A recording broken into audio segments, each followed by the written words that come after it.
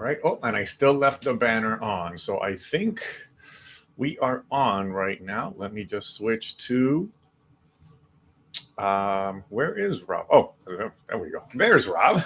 Sorry, Rob, I forgot to add you to the stream. And I still have our banner up. Let me turn that off.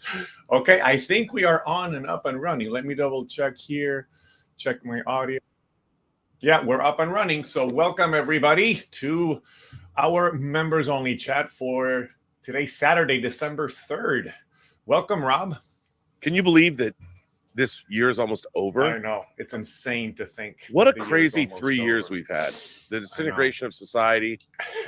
Did you read the report that these doctors were looking at CDC data and they found all the data about gunshot deaths in the United States from 1990 to 2001? I have not read the report. How many people do you think died of gunshot? How many gunshot fatalities did we have in the United States between 1990 and 2001? I mean, 2021. Between 1990 and 2021? Yeah, 31 years. I mean, like, I venture to guess. I don't know. I mean, over 1.1 million. 1.1 million. Okay. Yeah, to put that in terms, in 10 years, we lost less than 60,000 soldiers in the Vietnam War. Right. So if we fought 3 Vietnam Wars, we wouldn't even be 20% of the way to gunshot fatalities in the United States. And the thing is, you listen to all this stuff. I don't mean to get off on a bummer, but it's just something I was thinking about. Yeah. We should just come out and say, we as a nation are okay. We are okay with 1.1 million people losing their lives. The data shows that the places that have the most gun fatalities are the places that have the most guns. Oh. Okay. So the corollary, the data is irrefutable, and the Black community has an extraordinarily large amount of percentage of those are from Black Americans. And a large percentage are men 70 and above who've taken their own lives with firearms. Oh my gosh. Wow. It's unbelievable. Wow. And you this report was done, again, it's CDC data. And I was listening to this because it's been on NPR a lot. It's just shocking. Yeah. It's shocking. With everything, with our educational levels, with our gun violence, I mean, we are slipping as a culture. We need to do better. We need to do better. And hopefully that's what this community is about doing. I mean, better, let's take away the rights of women to control their own bodies, but let's keep guns. I know. Just what, 1 million people. That's pretty insane. 1 million people. 1,100,000 people. All right. But anyway, I didn't mean to start off on a bummer. Just what I was thinking about this morning, because I was reading the report. Actually, Rob has had a rough morning this morning. So yes, I'm angry. Yeah. So are we ready to let our membership jump in here? Let's go ahead. I don't mean to bum everybody out. Let everybody in. Let's go ahead and get everybody in. Should be start seeing them jumping in here. People already raising their hands. Welcome, folks.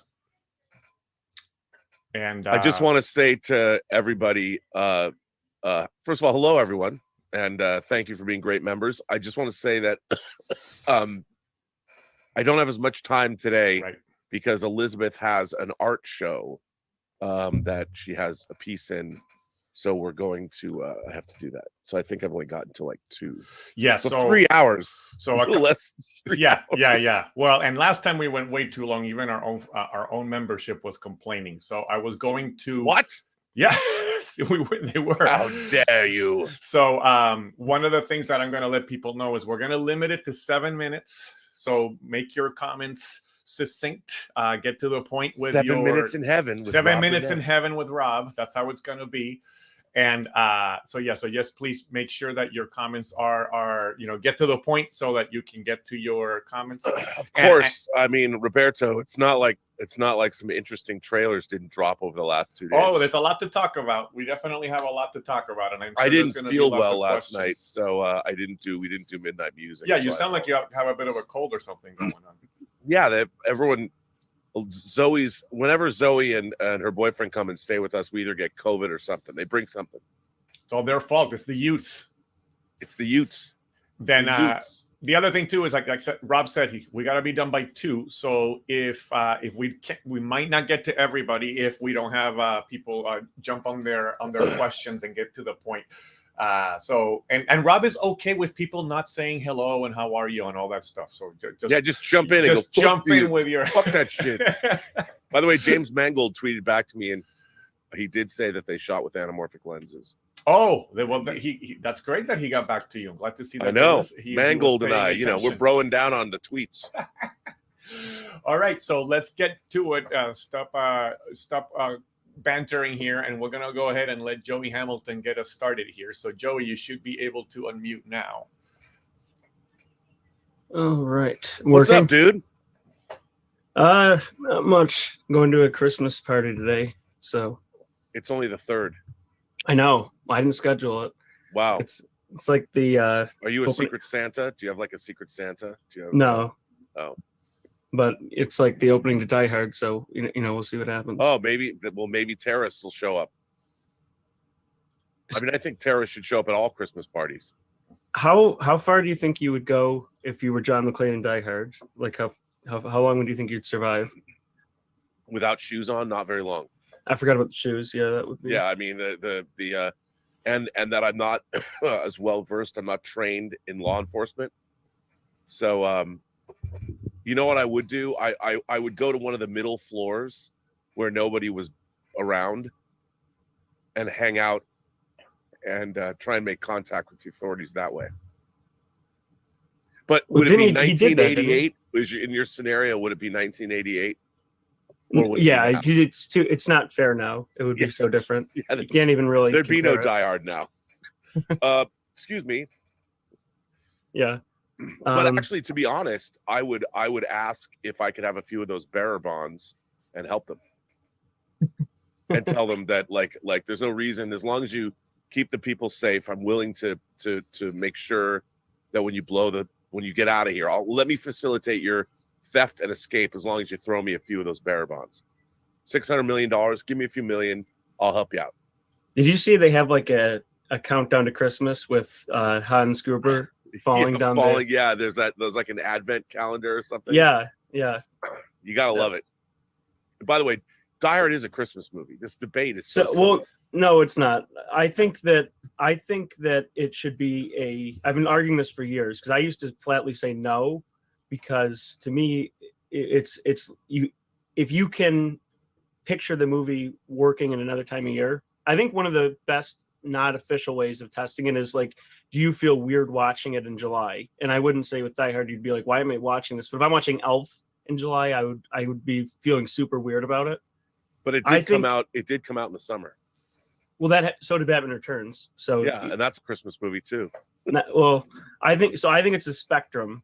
And it's somewhere on there. It's like in the middle somewhere. I think Home Alone is kind of like that too. But then there's some that like you literally couldn't imagine watching it besides during Christmas. Well, I mean, like my Christmas trifecta is Lethal Weapon, Die Hard, and Gremlins. Those are all like Christmas adjacent. They're all movies that came out in the summer, I think, too. Yeah, it's always a weird thing when they do that. But I mean, I would say Die Hard is literally about a man trying to get back together with his family for holidays. It's but trains and automobiles in a building. Well, that's Thanksgiving, but you could basically make that argument for almost any movie because there's always some family connection. So yeah, but it wouldn't happen at all if there was no Christmas party. It could have been a birthday party, but it wasn't. But yes, that's my point. Like you could just take that plot. It wasn't like so woven in with Christmas. Anyway, it's such a worn out debate. I'll tell you how you can win this debate. Can you show it to an 80-year-old Adventist and have him sit through it as a Christmas movie? The answer is no, because I did that and it doesn't work. He was offended by the language and he was out. If any of your audience is offended by language in the movie, it's not a Christmas movie. You should have shown him the TV version where they just like dub over all the swearing and whatnot. Can't do that. The first Die Hard movie I saw was, I saw the original, and then I think I saw Live Free or Die Hard, but it was like the PG-13 or some different cut of it. Yeah, And well, the theatrical version was PG-13. Right, and they cut out a the lot of the yippee-ki-yay motherfucker. Yeah. But if you get the special version on home video, like there's an unrated version or something. Yeah. That movie's better than it has any right to be. I don't think it's as I never thought it was as bad as people thought. By the way, I saw the Indiana Jones trailer, and you on a different show you talked about exactly what I felt. It looked a little bit weird with there was like it almost looked like a filter or something, and it looked different than it actually looked closer to the fourth movie than it did the originals. Yes, it looked a little digital and a little bit fake. So I thought it was interesting that you brought that up, because I was thinking the same thing. Well, it's funny to me that we now live in a world where you've got the Mission Impossible films, which are for the most part very practical, and coming off of a summer where Top Gun Maverick, which has a lot of effects in it, but they're seamless. You know, they were always even the test plane at the beginning, the Dark Star, the Dark Light, whatever it's called. Mm-hmm. They actually flew a real plane and digitally added skin of that plane over it.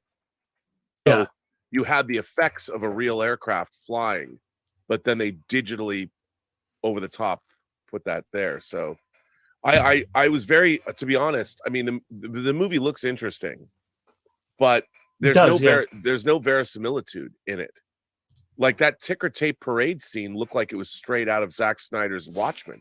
Harrison Ford's face looked fake there. I don't know what that was about. Yeah, he didn't look de-aged. He just looked like a cartoon. I don't know what that looked like. It was unfinished. So I wasn't. Anyway, right. But it does look. It's kind of interesting because I thought the sequel Star Wars movies actually, for the most part, they look pretty good. So I would have expected they would have put a lot of emphasis on how it looks. But anyway, we'll have to see it all in context. Of Andor, you know, I mean, where I think we're getting to the point where, look, it's really hard to go out on location and take a whole film crew and everything you need to shoot on a location to do what they want to do. So, but the problem is, I really think that a lot of the effects artists that are working today are not. It's not so much the effects; it's the way the effects are designed.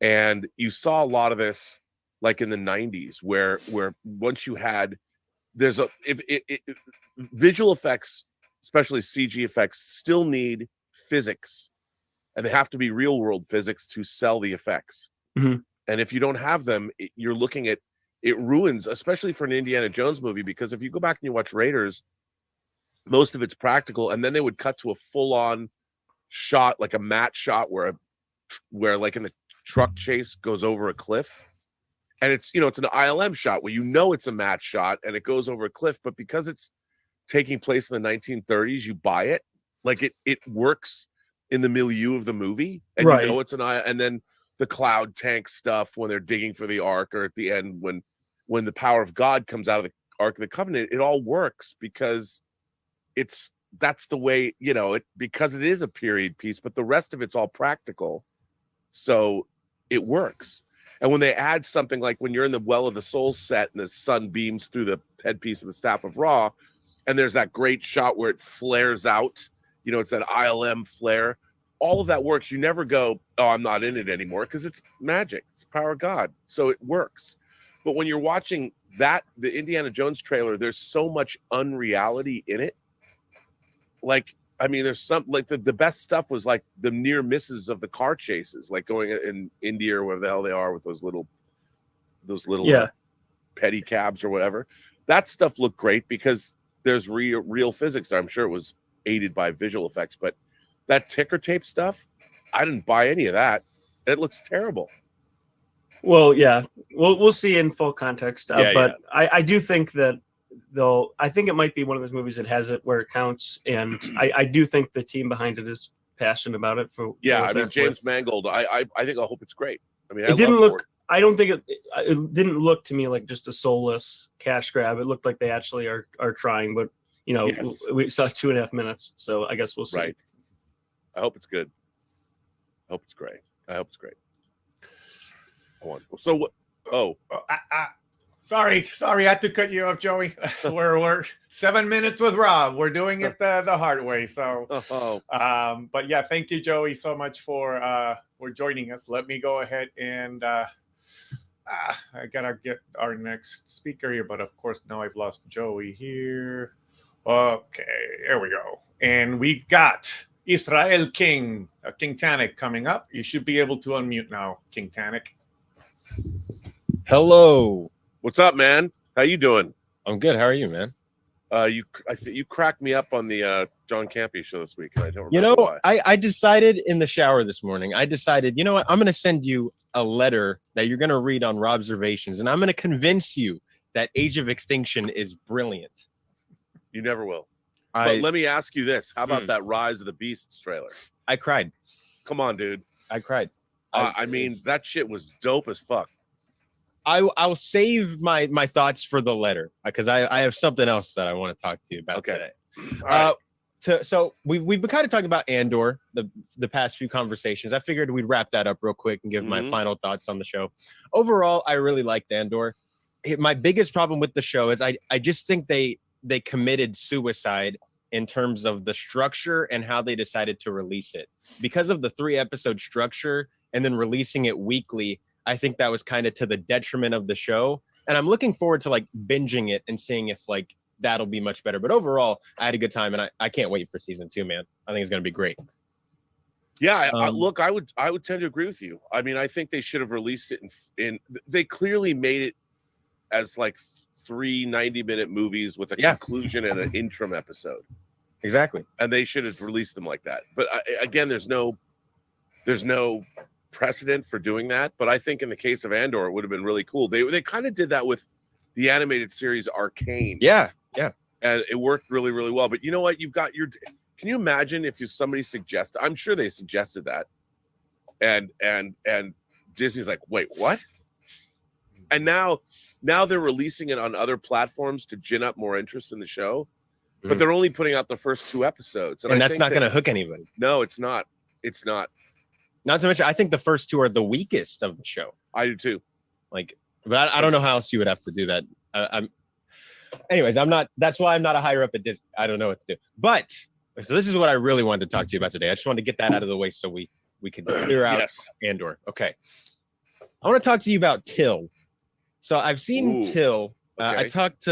I saw Till when it came out. Did you write me a letter about Till? Because somebody did. I did not. Okay. But I wanted to know, what are your thoughts on Till's Oscar chances? Because I'm looking at the Oscar buzz and everybody talking about what the Oscar darlings are going to be. And there's a lot of talk about Everything Everywhere All at Once, or like Tar, or Top Gun. And I'm like, where is Till in this discussion? Because to me, it's not my favorite movie of the year, but I'm like, this is like Best Picture material. I think you're definitely going to see Till get some more Oscar buzz, acting especially. Dude. And even like from my end, costume design. Now, I haven't seen the movie. It's just from people that have been talking. But the acting, the woman that plays Emmett Till's mother, Danielle Deadwyler. Yeah, she's absolutely good. I think she's a front runner. Yeah. I think her and Cate Blanchett, if I were to talk about front runners for Best Actress of the Year, I think the 2 of them are definitely in the running. She just got the Saturn Award, right, for Till? Didn't she? I don't know. Am I thinking of a different thing? I think it was different. She might have won in like the New York Critics Award or something. You know, and I think that because I only have heard great things about this movie. Everyone who's seen it. It was the Gotham Awards, FYI. The Gotham Awards. Gotham Awards. Thank you. Because I watched it and I immediately, like, my favorite movie of the year is still The Batman, because I'm a nerd. But the Batman's definitely one of the great movies of the year. I loved it. We're holding out hope for Avatar. I'm Avatar, please, James Cameron. By the way, they're shipping me my 1/6 1966 Batmobile. Oh, are we getting 16th. Are we getting like a whole video dedicated, or is that just going to be on a stream? Oh yeah. Okay. No, I mean I've waited for this for 3 years. Good stuff. I finally get to open my Hot Toys of Adam West and Burt Ward. Yeah, no, because that's sick. I can't do Hot Toys, man. I don't have the funds, don't have the money. I would go bankrupt. And I know. I'm like, what are you gonna do when she finds out about all this stuff? Like, eventually, there's just gonna be too much in it that you can't say, "Oh, that's been here before," because eventually, that doesn't work anymore. She doesn't believe it. Okay. But what's interesting is there's so much stuff. There is so much stuff. I mean, although what's really weird is I'm getting older. The only things that I buy, the only things that I collect are books, movies, and occasional action figures. That's it. Like, I don't buy clothes. I don't buy anything else. So all the money, all the funds I have either go to this house where we live, or occasionally. And also, I've really, you know what's really weird? This is such a geeky conversation to have right now, but there's so many 6-scale figures coming out.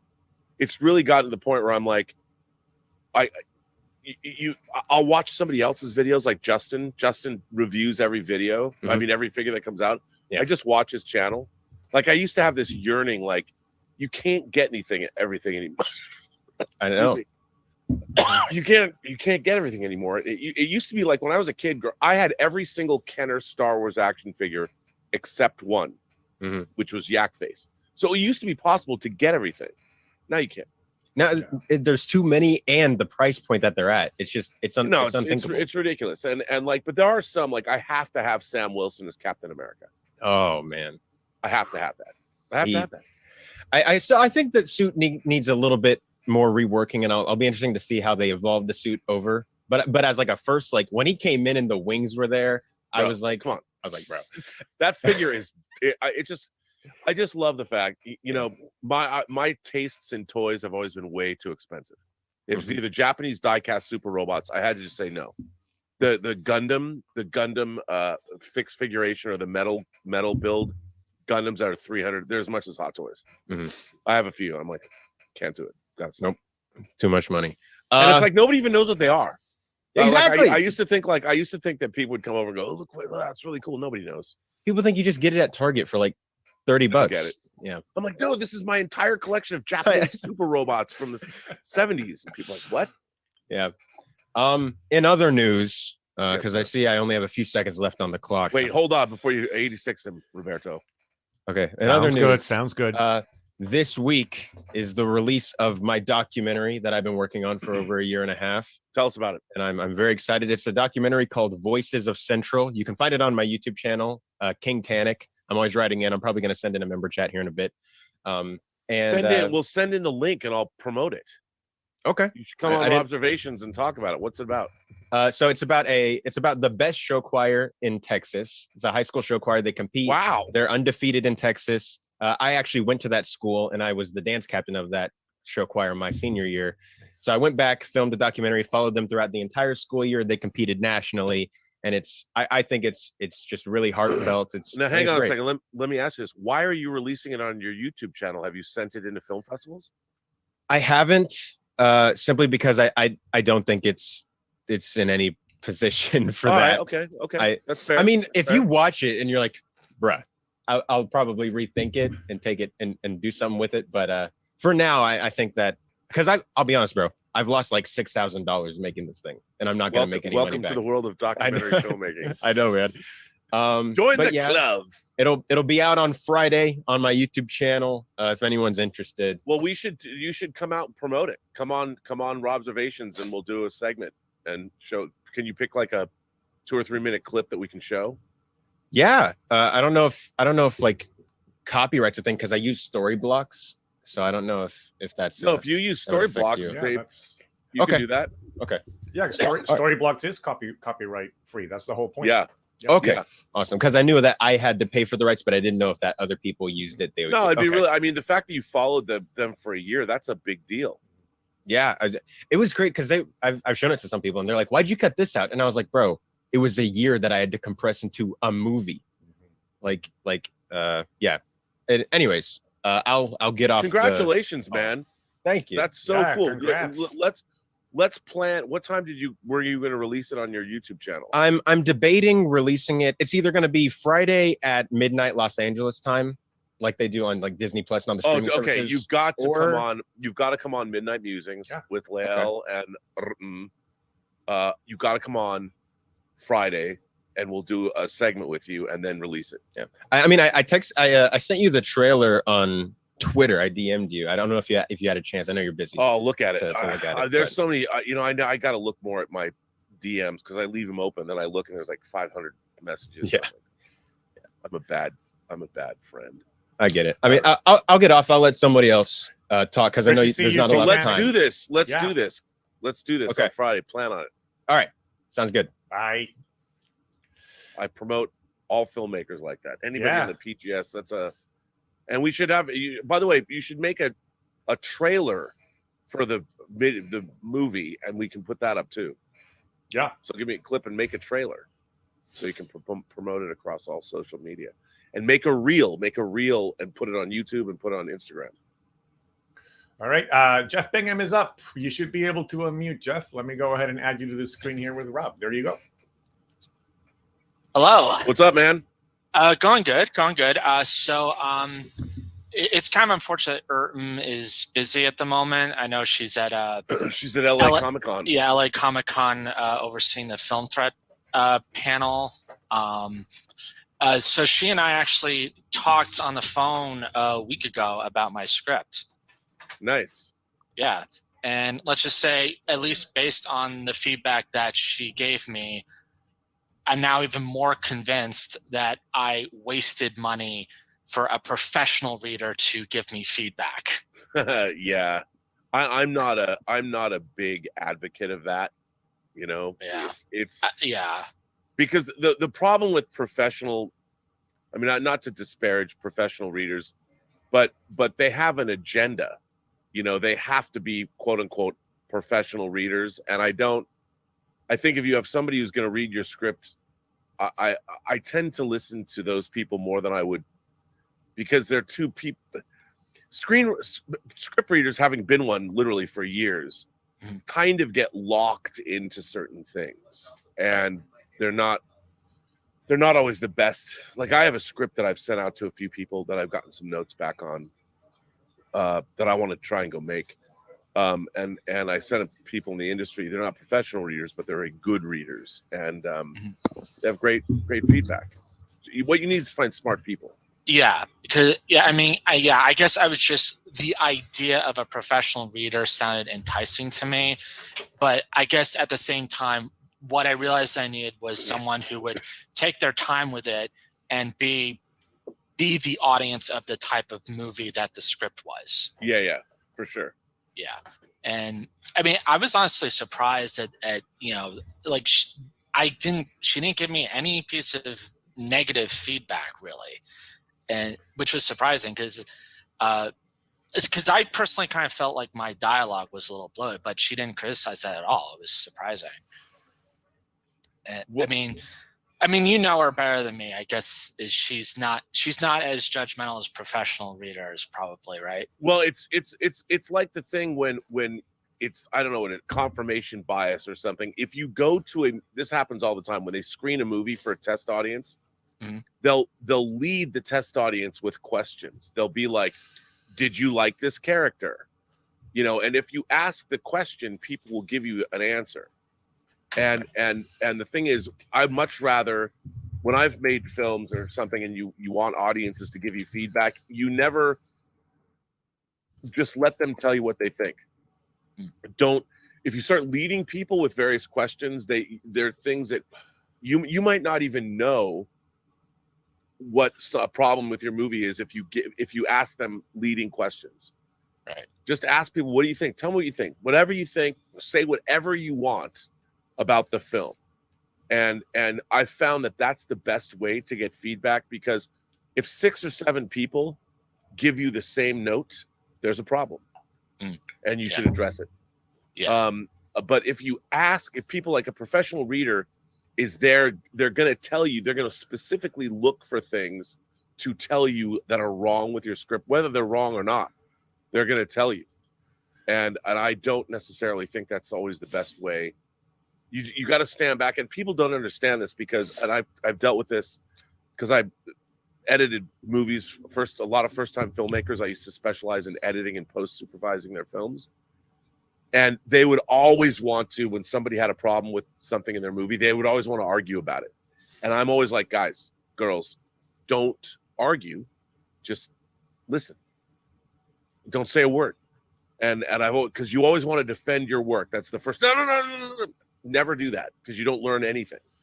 Yeah. Just let people talk. Let people say, show them your work, and listen to what they have to say.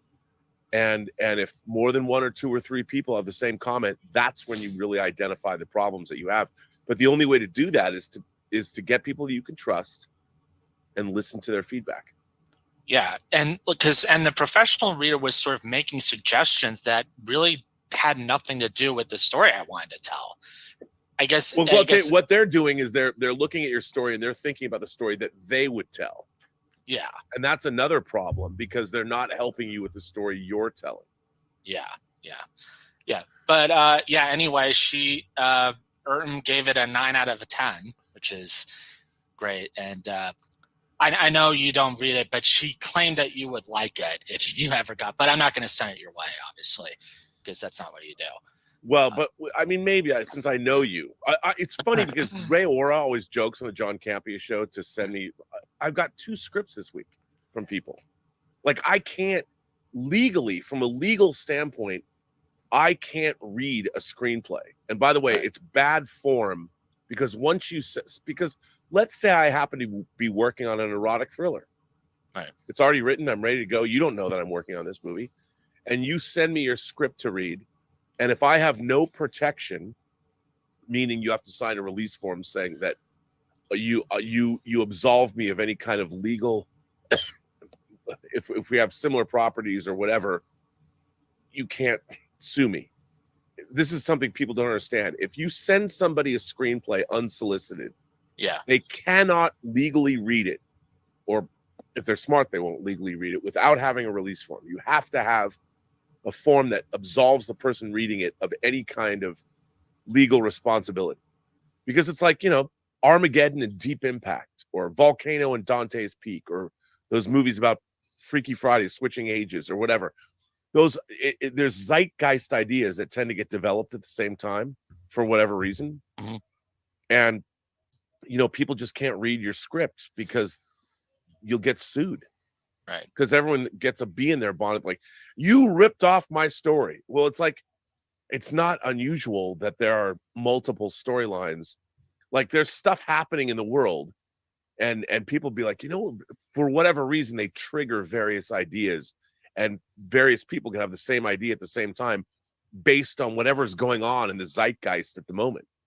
And then they'll develop, like, let's write a story about a crypto exchange that collapses, and the scion of a wealthy family that's very politically connected. It's all part of a big, that's something that might happen this week, and you might get 8 people starting to write that story. So you have to, and an erotic thriller, but because I know you, I'd read your script. Thank you, Jeff. Don't tell anyone else. All right. Wait, are we live? We are. Yeah. Oh, well, too late. Hey, we do have a super chat that came in. Just want to make sure that I don't forget to read those. I'll put it up here. RRTNZ says, "Hail Bob, Roberto, and PGS off to New Zealand Comic-Con today. So just saying hi. Hope you are well, especially Fernando. As for Andor, it's John Le Carré's Star Wars Tinker Tailor Rebel Droid. Cheers." Oh, nice. I love that. By the way, I did write to Fernando asking him how he's doing to come on the show, but I haven't heard back from him. If anybody's heard from him. Yeah, and it would be nice if we could set up some type of a movie watching event with him or something. And somebody brought up Alex, one of our moderators. Alex was suggesting if he needed some help during the holiday season with his mom and everything, maybe we could start like a GoFundMe or something for him, which I would be perfectly willing to do. So Fernando, if you're out there, we're thinking of you. We're thinking of you. And then, by the way, I've been putting on a little timer up at the top right corner. If you're looking at YouTube, that way you can see when how you're doing on time. So hopefully that helps. So speaking of who's up next is Julian Mushkin. You should be able to unmute now, Julian. I am unmuted. Greetings, all. I've never seen somebody that's wearing their aspect ratio on their chest. I love that. Yeah. I've been thinking about movies and No. Well, yeah, I know it's crazy on this channel. What the movies that I appreciate over time and whether they continue to impact me the same way as when I first saw them. And so, like for Shawshank Redemption or something like that, or Lord of the Rings, those movies still continue to hit me the same way, even though I know exactly what's going to happen. And it's funny. I looked at my 4K discs. I'm watching all my 4K discs over again. I watched Shawshank Redemption. First of all, the 4K disc is stunning. But second of all, you're absolutely right. That movie is great. Yeah. I mean, and again, it's the Morgan Freeman is. I think Morgan Freeman's performance in Shawshank Redemption might be one of the great performances of all time. You can't take your eyes off. Yeah, that's awesome. But so with that in mind, I've been starting to do a rewatch of Andor, and I'm loving the score from Nicholas Britell. And oh, dude. So I look for stuff on YouTube, if it's playing the music or anything, because I haven't actually gone in and purchased the music yet. But there was somebody had after the finale, somebody had put together a piece of just the music from the funeral march.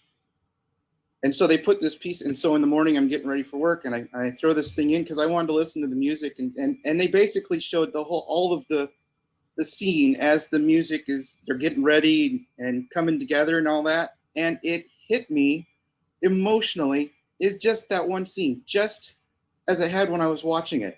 I was like, oh yeah, this is going to continue to hit.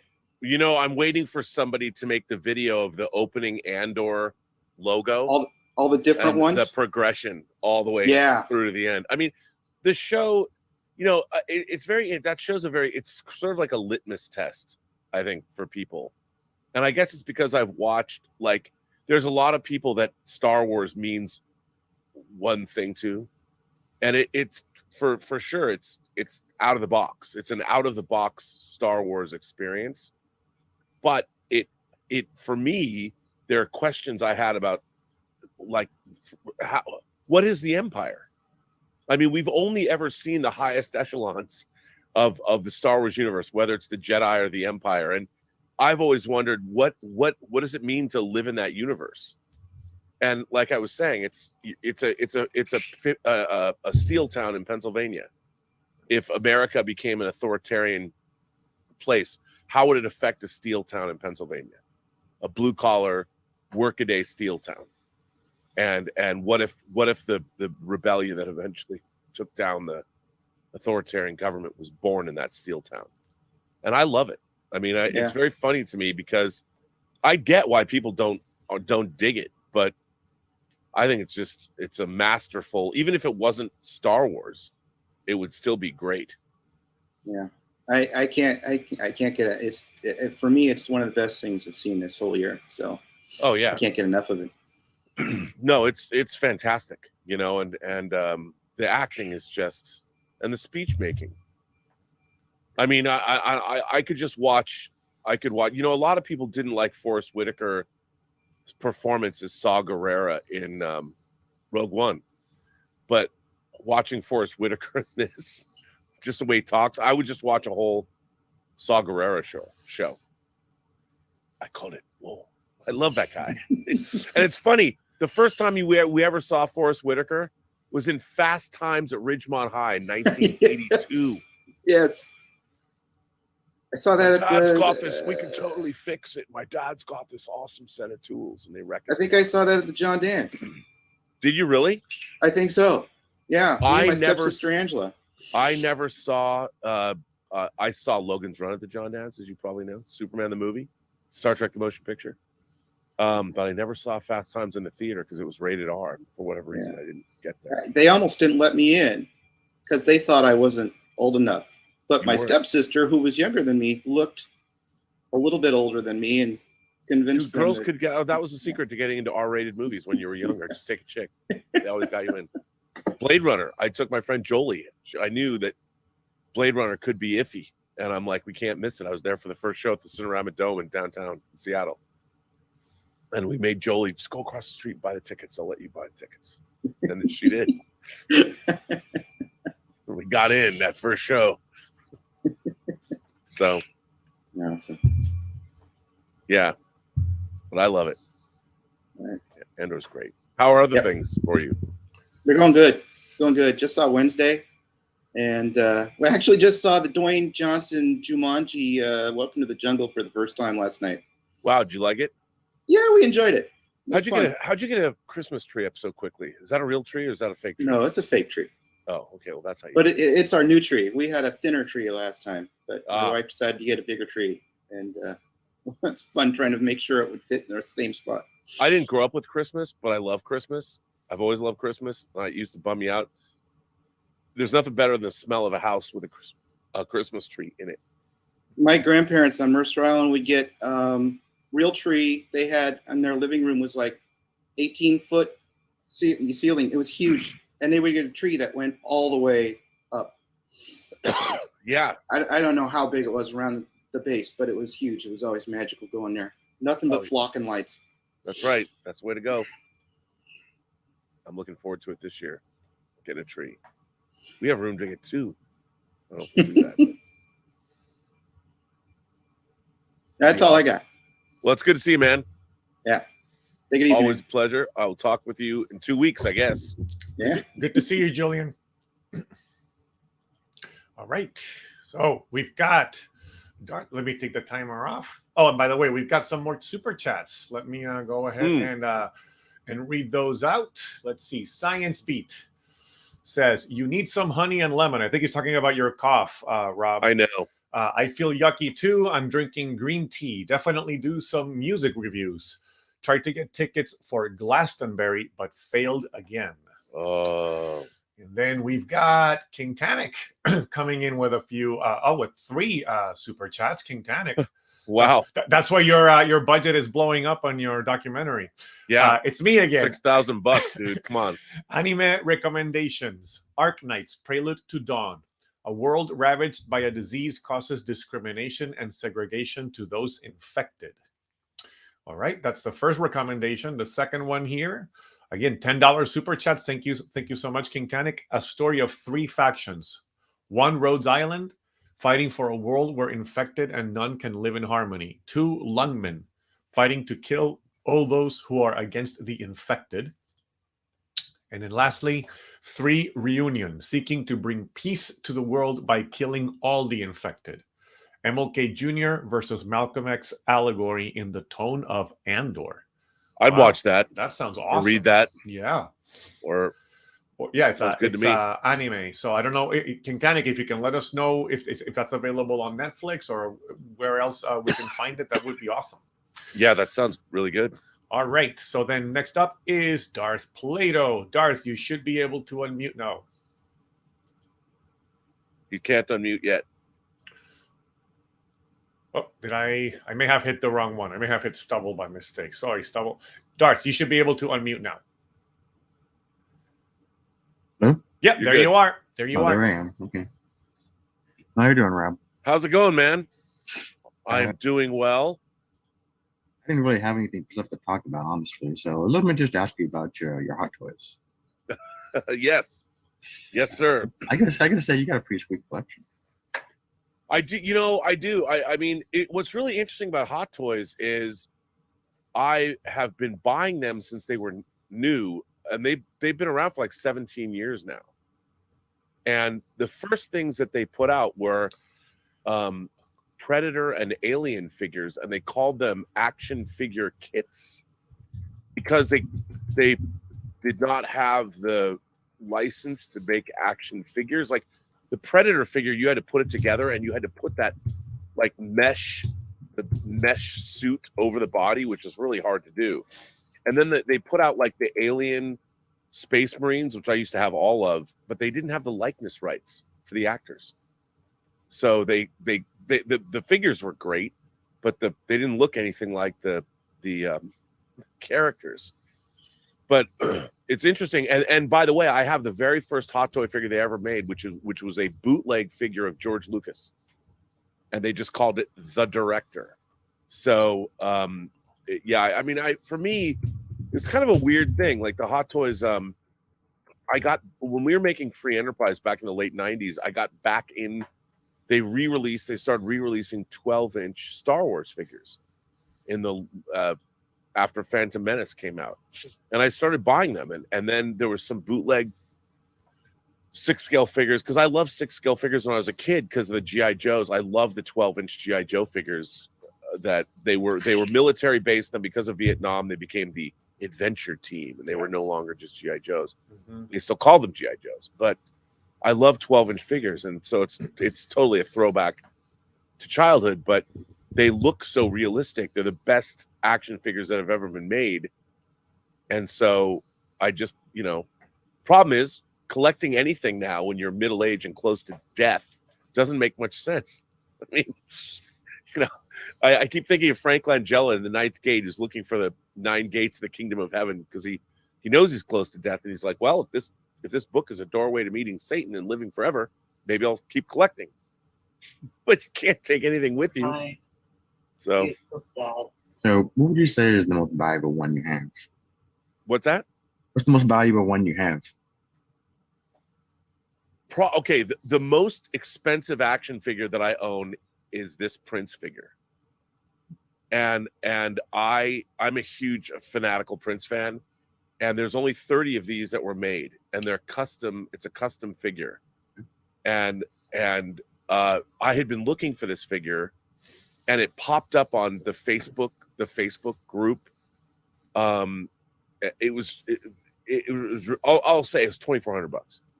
Don't tell Elizabeth. Ridiculously expensive for a 6-scale figure. Now there are more expensive Hot Toys that they've released, but there's only 30 of these, and I'm like, as soon as it popped up, I was like, oh shit! Like I didn't have $2,400 on an action figure. I'm like, I can send you $600 now. And the guy, he was in the UK. He's like, okay, and this is number 1. Ooh, it's the first one, and I'm like, but I had to have it. I mean, it was one of those things where, I had to have. And it's so good. The print, and it's so good. This Purple Rain Prince figure. But the thing is, I don't think anybody would care. I've never met an action figure collector that would care about it. It's like, I don't think I could ever sell this figure. I mean, somebody might buy it, but I will never sell it. This is one of the things that they will throw into my coffin with my body. That's this action figure, because I mean, it's ridiculous. When you think about it, buying action figures is kind of ridiculous. But this is my 6-scale band. I got Hendrix, I got Bowie, I got Freddie Mercury, I got Prince, I have Elvis, and I have John Lennon, and I'm getting Bob Marley, and oh my God, they're releasing a Kurt Cobain. I need to find a new shelf. I need to find a new stage. And no one's making a keyboardist, so I ordered Ryan Gosling from La La Land because he comes with a piano. What can I say? But I mean, the Hot Toys figures, I mean, what's cool about them? When you can make some kind of a tableau. Like, this is not a good tableau. It's just, I'm just having there. But when you can put them up, it's so much fun to see somebody walk in and look. If you have a good action figure display, everybody smiles at it. I agree. I don't collect at all. I don't. But I love looking at other people's stuff. This is dope. It's getting to the point where, like, Pearl, the alien head that I have, the 1-to-1 scale, I put it in the media room. Pearl is now on top of the subwoofer because it's finally a big enough place, and everyone who walks in smiles at it. It's the 1-to-1 alien head. I mean, and that's the funny thing. I mean, why collect action figures at all? I mean, it's a weird.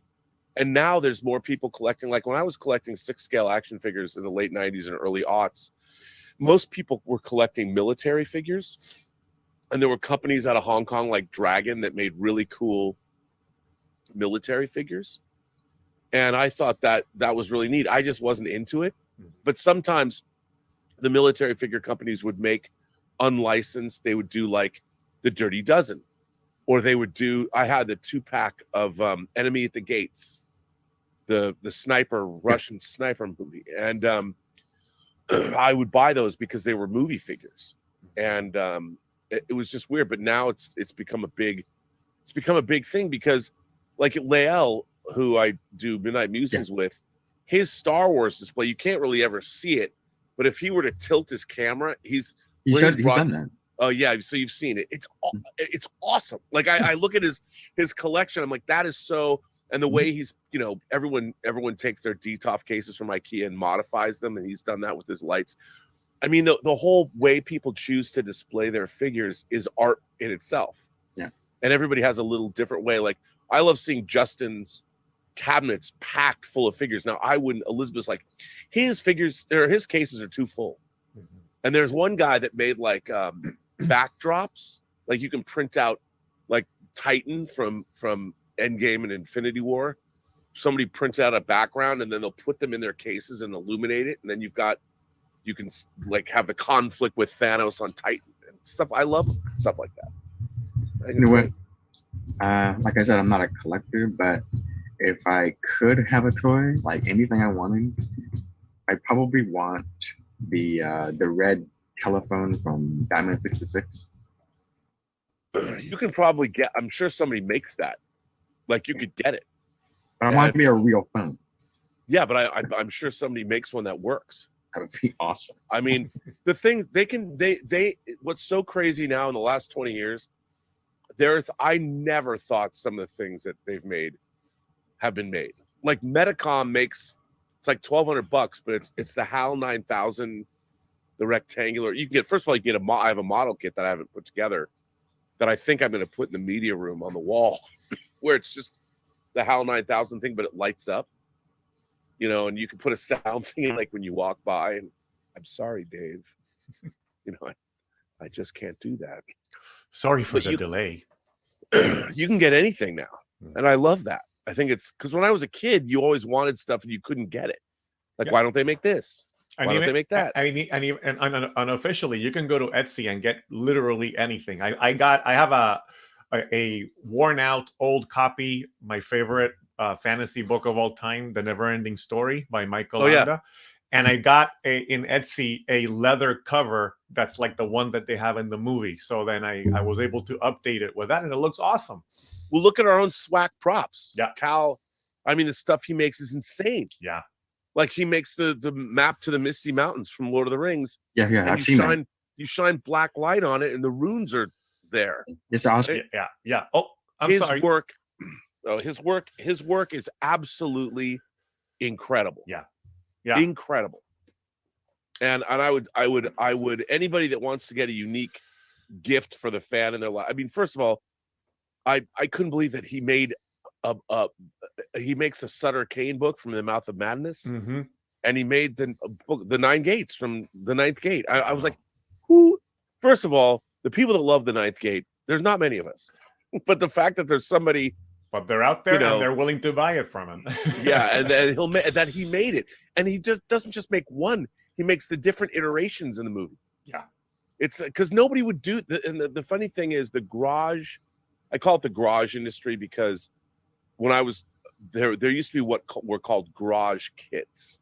Mostly they were figures because they were people that built the Aurora models of the monsters, the Universal monsters and things when they were kids. Yeah, a lot of the people in the visual effects and specifically motion picture. Yeah, there you go, right there, that Dracula.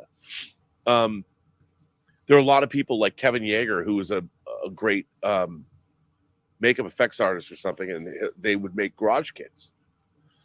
And a lot of the 12-inch one, this guy Tom, who worked at Kitcraft, was one of the great figure painters I'd ever seen. And I would go into Kitcraft just to see what he had painted. And then he was one of the co-founders of Sideshow Toys. And that was one of the first licenses they got, was to make 12-inch figures of the Universal monsters. And then they got Bond and Buffy and Lord of the Rings and stuff like that. So it was all these people it's all these people of a certain age that grew up and found, like, and they didn't have these toys growing up. So now as adults, you get to make them. Yeah, and the guy Nanjin Tam, who's doing the Star Trek figures, the XO6 Star Trek. Oh yeah. He's nuts, but he's making these great figures with. Apparently, I found out recently that his parents where they made clothes. So I always thought, I mean, those Star Trek figures, the tailoring on the outfits is absolutely exquisite. I'm like, how did they? And it's because he knows. I mean, it's weird what they're making, but the fact that they shipped out that motion picture Kirk, and now Spock goes on sale like next week or whatever. Yeah. Hey, we got a few more chats. First of all, King Tannic clarifies that series he recommended is on Crunchyroll. So just wanted to make sure people knew about that. Alex Detman has sent a $50 super chat. Thank you so much to Alex. Okay, Alex Detman and his young charge. They were the ones that sent me these. I've been playing with them since I opened them up. The custom figures. The custom figures, which is like, here's the Predator from Prey. Yeah. So Alex, and I hope you got to show Marcel my unveiling of these, because they're very, very cool. Well, Alex says, sorry, I've been missing out, but just wanted to say it was cool to see you on the John Campy show when you weren't as censored. LOL. Happy holidays to the whole PGS community. Yeah, John, I don't think John watches those shows. He doesn't know. I mean, I'm singing summer camp songs or something. It's, you know, the John runs a tight ship, and he does his thing, and it's his show, and I appreciate that. And I have fun doing it, but it is fun to go. I mean, he's put together a bunch of people that we're the inmates, right? And when he leaves, we are running the asylum. That's right. And it's so much fun. I mean, I have to tell you, I love Chris Carr, I love Jonathan, and I love Ray. It looks like and you guys. I mean, it's Taylor. evident in the way that you guys interact that you guys get along great. Oh my God, Yeah. they are so. Those guys and girls are so much, and Aaron, Mm-hmm. they're so much fun. Yeah. They're such. First of all, they're so nice, but they're all hilarious. Yeah, hilarious. Like, and John is the most buttoned up of all of us, right? You know, and I understand he wants to run his show the way, but we're all just bursting at the seams. And I mean, Chris is so smart and so funny. Yeah, she's so witty, and Ray's humor and Jonathan's humor, and Taylor's hilarious. Yeah, and Taylor's new to the team. He's only been with us for 4 months, but I love that guy. Yeah, he's great. He's great. Yeah, they're hilarious. I mean, and we have, it's criminal how much fun we have doing that show. That's awesome. We got $10 from Checkers the Inventor. He says, from Joey, I appreciate the discussion, Rob, but I cannot stand by you spreading lies. Die Hard is not a Christmas movie. Disliked, unsubscribed. P.S. Elvis should be your lead singer always. So, well, look, Elvis is in the back, but I'm sorry, but I got Elvis, and by the way, Elvis was a gift. Elvis was sent to Justin to give to me. And that's the Enter Bay. It's actually the 68 comeback special Elvis. Nice. And I understand the people that love Elvis, but I am sorry. When you have Prince, no, Prince trumps everyone, and I don't care what anyone says. People say Hendrix. Prince is the greatest rock guitarist who ever lived. He is. You can tell me all about Jimi Hendrix, and he's up there. I got Jimmy. He's right there. But even Jimmy, I mean, I understand Jimmy. I get it. you know, but Prince, more versatile. And I think all you have to do, everybody, I want everyone to go and watch the induction. It's a video that for the Rock and Roll Hall of Fame. And they play all these great guitars like Tom Petty play While My Guitar Gently Weeps. And I want you to go to 3 minutes and 22 seconds when Prince starts playing. Wasn't that for the George Harrison Memorial? Is that what? Yes. Yeah. That's what it was, right? And George Harrison's son is playing. He's playing, but then Prince comes out to do a killer. You can even see George Harrison's son backs up at one point. And he's looking at Prince playing, and the smile on his face. Yeah. And there's even a director's cut. The guy who directed that show released a different version of that video with more shots of Prince. I mean, at one point, Prince just throws his guitar up in the air and it doesn't even come down. That's how magical Prince is. I mean, you know, and I saw Prince. I probably saw Prince 30 times live. I mean, I've never seen. I've seen a lot of rock and roll shows. I've seen the Stones. I've seen the Who. You know, great. I've seen the Kinks. I've seen great rock and roll players. No one is better than Prince. No one. I'm just saying, as a performer, I mean, just look at his Super Bowl performance. I mean, Prince called the rain down from God himself and was out there in high heels on a slippery floor, shredding Purple Rain in the rain, in a like a monsoon storm. Come on, man. I had to spend that much money on that action figure. Electron Star Collapse sends a $5 super chat. I finally gave my notice of resignation. Soon there will be time. Here's hoping my glasses don't break. Wow, they won't break. And then keep away from your lastly, dogs. We've got a super chat from Science Beat. I would buy music-related hot toys, especially Bowie and Cobain. Are you a fan of Scott Pilgrim versus the World? I have to go, but take care. Okay, here's the thing. Well, this Bowie figure, I have to say the head sculpt's not great. It's the same company that did Bob Marley, and the Freddie Mercury is incredible. The Bob Marley is incredible, but the Bowie, but then the Kurt Cobain's amazing. That's coming out from Blitzway, and they do a really good job. But you know what? I am not a fan of Scott Pilgrim versus the World of the movie. It's fun. I appreciate it. I just think it's a little. You know what I thought that they should have done, and I love Edgar Wright, but if I had made that movie, the different battles, I would have shown the evolution of video games, starting with 8-bit going up into the modern age, and do a little bit more with it, because it doesn't, the battles don't lead they don't really go as far as you'd want them to. I mean, it's a fun movie. It gets a little repetitive, is I think that's the issue there. Well, we've been keeping poor Stubble waiting here. Stubble, you should be able to unmute now, my friend. Let me go ahead and add you to the conversation here. Welcome, Stubble. Yeah. Hi. What's up, dude? I have a slight cold, so I hope I won't cough too much. But I apologize for coughing. No, it's me for coughing. Sorry. Anyway. Concerning your musical act behind you there, you're missing a drummer, keyboardist, and a bass player, right? Bass, I know. They keep making lead guitarists. Yeah. The problem is that they only make figures of people who have deceased. So I don't hope that these people will pass away. But you need Sting, you need Phil Collins, and you need Elton John. Man, I would love to get those figures. I mean, an Elton John talk about somebody that I'm surprised Elton John doesn't have an action figure line. Like, I would love to get a Captain Fantastic Elton John figure. That would be awesome.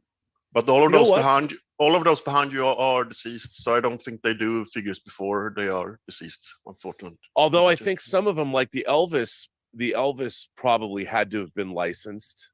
And I think the Jimi Hendrix was licensed. Yeah. And the others, the Bowie and the Freddie Mercury were not. And the John Lennon was licensed. But the company that this John Lennon figure is so great, but the company that made it, they didn't pay anybody. It was some like Indian billionaire started an action figure company and then didn't pay their artists. They were gonna do a Willy Wonka figure, a Gene Wilder. It was incredible. And then they did that John Lennon figure has a stainless steel skeleton, and the base that it's on is metal, so it stands on the base. It'll never move. But that was not what I wanted to talk about. That was just comment on. I know. Everyone's letting me talk about action figures. It's fantastic. Yeah. Last time I showed you this. Oh yes. Yes. I got another book. It looks like this. Wait. But it's a little fancier with the. Wow. So one of those I'm not cracking open. One of those is just going to the bookcase. You are truly an imagination connoisseur. Right. But I watched through some of the 90s movies here, and I watched The Crow a week or so ago. What'd you think? Oh, it's a great movie, but I noticed some things. Have you noticed how much Heath Ledger probably took for his performance in The Dark Knight from Yes. from The Crow? There Yes. are very, very many similarities. Yeah, there. absolutely. But he did some interesting things. I mean, he brought the crazy to it. Yeah, but that just struck me when I watched it, and I don't know if you noticed this with The Crow. Do you know which sci-fi movie it's very similar to? Blade Runner? RoboCop. Yeah, you know what? I guess it is kind of similar to RoboCop. Resurrected. Resurrected. Killed by a psychotic gang of criminals. Right. And Murphy is more or less the kid and the cop combined. Yep, that's true. And start a revenge killing of all the gang members. Well, but remember the Crow is based on a comic, and RoboCop is original. But I don't know, because I think J.O. Barr, that really happened to him. I think his girlfriend was, not to be morose, but I think his girlfriend was raped and murdered. That was based on a true story. But there are so many story beats that are very similar between those two. No, I agree. But I adore that film. The stylization, the soundtrack, everything. The Michael Wincott, was the villain, and it's so good. Both movies are great. So but I just wanted to mention that I noticed those. Well, and the thing is, The Crow holds up too. The stylization of it's such a gorgeous. The way they use miniature effects and it more or less spawned the goth movement. Oh, it's the Stairway to Heaven to me the two movies that The Hunger and The Crow, and it's funny because they're a decade apart, but one of my Dave Parker, who directed The Hills. It's interesting because Dave Parker, who directed The Hills Run Red, loves The Crow, and Dave Scow, who co-wrote The Crow, wrote The Hills Run Red. So we're all huge Crow fanatics, and I have a hot toy of Eric Draven. Yeah, I'm a huge fan. But back to the hot toys. Yeah, well, it's like they're just representations of it. And I've got an awesome RoboCop hot toy. I've got Ed 209 sitting right over there, although he's fallen over. Yeah. Earlier today, I watched Icarus File for the first time. Oh, what'd you think? Oh, it's a great movie. It's so good. Yeah. I can't. Of course, I got from an imagination connoisseur the Harry Palmer collection. Yeah. It feels like it's James Bond's dirty cousin. Yeah. Totally. They're not the top suites he lives in foreign countries. He's in a murky apartment, and right. But otherwise, it's the same. It's the same composer. It's the same producer, and I think it came out precisely after Goldfinger. So it's like they wanted to start a second franchise. Yeah, because they made 3: Funeral in Berlin and then $1 Billion Brain. Yeah, and the music sounds like early Bond. Yeah, it totally does. Yeah, and Michael Caine's great. Michael Caine could have been James Bond. Yeah, and you get this sense, of those agents are like in 3 Days of the Condor, Max von Sydow's character. Yes. Yep.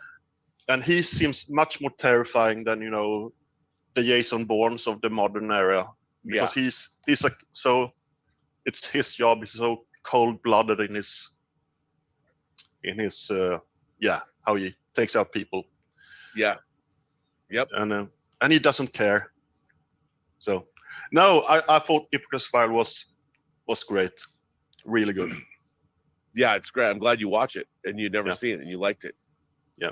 Now I'm going to upset you a little bit. Oh no, here it comes. All right. Prince is not my favorite guitarist. It's okay. Gary Moore is my favorite. Gary Moore. Now, why is Gary Moore your favorite? I've always liked the blues side of the guitar. That makes sense. I can. That's a whole different. But Prince can play the blues. Yeah, Have you ever heard his song "The Ride"? I may have. I've listened to some Prince, but I don't know one song from another besides the most popular ones. So here, I'm gonna find this link. But I can understand that. You know, I mean, I don't say that he's better. He's my favorite. So right, sure, yeah. But that's yeah. Here, I'm gonna put in this. See, I'm gonna find this video. Yes, it's from a Japanese Laserdisc, actually. But here, I'm gonna put this in the live chat. Yeah. And I mean, Prince, when called upon, Prince could do anything. Yeah, but I know but his style is very different than my. There you go. What I like is a little bit different from Prince, but he's a great artist. Yeah, but Gary Moore is too. Yeah. So and I love. First of all, I love blues and jazz. You know, Prince had a side. He had a side jazz band called Madhouse, and they put out a couple of records. There was Madhouse 8, with 8 tracks, and Madhouse 16, which is cool. I mean, I think that Prince, you know, he had his own. He was very funk. He was very funk focused, but he could do anything. Yeah. It's just that. Yeah, I'm just going to mention one thing before Roberto cuts me off here. You talked with Campia about the movie The Founder. Yeah, which I loved a while back. But you should check out Mark Knopfler's song "Boom Like That." It's about the one who created McDonald's, or who franchised McDonald's. It's a perfect song to listen to in a car on a By the way, drive. Another one of my favorite guitarists. Yeah, Mark Knopfler, and Mark Knopfler also wrote some great music scores for films. Yeah, incredible. I mean, obviously, I love Dire Straits. I went down a rabbit hole and watched a bunch of people playing Sultans of Swing last week. Yeah, but check out "Boom Like That." All right. Right. I will do that. Right, I'm finished here. I'll do that right now. Thank you so much, Stubble. Great to see you. Let's go ahead and remove Stubble from there. Take the timer off. We have a few more super chats. Let me pull them up here. Yeah, $5 super chat from Alexander Wilson. Rob, where is the love for Stevie Wonder? He won the Album of the Year 3 times in 4 years. Plus, he was a big inspiration on Prince. So many classics. Well, yeah, but I mean, Stevie Wonder's great, but Stevie Wonder's piano. Mm-hmm.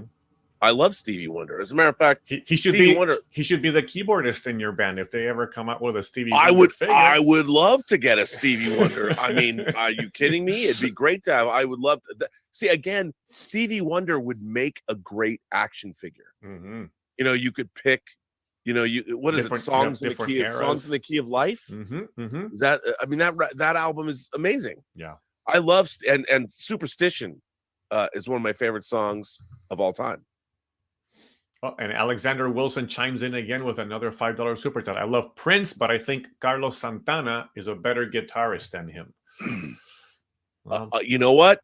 I mean, come on, Black Magic Woman, mm-hmm. another one of my favorite songs of all time. I love Carlos Santana, but I don't think Carlos Santana is. I mean, I'm not going to disparage Carlos Santana, but the diversity of music that Prince could just play, mm-hmm. like literally, if you watch Prince live, to be honest, I have never seen Carlos Santana live. Yeah. Ever. I'd love to see Carlos Santana live. And he's a great guitarist too, but I think the sheer watching Prince live, it's almost like he wasn't even really touching his guitar. It's like it was levitating in his hands. Mm-hmm. I mean, you know. Yeah. But I'm biased. But I'm not saying that. When I say, and obviously everybody has their, Carlos Santana has a very, I love Carlos Santana's style. It's a very unique style. That's the thing. I feel like he incredible. Sorry, but, I think it's a very unique style. I think that Prince has a broader style, and Santana is very much that Latino jazz influenced. Yes. rock, right? So, Yes, which is great, which I think is great. But I just think that Prince, I mean, watching him play live, like he played at the Forum here in LA, I want to say 2010, 2011. He played for 21 nights and all the tickets were $25. Wow. That's it. And he played and he just, you never knew who he was going to bring on stage. And I saw him at a show. I saw him at a show once where they announced the show. I want to say it was at the Roxy. They announced the show like 2 hours ahead of time. And you had to get to a place in 2 hours and go in. And there was only like 2,000 people in the venue. And Prince actually walked out amongst the crowd. Like I didn't do this, but you could have touched him. And he was, I mean, it was like, religious fervor that man had. He was 5'3", but taller than all of us. All right. Well, I don't know how tall Pedro Ferreira is, but he's here to join us. So let's go ahead and bring him in. Welcome, I'm Pedro. not that tall. It's okay. You're Prince right. wasn't either. Sorry, can't stop laughing with that. You're right. Yep. What's up, dude? Is everything okay? Yeah, that's good. Everything is okay. That's good. That's good. I had something on my mind that I was going to talk to you about today, and then I forgot it. But then when you were talking to Jeff, you reminded me what to talk about. So erotic thrillers? No. It was the whole sending scripts in because it might influence someone. Yeah. Or they're already working on something, and then you have parallel development. So I think you've had an experience like that, similar, where you've had an idea and you found out that someone has used it. Yeah, I mean, there's like, for instance, I'll give you an example of in pop culture. Catherine Bigelow made a vampire movie in the late '80s called Near Dark. Yeah, and in that movie, there's a character who was turned as a kid.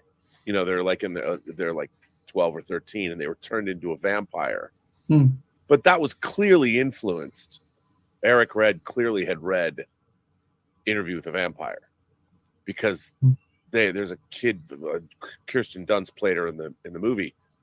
But that idea, like when you read these things, these ideas percolate, and then you do something with them. And then, I mean, Anne Rice wasn't going to do this, but somebody writes something in a script, they might, in their mind, this is the first time they ever had this idea. They write it into a script. Well, there could be somebody else working on the same kind of idea. And especially it happens because for whatever reason in the world out there are things that go on and people make certain connections in the zeitgeist, and they decide, I don't think it's intentional some of the time anyway. I don't think it's intentional. No, that's the problem. But then people think it is. Yeah. And then you go and you try and sue somebody. Like, or there are times, like there's a guy who is convinced, I was looking at him on social media, who's convinced that the entire idea for Matt Reeves' Batman was stolen from him, that he had written a Batman script and sent it to Michael Uslan like 20 years ago and beat for beat. But I'm like, you can't, a Batman script, there's only so many things you can do with Batman. So if you're dealing with various characters, it doesn't necessarily, it's not a stretch to think that multiple people would come up with the same ideas regarding characters if they're going down a certain path about how they're going to present these characters. So if you're writing a Batman script and you think, I mean, every Batman story has been told, 10 Ways Till Sunday. Yeah. So I mean, I had a similar experience back in 2009 when I was applying for a BBC internship. But of course there's no like way to prove it. So there's like, it's one of those things where it's like, hey, it makes a good story to tell, but it's not really do much about it. Yeah, I mean, and the thing is, there's only so many ideas, and a lot of people have the same idea.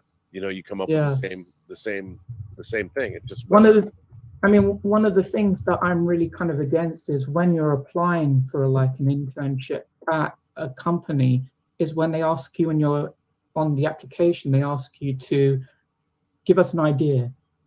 Give us an idea. And I'm really against doing this because you're giving them free ideas, and that doesn't necessarily mean that they can bring you on for an internship. You're literally just giving ideas that they can take to develop, and then they can just say, well, we don't want you for an internship, but we'll take your ideas. And so that happens. So I back in 2009, when I applied for the BBC, they stopped doing this. I think they stopped doing this. And I submitted an idea, and I thought, wouldn't it be great? I was trying to think of an idea, not science fiction. Wouldn't it be a good idea to do like a TV series about people who solve like mysteries, like crimes and stuff like that? And it will be this character who solves crimes, and he has a companion with them. They solve crimes. They get asked to solve crimes, so it's kind of like they're working for the police, but maybe they're working by people asking them for help and stuff like that. And I thought, wouldn't it be good though if like you could do Sherlock Holmes but do it in the present day? And twice. And that's not exactly an idea that is unique. And it's not a big leap to say that somebody wouldn't also have come up with that idea. Well, I thought to myself, I can't use Sherlock Holmes because there's no way the BBC will get the rights to use Sherlock Holmes. So I've got to come up with something that's not Sherlock Holmes, but that's kind of like it. So anyway, I submit it through, and I don't get the internship. 1 year later, BBC Sherlock comes out, which is kind of similar. Okay, but here's the thing. I would ask you, why do you think you had the idea in the first place? Was it something that you might have read, or was it? See, here's the thing. I would say the idea that you had, for whatever reason you had it. There's a million different reasons why you came up with that idea at that particular time. Yeah. I would say that there are things going on in the world, like maybe there was a story about the anniversary of Sherlock Holmes, and people read the same stuff, and somebody goes, hey, wouldn't it be interesting if, and you could, just like one of my favorite movies, Nicholas Meyer, before he made Star Trek II, The Wrath of Khan, made Time After Time. Time After Time, yeah. Which is a movie about H.G. Wells following Jack the Ripper to modern day, well, at the time, modern day, 1979 San Francisco. And the idea of a serial killer traveling, that becomes a thing where you could take anybody, and what if Genghis Khan showed up in the 21st century? Would he begin his rampage across, the Asia the way he did originally or something? And it's not, and this is not to put you down or your idea down, but that's how multiple ideas, there are things that just go on in the world that can spur ideas and there's no way obviously to prove that, and they will say they came up with this idea in 2008, right? So which is a year before I did mine. And they might very well have. They might very well have, but this is where it got me. This is where it annoyed me. If it turns out that they came up with the idea independently from me, the fact that the application was asking for me to come up with an idea that the BBC could do, and I didn't get the internship, even though I would have been on the same wavelength as them, is just kind of a bit frustrating. So either way, I feel kind of disappointed. However way you look at it, it's kind of annoying. That the fact that I came up with a TV idea that they ended up doing separately, if it was so. I wrote, along with Jeff Thorne, I came up with an idea for a Star Trek show that you can find on the internet that was set 1,000 years after Star Trek, and they fucking did that shit. There's, and I have to sit there and go, it's not like this idea hadn't been, the treatment hadn't been available online for 15 years. And it did have Chris McQuarrie and Bryan Singer's name on it. I really dislike giving scripts to people to read. I know that I went to an open day for internships for a TV Channel 4, and they had a soap opera in the UK, and they were saying, people get weird about not sending us ideas and scripts and unsolicited ideas. And it's like, guys, if you want to get in this business, you have to send us ideas. And I was like, this is wrong, But well, no, I look, I agree. That's why it's very easy to throw out. And by the way, people do that all the time. They'll take your ideas. That's why it's like what the Joker says. If you can do something properly, you should get paid for it. But again, ideas. Here's the thing: ideas aren't enough. Like I have a good friend. We have a good friend in our circle, Kevin Rubio, who made Troops, the Star Wars fan film Troops. And I remember people talked about that idea. What if you did cops with stormtroopers? And that was an idea people were throwing around. But Kevin actually took that idea and went out and did it. And ideas, he implemented it and went out to Death Valley and shot it, made it happen. And that's I think that's the difference. Having an idea is not always enough, because an idea is just a thought, but how do you give that idea flesh? How do you turn that idea into something that's usable? And then you also have to be in the position where I've got plenty of ideas, but I've never been people are always like, why aren't you working in TV, Rob? And I'm like, I've never in my career worked in television. I have absolutely no credibility working in TV. I've directed 5 episodes of a Skinamax show, Femme Fatales, and we had to shoot those episodes 12 hours a day for 3 days.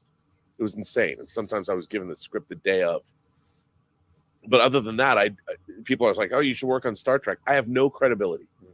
And nobody is, I might have the best ideas in the world, but I could never get that job because I haven't done the work. I mean, I've got friends that have been TV writers for half a century or a quarter of a century. And they've done the work. If I waltz in and be like, yes, I'm running this writer's room, there's going to be a lot of resentment because people have to earn the ability to go do what they want to do. And I think that's something, by the way, that's being lost in the modern age. I think we need more people that understand apprenticeships and working under people, and it takes time. Right. And you need, and I think education and apprenticeships are something that we are losing. The United States is falling behind, man. We are falling behind by people that want instant gratification, that don't see the value of learning. I mean, I think Nicholas Meyer, I think he said this, and I lived by this. It takes 10 years to become an overnight success in Hollywood. And I think the idea has been skewed by insta-famous people on Instagram or YouTube or whatever. And I think that, we need a civilization where people understand that you got to put in the time, man. When I got out of film school, I'm like, in my own mind, I'm like, I will be getting coffee for people for 3 years. And that's fine, as long as I can pay my rent and buy food and gas so I can get to wherever I'm going. That's the way it's going to be. And I had no problem with that. But nowadays, that attitude, man, does not exist in young people today. People are like, I'd love to produce with you. I'm like, oh, really? Great. Good for you. Fantastic. Go produce a few movies and come back and talk to me, and we'll see what we can do. Yeah, just wanted to respond to Pedro that I believe Sherlock Holmes is in the public domain. That's one of the reasons probably why BBC could get, access to it just like anybody. And then it had been in the zeitgeist with Robert Downey Jr. movies. Yeah. And thirdly, not only did Sherlock come out, but shortly with Sherlock, Elementary also came out. There were 2 contemporary Sherlock Holmes series out at the same time. Also. Probably because whatever was in the zeitgeist started both of those series being percolating in the minds of the creators. Because of the Robert Downey Jr. And the Robert Downey Jr., think about it. It was a period, but it had modern sensibilities to it. The way that they incorporated fighting and the way that the characters were presented. So already that plants the seed of modernizing Sherlock Holmes. So it kind of was already kind of going down that line anyway. Well, Cinemike says, I'll save him saying it when he comes on. He says, now we have Enola Holmes. Mikey, you're hilarious, by the way. Hey, before we bring in Cinemike, we do have another super chat here from Karen Cooner, $5. Hey, Rob, wanted to know your opinion about one of my favorite movies Koyaanisqatsi, which has the greatest score in the cinema medium. Dude, or dudette, I should say. I love Koyaanisqatsi. Okay, so I used to DJ in college and at the Evergreen State College, and we would go to Media Loan and we'd get TVs and stuff, and I would play laser discs. And Koyaanisqatsi was a favorite to put it up and play the visuals. I love the Philip Glass score. I actually own, there's 3 Qatsi movies. Yeah. And I love them all. I mean, Koyaanisqatsi is the one I actually saw in the theater. Yeah, I saw it in the theater too.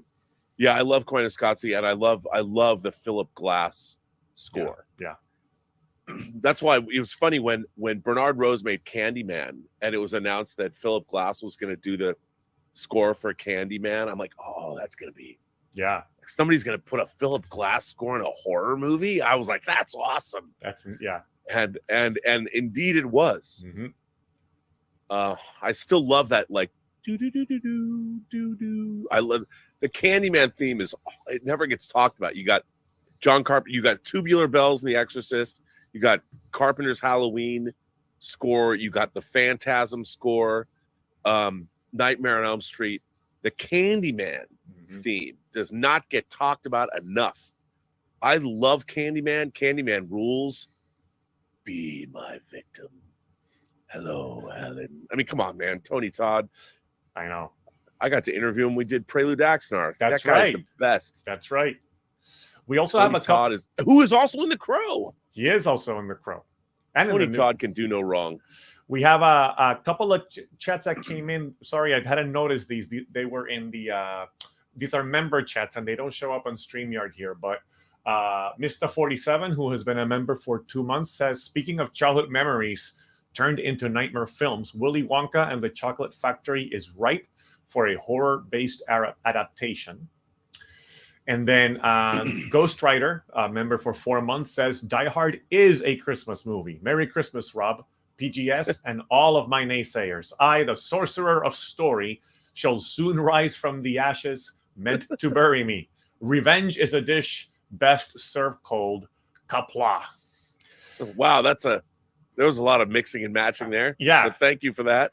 And then 2 more super chats have come in. Alexander Wilson, my uncle saw James Brown perform in person. He said he was the greatest live performer ever.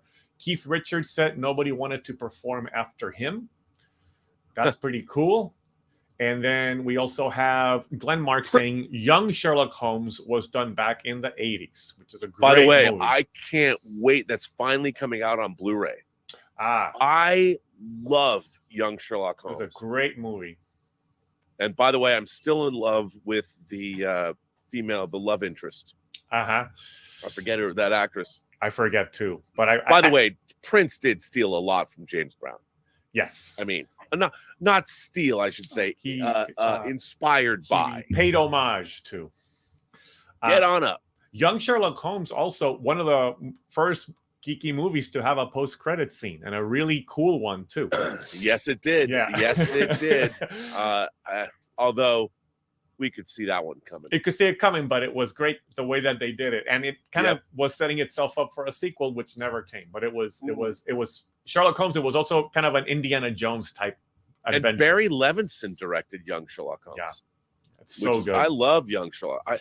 That has a great score. Now, Rob, did you ever see the movie Mr. Holmes with Ian McKellen? Yeah, because I own it. Because in that movie, at one point, the real Sherlock Holmes is watching a TV version of Sherlock Holmes, and it's the actor from Young Sherlock Holmes playing Sherlock Holmes. Yes, it is. It's very cool. And Bill Condon directed Mr. Holmes. Yeah, who directed Candyman 2, Farewell to the Flesh with Tony Todd. See, it's all connected. It's all connected. One more super chat from Mr. 47. If Die Hard isn't a Christmas movie, apply that energy to Home Alone, because it wouldn't count either. It's not directly about Christmas. All right. Well, see, the thing is, then I have to ask, what is Christmas about? You know, I mean, because It's a Wonderful Life could have taken place on the 4th of July. In a way, It's a Wonderful Life by that definition, it is not a Christmas movie. It is a movie that takes place during Christmas. Yeah, and I think that's why I've always argued that Die Hard is literally about a man that wants to be with his family. Yeah. What is more Christmassy? I mean, you've got multiple. First of all, there's multiple layers of Christmas. Right. You've got the idea of it's the birth of Jesus, you know, in the manger, and Joseph and Mary going to there's that. There's the religious implications of our Savior being born, or the Savior being born, or a Savior being born. There's that. Well, then there's the imagination version of Christmas with Santa Claus and toys. The pagan version, right? The pagan version. And then there's the familial, version. Father Christmas and everybody, chestnuts roasting on an open fire. What do chestnuts have to do with being in a manger in the desert? Nothing. Right. Are there chestnuts? And did they even have chestnuts in the Promised Land? I don't know. And so there's different versions, but really what is the spirit of Christmas? The spirit of Christmas is being with people you love and fellowship and celebrating, basically a celebration of humanity. And what is Die Hard if not a celebration of the ingenuity of family and love? And what does one man have to do to get back together with his wife and his kids and his maid? Yeah. Well, Cinemike is thinking, what does one man have to do to get into a conversation with Rob? So I'm going to go ahead and put him in here before he continues to wait any longer. Welcome, Cinemike. Hello. What's up, dude? How are the Philippines? Yes, mabuhay from the Philippines. And the same thing, doing good. What's playing? Have you gone to theaters? Is there film festivals? What's going on? Yeah, I've been watching whatever new movie mostly comic book movies since I covered them for my work. But yeah, I've been watching movies, and once again in December 25, another Metro Manila Film Festival here. So yeah, but by the way, some exciting thing happened like ours before this Zoom call, because my channel has reached 1,000 plus subscribers. Oh, congratulations. Yeah, and you have 4,000 hours of views? I am already eligible for the partner program. You're monetized, buddy. Yeah, I cannot apply. I have checked all the boxes. By the way, is your channel the Cinemike? No, it's called The Collection Palace. Please subscribe. Okay, everyone who's watching this right now, go right now on YouTube to the Collection Palace. Yeah. Go to the Collection Palace, subscribe, hit the notification button. Yeah, do all those things. That's right. But yeah, so I have finally crossed a few hours ago, and yeah, I mean, I was able to do that like 6 months after I launched my channel. So I didn't expect that. For some reason, I was able to attract viewers, subscribers that fast. I don't know why, but thank you, everyone. Hey man, you're monetized. You're out there. Yeah. Go. Yeah. I mean, if you weren't, I'd have to give away another hot toy like we did for to get her. I don't have any more. I just happen to have more hot toys lying around. But let's see. So, anyways, for this, I actually want to do something different. Like usually I share to you what movies I watch. I want to do something different for our, for our 7-minute conversation. This time around, I want you, Rob, to ask me, feel free to ask me anything about the Philippines or Philippines. Oh, okay. This is good. I like this. Yeah. Okay, now let me ask you this. I guess. Well, how is entertainment itself? Like, for instance, when something like Game of Thrones or Stranger Things or a Marvel movie opens in the Philippines, is it a big deal? What is pop culture? How does pop culture affect the Philippines? How important is it? Yes, it's very big deal.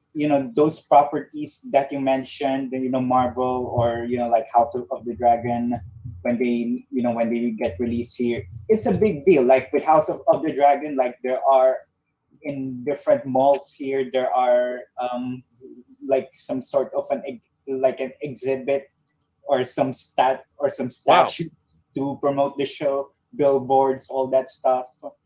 And same thing with Marvel or any Hollywood tentpole films. Yeah, it's a big deal. And like example, when I watched like Doctor Strange, it, even though it was like I watched it on a Wednesday noon, because movies here opens on Wednesdays.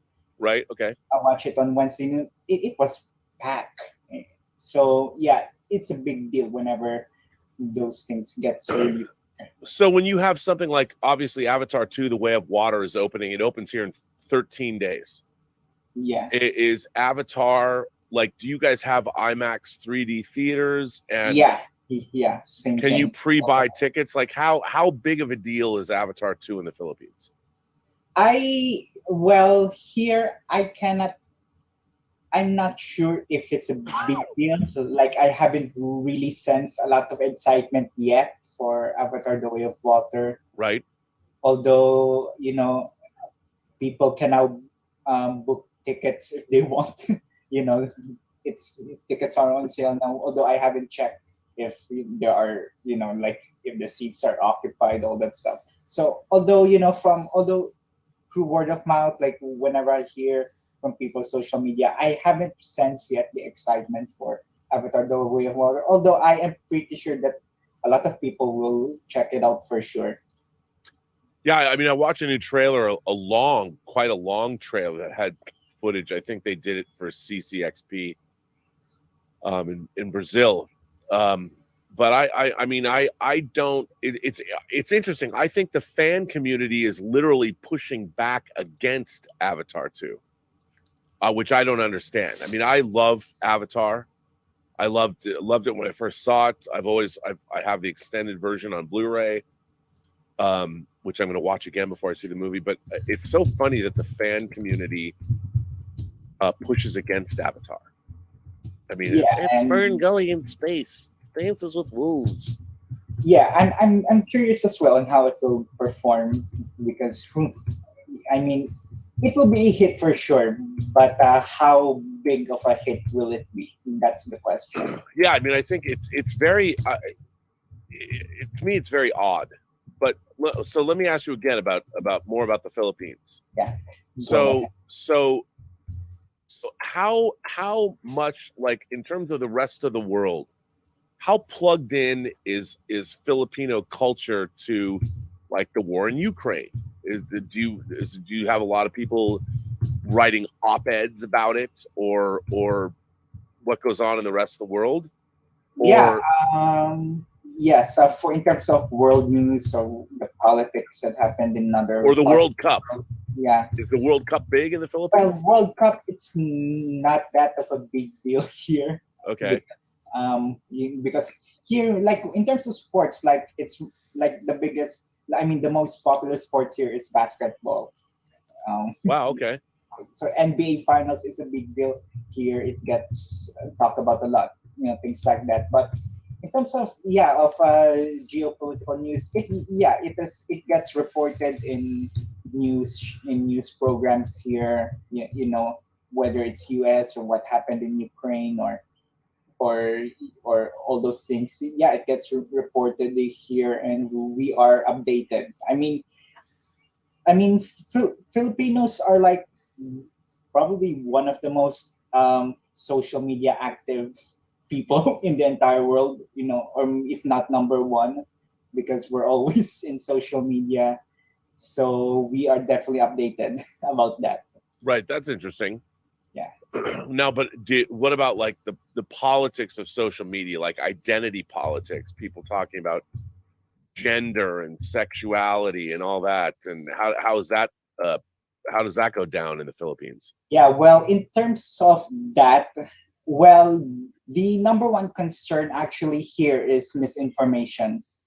In terms of that's okay. Yeah. We don't seem to care about that at all here. Yeah. And I don't know if you have watched an interview on Stephen Colbert a few days ago with Maria Ressa, who is a journalist here in the Philippines, who is also a Nobel Peace Prize winner. Yeah.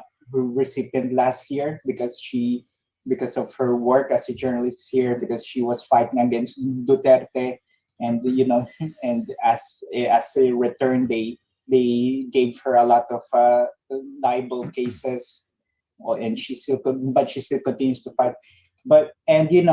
She is spreading this word that, hey, misinformation is a huge problem right now here in the Philippines, especially like look at the people that we elected. Well, I was gonna say your election. I mean, wow, out with the old, in with the new, which is the same as the old.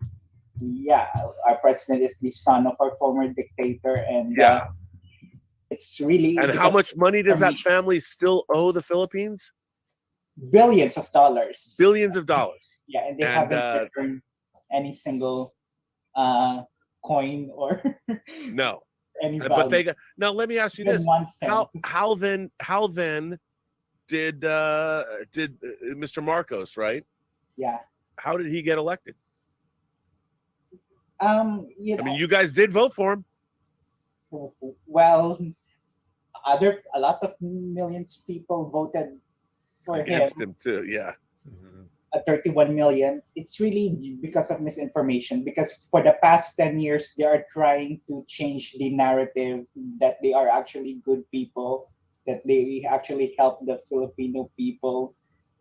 The people that sold shoes were are revising history, doing all that stuff, and they are trying to make the people ignore the martial law, like thousands of people died in his father's regime, all that stuff. So it is a big problem here, and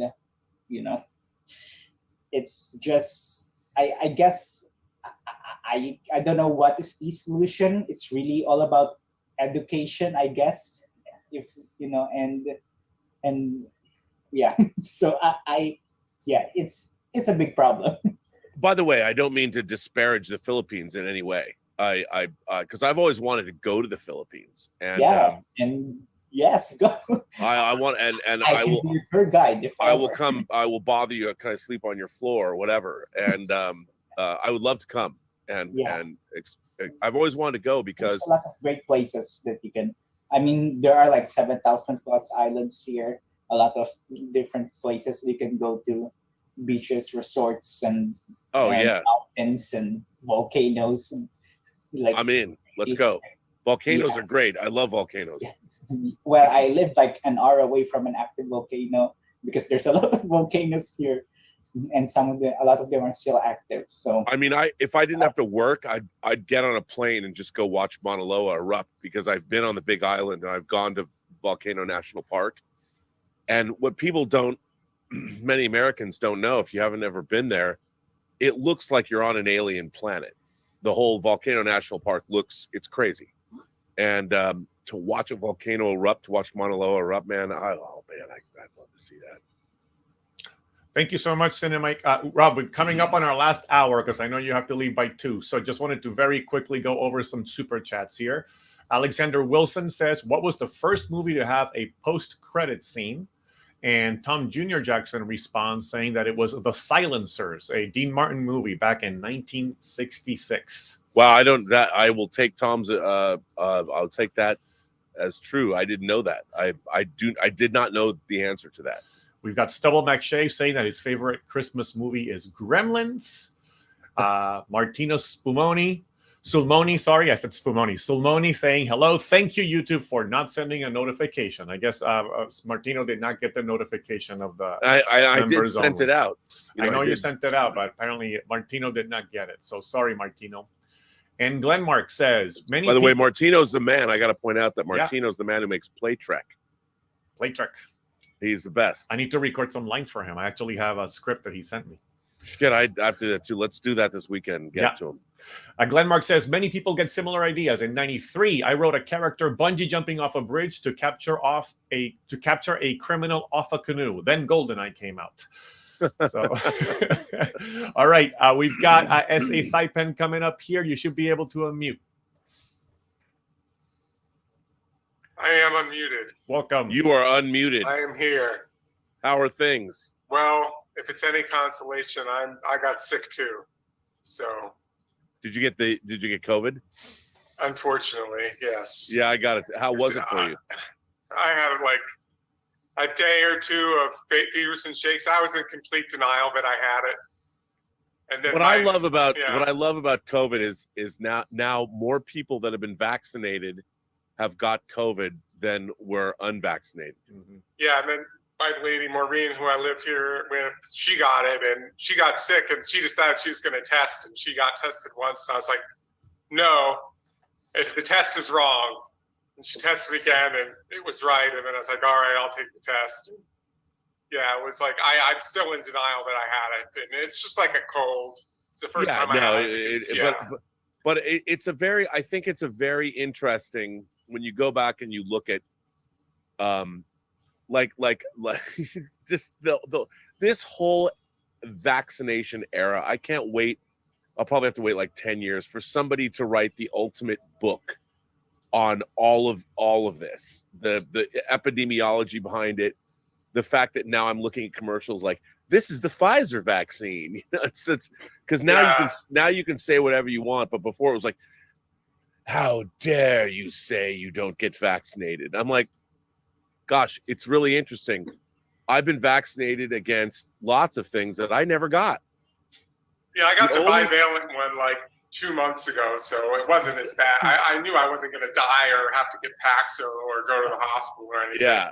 I mean, the only thing is, the only vaccination I've ever received in my life that I ever then got the disease I was vaccinated for is COVID. Yeah. And I'm not, it's so funny because now you can say these things, but before the social shaming that went on, I mean, people are like, well, you know, it's these mRNA vaccines. They're a good defense. Like now you can say that, okay, well, when I got it, it was pretty mild. And now that was because of the vaccine. Was it though?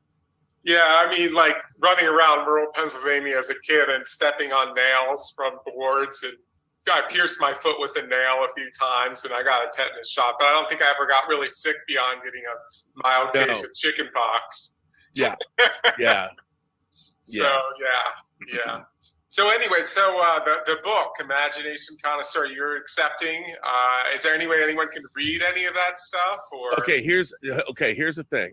So for those of you who don't know, we are going to start the short story competition. I don't know. I don't want to call it a competition necessarily, but we are going to publish this book. I do have a professional editor who is going to do it. If you submitted a story, your story's good. It's all good. Yeah, I mean, if you want to read some stories, if people want to read stories, the reason that we have to up the entrance is I'm going to pay people to read stories. You can't expect people to spend all this time reading stories and not be paid. If you want to be a reader for the stories, yeah, I have no problem with that. Okay. I was kind of ruminating on title and cover art and all of those kinds of things because I'm sort of sci-fi cover art is one of my interests. So I was thinking like the beanstalk and doing all of the 3D modeling, and that's a 3D model, and looking at my 3D model libraries and all of that. But I need to know more of the content to really make it relevant, more of the title. Yeah, I mean the book is called The Imagination Connoisseurs. And it's not the Imagination Connoisseur's Guide to the Galaxy or the Imagination Connoisseur. Okay, it's just called the Imagination. And the whole idea is what is the premise, the theory behind the book is what is an imagination connoisseur? What is it? What does it mean to be one? So you can either write a story that would appeal to imagination connoisseurs. You could write a story about how somebody becomes an imagination connoisseur. I'm leaving it totally open. And it's not just necessarily short stories. It can be an essay as well.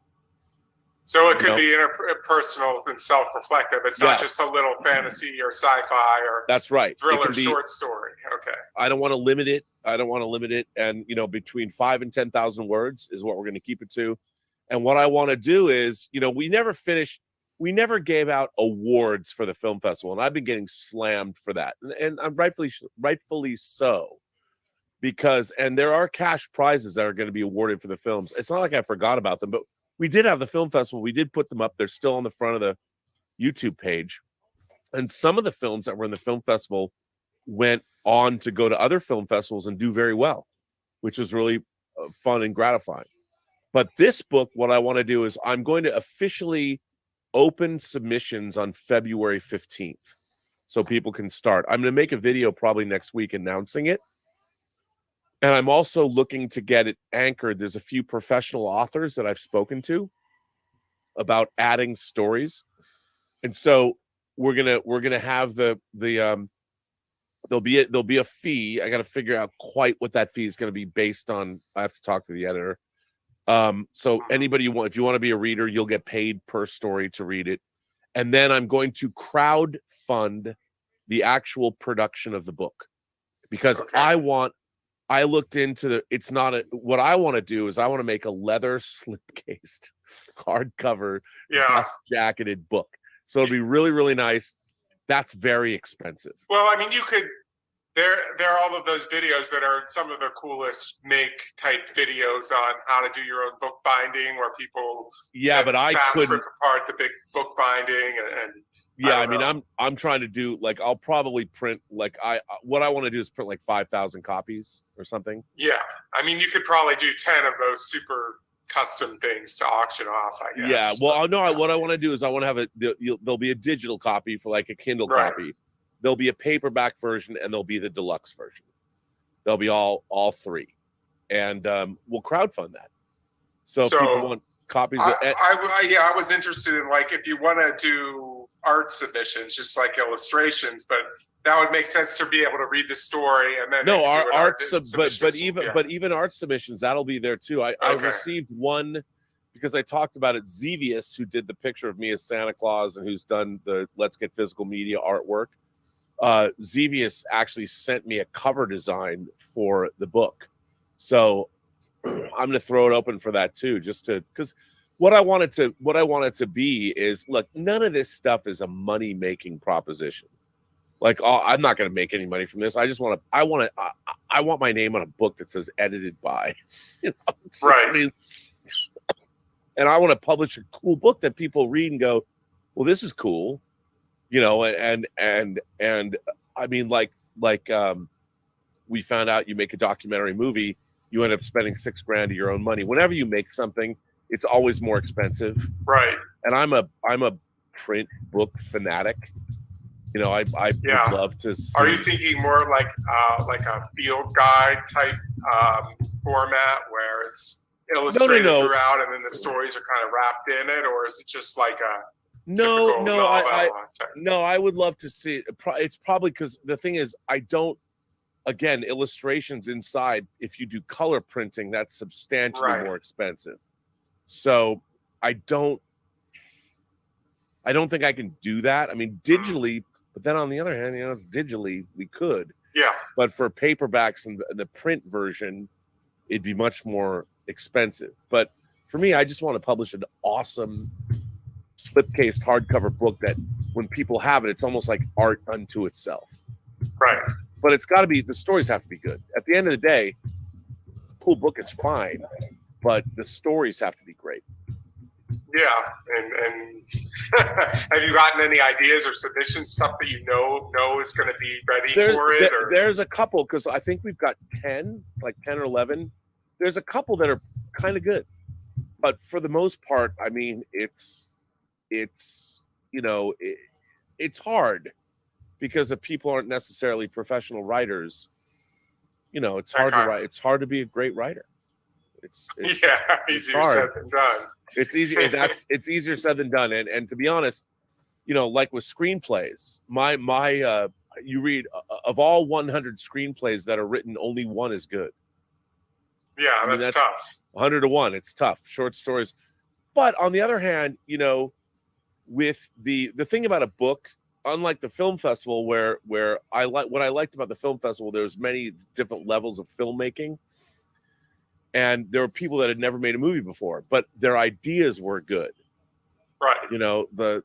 I don't know what happened to her, but there's a trans woman who made a film that I thought was really, really clever. And I reached out to her and I never heard back. I hope she's okay.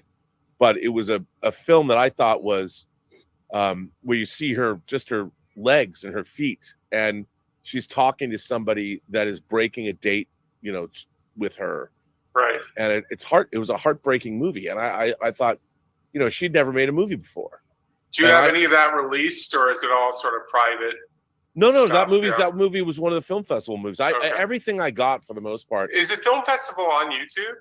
Yeah. If you go to the Burnettwork page, it's on the very top of the page. You can watch all the movies. And you can watch them there? Except one movie I was asked to take down by the filmmakers because it was going to other film festivals, and it's done quite well. That film was one of the best we got. It was really, really good.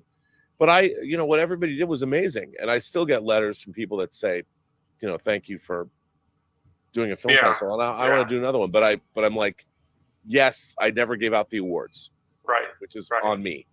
Yeah, I mean, my own kind of greater vision for what I would eventually do is kind of like more of a hard space documentary thing with making real things in the real world, but also, all of these other tools you have in there, all the creative power of your group. It seems, definitely, I feel like I'm vested in it to a certain extent, especially, looking at the artwork and just looking at a story and seeing how you would make art for the story is kind of compelling, even if, oh yeah, I mean, I think it's a great idea for it. Pedro actually asks about, we will provide editorial help. If there's people that have written stories that are really, we think are really great, our professional editor is going to edit those stories with the writers. So hopefully to whip them into shape, because if the story's good but could be great, we'll definitely,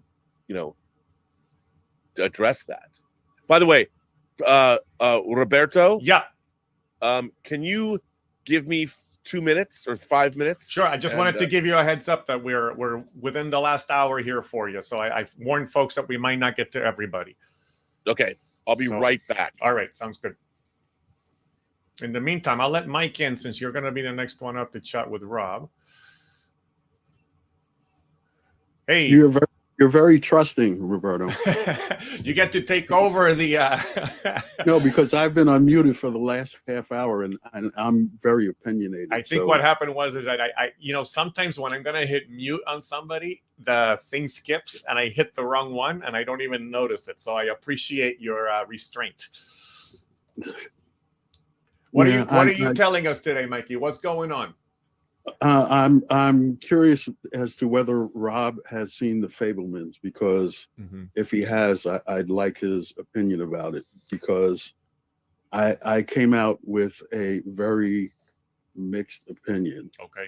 So I'll hold that until he gets back. There's a couple of things that I can drop before he gets back. For those who haven't seen it in the theaters, Avatar is back on Disney Plus.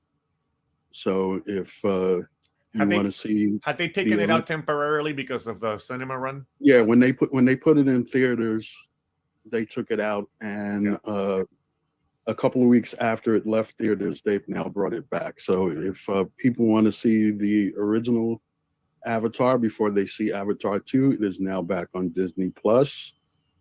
All cheers to the Cinemike, because he's 12 hours ahead of I am, so that means that he got on this call at 3 o'clock in the morning. I know, that's pretty amazing that folks jump in at all times of day to join us here. And politics in the Philippines is like politics in the U.S. Name recognition. Sounds a lot like that. Sounds a lot like politics everywhere right nowadays. It's the guy that. It's how we got the guy that we got the last time. That's how we got the time before last. So. The last observation I have to hold till Rob gets back. That's the last observation you have to hold about politics. No, I said the last one more. The last observation that I have to hold before I get to the Fabelmans is I have to wait till Rob gets back. Okay, sounds good. Sounds good. How are you doing? I'm doing okay. I've had it was a pleasure meeting your mom the last time out. Yes, she returned yesterday, yesterday she went back home, so she's already back in Puerto Rico, safe and sound. Never enough time with mom to get to visit with her, but we had her for a couple of weeks, which was great. I didn't realize until The Falcon and the Winter Soldier came out. Are earthquakes pretty prevalent there? Not very prevalent, but they can happen. I mean, it is Puerto Rico is basically the top of a mountain range, and there is volcanic activity in the area. So not as prevalent as other places like here in the West Coast, but yeah, they are prevalent. And I know like Haiti and the Dominican Republic, they have experienced earthquakes over there. Yeah, not too long ago. So, but yeah, so Rob likes to talk about how 2 hours of content can be filled up in many different ways. Yeah. And there was a Star Trek concert that I accidentally happened upon this morning, and it's from. And I'll put the link in the. Was it airing on YouTube? Zoom chat. Yes, it was. Oh, okay, great. I got so many links from. I guess I don't have it, but it was from Film Prague, and it's like an hour and a half, and it's Star Trek themes, but it's not theme songs. It's different parts of the score from all different kinds of Star Trek concerts. It runs an hour and a half, and some of the music, which you've just heard, is like background music. It's absolutely fantastic as far as the quality of the film scores. So speaking of Star Trek, yeah, I was just putting all some Blu-ray or some 4Ks in these plastic containers. I just dumped over my big stack of stuff, including my Star Trek 4Ks. I'm very upset. Oh, I get Mikey's. I'm getting your glad timer you came going back here, because, Mikey. Not a problem. I'm glad you came back because I couldn't vamp much longer. Oh, thank you. Thanks for vamping. How are you, sir? I'm doing fine. What have you seen? I've just been commenting on things that I've heard today, and one thing that I held until you came back was that if I could have a toy, anything that I wanted, I'd have that Asian dude that I met in San Jose in 1995. I've seen. I would want you to have that. That would be a true hot toy. Oh, believe me, I want me to have that too. I wanted to know if you've seen The Fabelmans yet. I have not. Okay. I have not, because it wasn't playing. I think it's playing out here now, close to me. It was playing at the closest thing was an AMC theater. It was about a half an hour from our studio, and I was gonna go see it, but this week it was crazy because I went to the Star Wars burlesque show, and then I went to a dinner. So I've been driving back and forth. Yeah, I heard you were in Hollywood the other day. Yeah, I was in Hollywood we went to the Frolic Room, which is great. And it was fun. It was fun because I met up with Chris Gore and Gary from Nerdrotic. I'd known Nerdrotic, but I'd never met him. And he was there. He was here out in California. And I'm trying to think of the film that I saw the other day, and I was wondering if it was the same Chris Gore, and I can't think of it right now. It's the 69-year-old brain that's now has COVID brain fog. That's the same thing. Yeah, but so I saw Chris, he's produced films and stuff. Yeah, I think he wrote it. And does he have a brother? I don't think so. Oh, because there was another Gore that was credited on the same film. Anyway, I've seen Till. I don't think that it's Academy Award material. Okay. I do think the lead actress could possibly be nominated, and it could get craft awards because the makeup and the costume design was fantastic, but I had problems with the story. I've had problems with a lot of the films that I've seen recently, including The Fabelmans. Right. Okay. So when you do see it, I'm interested in your opinion to compare it to mine, because I'm really somewhat disappointed in myself in the reaction that I had to the film. But I'm curious. It's gotten so many accolades that I'm curious what you thought about it, and at that point, I'm willing to discuss it. Yeah, I mean, I really want to see it. The movie I've loved the most out of all that I've seen recently is The Menu. I thought that was fantastic. It was the best one of all that I've seen. It was completely unexpected. I put a very quickie review up on my channel. Glass Onion, I could take it or leave it. I do not think it was as good as the first film. Campia and I have been pretty much in sync until that one. I don't agree that it wasn't a bad film. It was not as good as everybody else thought it was, at least in my opinion. So I don't know, maybe COVID has done something to my perceptions. I really don't know. But a lot of the things that I've seen recently, I really haven't liked. I still haven't seen Devotion yet, and I still haven't seen Strange World yet. So those are the only two. And there was a third film. I can't remember what the third film was. So that's pretty quick. What I find interesting, I mean, the menu, even though I haven't seen it yet, but the menu is the one film that seemed like there was something interesting going on in it. And not that I don't want to know about Spielberg's background, and I understand where that's coming from, but even I, as a Steven Spielberg lover for 45 years, I'm like, okay, but again, I made the comment the last time we talked that all the films that I've seen recently are very derivative, and the Fabelmans had exactly the same problem as I'm concerned, and it's really strange because the way that the film has been sold, not just by the studio but by the critics, is his relationship with filmmaking, and with a couple of exceptions, I really did not see that. Yeah, it's about his family, his mom, his dad, divorce. I mean, the funny thing to me about he dealt with that in E.T. He dealt with a single mother and the family, and I think that I understand where he's coming from. And look, Tony Kushner, Angels in America, the guy's great. He's worked with Spielberg before on things like Munich and West Side That's Story. the film of theirs that I love. I love Munich. I think Munich's incredible. Absolutely fantastic. Munich is the most underrated Steven Spielberg movie. And actually, to wash my mouth out, that's actually the film that I went to watch was Munich after I saw The Fabelmans, because it's a much better film. Yeah, at least in my opinion. No, I think you're absolutely right. I mean, Munich to me is the most underrated Spielberg movie. It's incredible. But I think that we now are living in a world where people are staying away from movies like The Fabelmans because they know they can watch it on streaming. And it used to be when TV came into when TV was first invented, Hollywood combated TV by making widescreen movies. They developed widescreen, whether it was VistaVision or whether it was CinemaScope or whatever.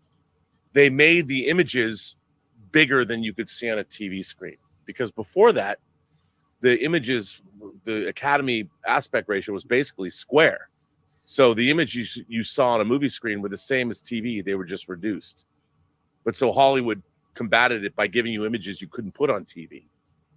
And I think now in the streaming world, it's not just spectacle that we need.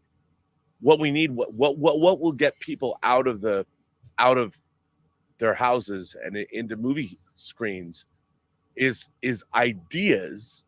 Here's the thing: the movie format, the 2-hour format, everybody now wants to watch novelized versions of stories, 10 hours over 10 episodes or whatever.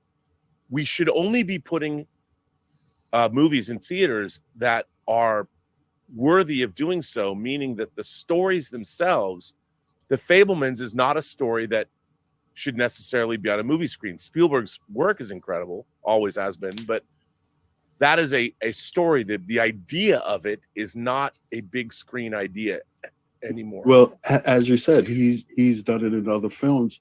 He's done it in other people's films. Yeah. Specifically Super 8, J.J. Abrams' film, and I'm wondering who's cribbing notes from who.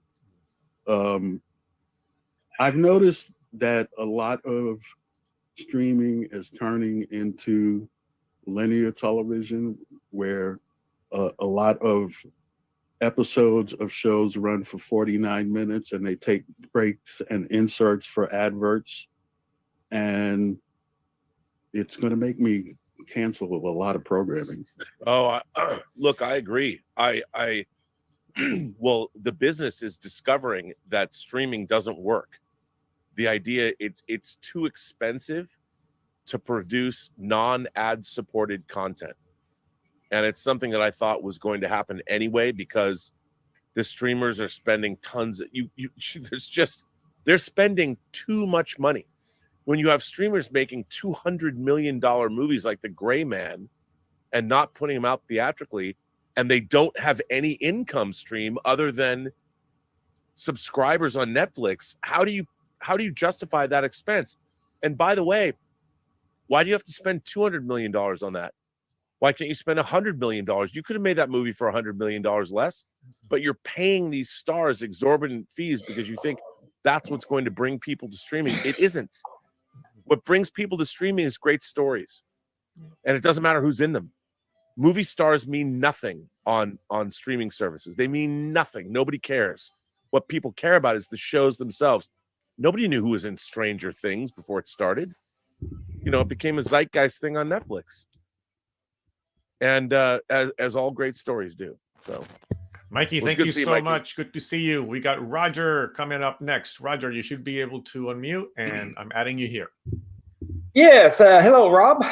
How are you, man? All right. All right. With all the talk about Sherlock Holmes and how it's connected to everything, that reminded me of Marcus McFeely. I listened one time talk about how proud they were that they resisted the temptation for the low-hanging fruit to have Tony Stark say "no shit, Sherlock" to Dr. Strange. Right. It's true, but Disney can't do that. No. Hey, have you had a chance to watch that the Black Panther 2020? There's a 2020 they did on the making of Wakanda Forever. I haven't seen that. It's on Disney Plus now. I was just going to say so. I mean, they've been doing great making of shows about their and I love what they're doing. Yeah. Yeah, of course, I have Ruth Carter on there, and I'll tell you, I really enjoyed your interview with Ruth Carter. That you had. I loved her. Yes. I mean, it's here's an Academy Award winner, and I mean, Ruth Carter was.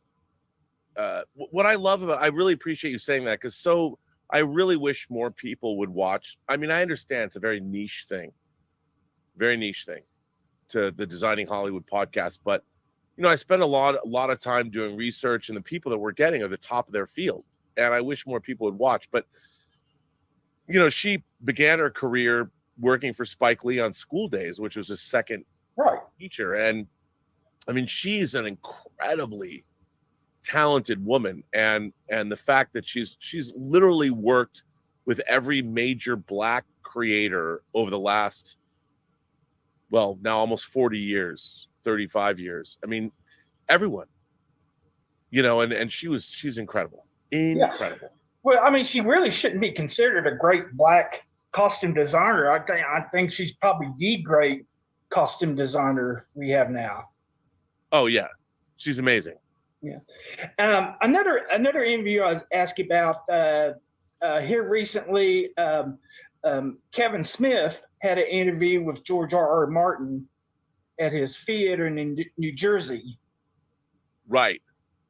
And I like that interview. There's really very little discussion about the shows or, when the next book is coming out. They really talked about his upbringing, how he got into science fiction. And I was really interested in how he really considered himself a science fiction person more so than an author, and the term he used for himself is just a storyteller. Right. Well, yeah, absolutely. And he talked about how science fiction, the fandom on science fiction has really gone back all the way back to the 50s, and where comic book fandom is really much more recent. And in fact, he talked about how he considered himself the first comic book fan because he had bought ticket number 1 for the first Comic Con that was held in New York way back when. Well, I mean, he's not wrong.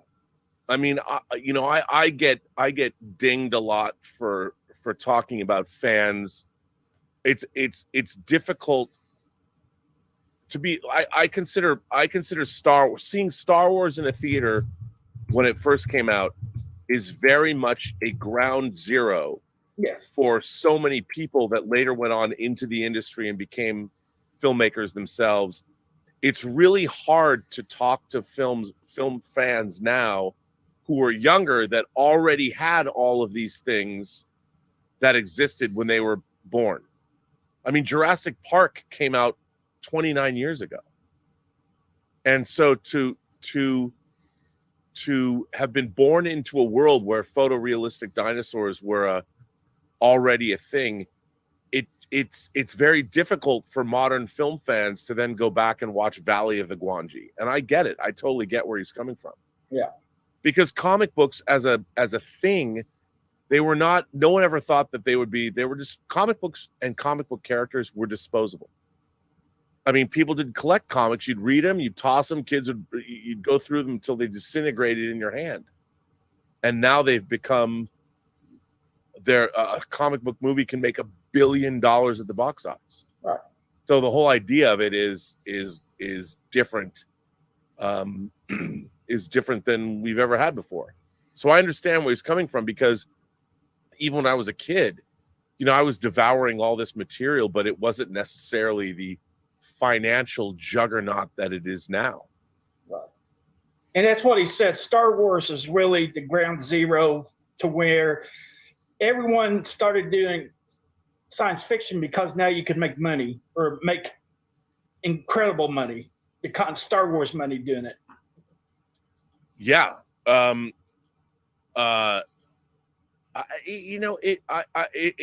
It's funny because it's hard to explain to people.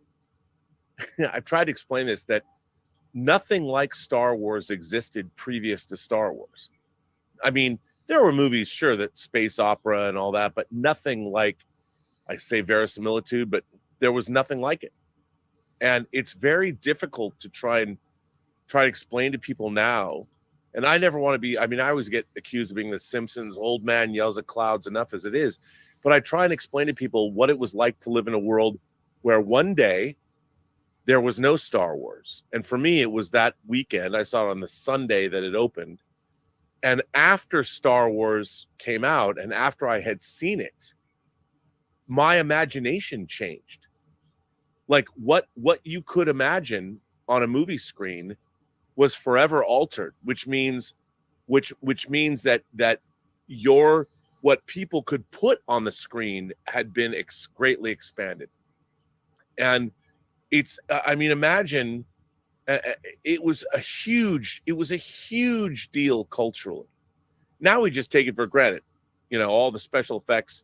But when you get to the summer of 1982 and you go from May to July of 82, and you think that everything from, you had Conan the Barbarian, E.T., Poltergeist, Star Trek II, Tron, The Thing, Blade Runner, even Megaforce.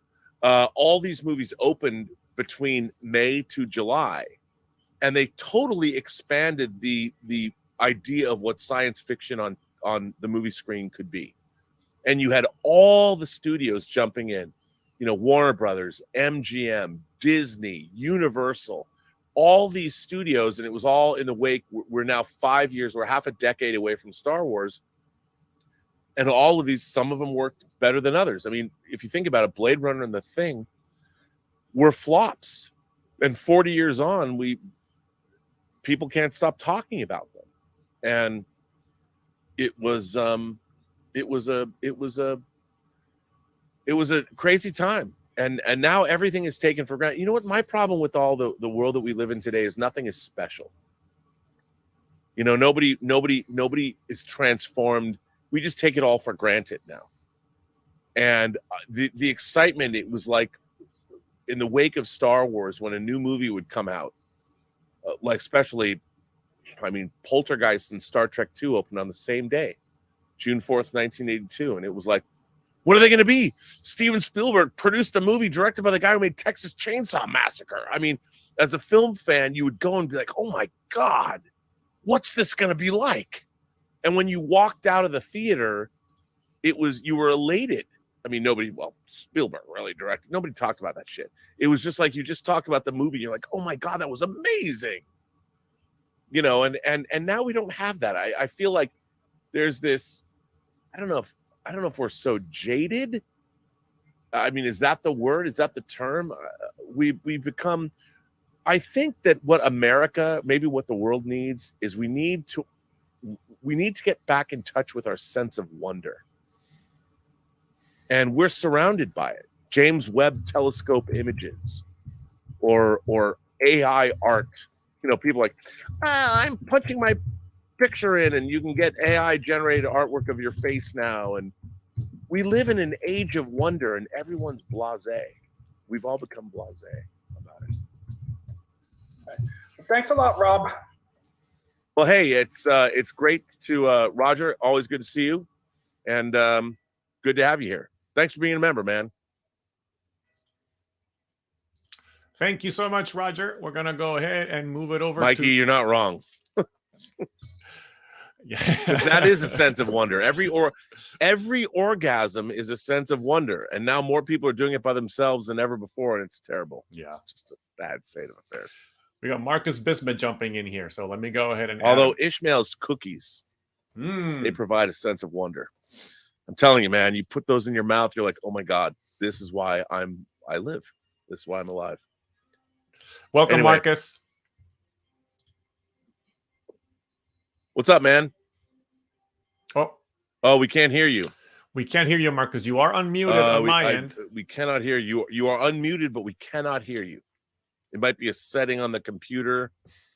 It might not be going out to the internet. Yeah. The interwebs. I do not know. So let's do this, Marcus. Can we come back to Marcus? Yeah, since we're short on time, I'm gonna go ahead and remove Marcus for now, and then I will add. Because our favorite goof person. Yep, I will add Tom right now, so Tom should be able to come in, and then we'll get back to Marcus after Tom. Wait, I can hear somebody now. Marcus, can we hear Hello? you? There, is that you? No, this is me, Rob. It's Tom. Oh, it's you, Tom. We'll bring back Marcus. Tom, how's it going, dude? I'm doing good. I wanted to let you know, I just was messaging with RM. Yes. She's at the Comic-Con, and she's at the Film Threat Attack of the Doc panel. Attack, yes. And they're showing the entire documentary. Wow. Oh my God. I really want to see that too. So Chris Gore has made a. Yeah, so she's getting to see it. Wow, that's so cool. I did not. I will be, by the way, for anyone who's interested, I will be at the LA Comic-Con tomorrow doing a panel at 11 a.m. So there's no Let's Get Physical Media then? There is no Let's Get Physical Media tomorrow, which is kind of a bummer because I've got some physical media I want to talk about. But we'll be back next week. And I saw that Diet's got his Frighteners 6-disc box set. Ooh. I know, right? I love By the way, that can I movie. just, since you brought it up, I'm really angry. So my beloved Second Sight in the UK that put out the Dawn of the Dead box set, the greatest single physical media release ever done, just put up Martin for pre-order, but they're only selling it in the UK and Ireland? The fuck, man? Come on, you guys. Time for you to get a hold of Emma Banning. Well, Emma Bannon, the lovely Emma Bannon, I called her up. I sent her a text. She always sends me so much stuff. I owe her so much money. I mean, it's like, you got to get this for me. She's still the funniest person, even though I'm never going to admit her jokes are funny, but they are. So don't tell her I said that. But yes, she has to help me. She's going to have to help Dieter too. How can they put out a Martin box set? By the way, for those of you who don't know, Martin is the movie George Romero made before Dawn of the Dead. I want to say 76. And it's a vampire film. And it's fantastic. And Second Sight's putting it out. Beautiful box set like the Dawn of the Dead. But apparently, even Dawn of the Dead was like Europe. This is like UK and Ireland. Which, by the way, maybe I should just go to Ireland. I've always wanted to go to Ireland. I want to walk around and go to every distillery in Ireland and talk to every redhead that I can meet. Maybe I should just go to Ireland and hang out and like get a PO box somewhere and have them send me the disc, and wander the country. Hey, did you hear that there are reviews out for that movie, Emancipation? No, are there reviews? How is it? There was a review, and it was said that it's a grueling slave drama. It's what they call misery porn, and that it's more shallow than a Louisiana bayou. Oh man, okay. I'm a huge Anton Fuqua fan. I love me some Anton Fuqua. I as I've told people, I mean, he directed Equalizer. But he directed Training Day. Well, I'm a huge and he directed Olympus Has Fallen. I love Anton Fuqua, and this is the movie he made with Will Smith. Yeah. And I was really looking forward to this. It's they said it was sort of like Django Unchained, but without the historical references almost. Yeah, I mean, and you look, I thought 12 Years a Slave was a masterpiece, even though it was difficult to watch. Even I wanted to go through the screen when someone's victimizing Lupita Nyong'o, because she's one of the most beautiful women who's ever walked the face of the earth. I'm wondering if this bad review is because it's Will Smith, though. You know what I mean? I mean, if it's the movie, that's one thing. But I'm wondering now if people are going to just start giving it bad reviews because it's Will Smith. Look, man, I hope not, because even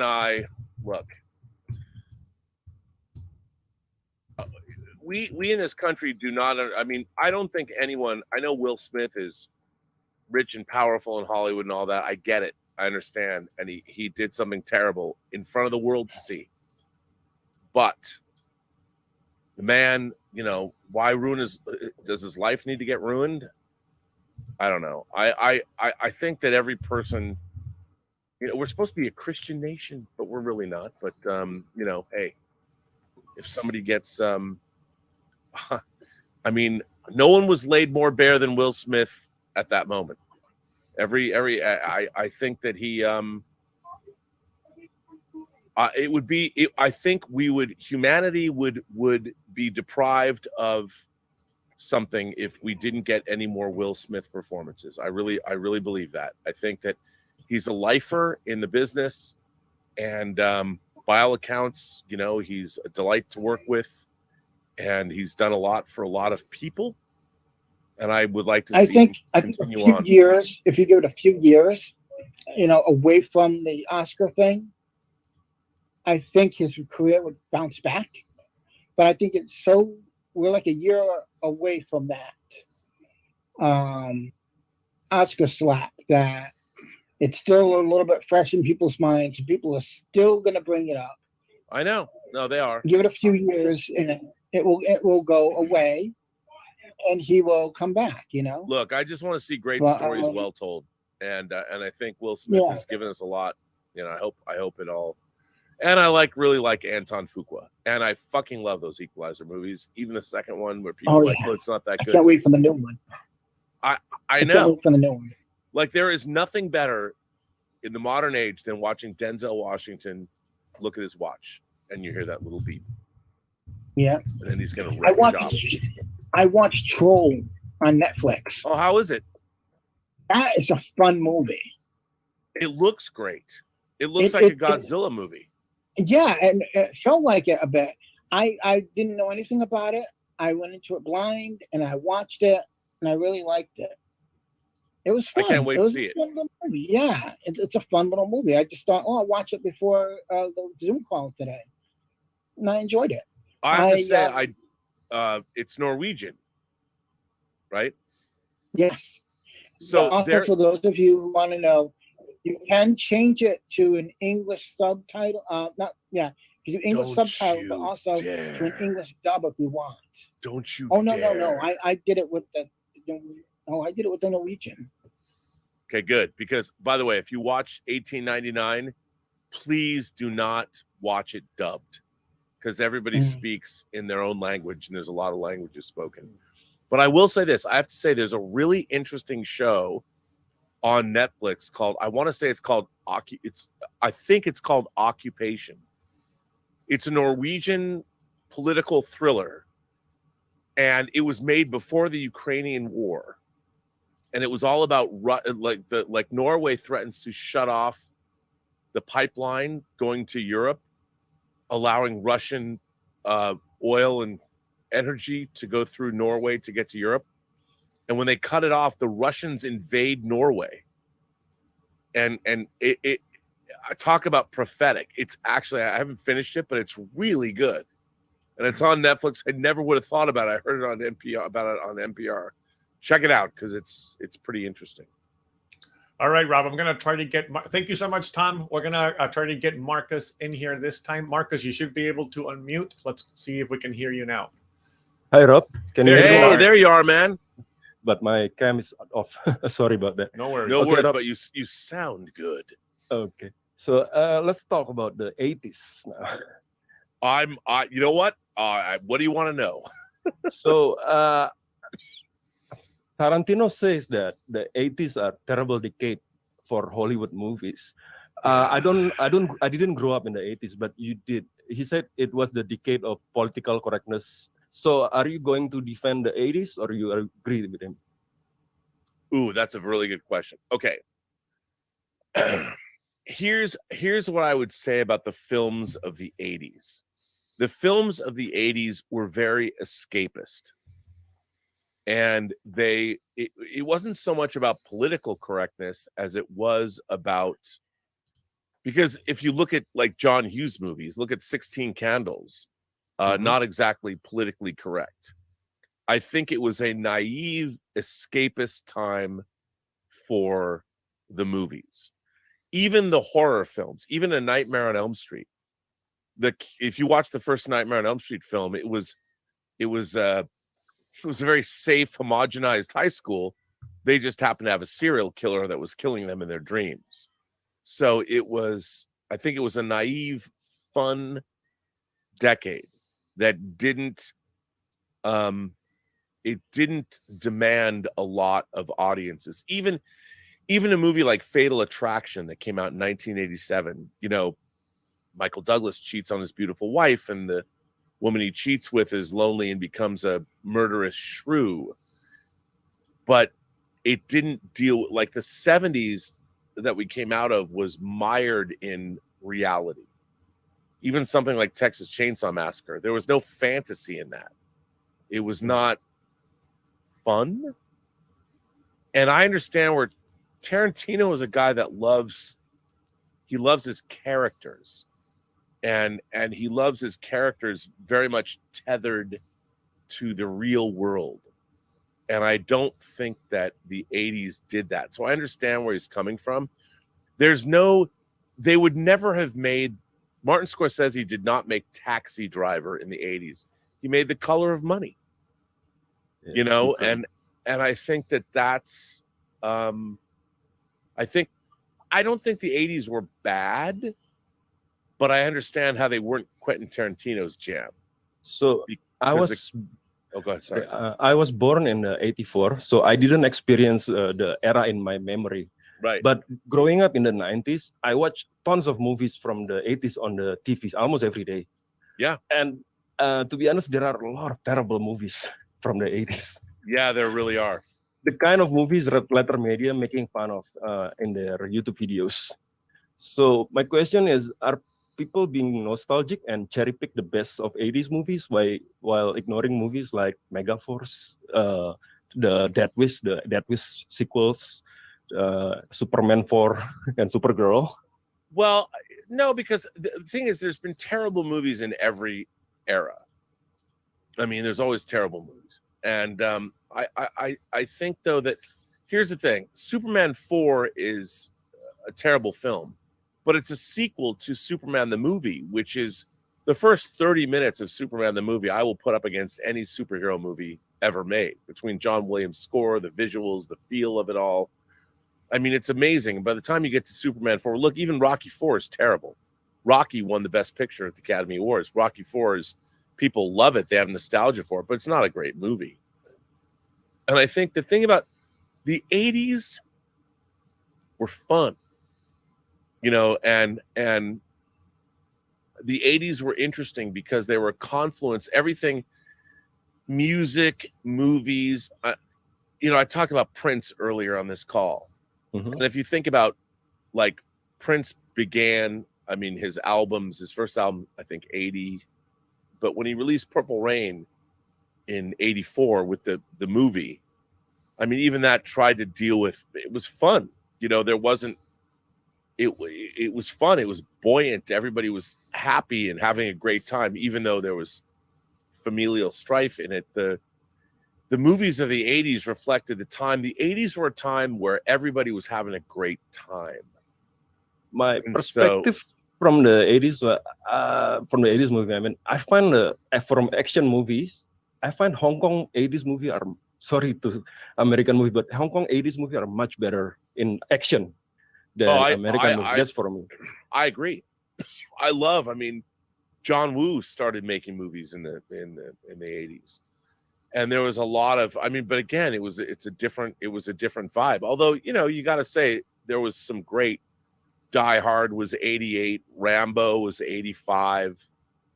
There was some Commando. There was a lot of really crazy, and then Invasion USA, the canon movies with the American Ninja. You know, there's a lot of The Exterminator, James Glickenhaus's movies. There was a lot of crazy stuff in the 80s. I just think that there wasn't. See, Quentin Tarantino likes his more gritty reality. And there was not a lot of gritty reality in the 80s. So my last question is, what is your least favorite era from the time you live? You know, I don't think I have. I would say, I mean, I hate to say this, but, well, that's not true. I mean, I don't think there was a least favorite era for me because they were all different. I mean, this makes me seem perhaps naive or whatever, but I mean, I'm a child of the 70s, the 80s, the 90s, the 2000s. It's been a pretty great time to be alive because I've seen incredible increases in technology. I mean, when I was a kid, we got Pong. You know, Pong just celebrated its 50th anniversary like yesterday or something. So I've watched the incredible increase of technology in movies and everyday life. You know, my neighbor across the street, Pete Chambers, had the first home computer I ever saw, and we would load up computer programs on a cassette tape. And to see where technology has taken us in my lifetime has been extraordinary. So, and I love the pop culture of the 80s because it all melded together. It was music, movies, fashion, all of it. And, you know, the dawn of MTV was 1981.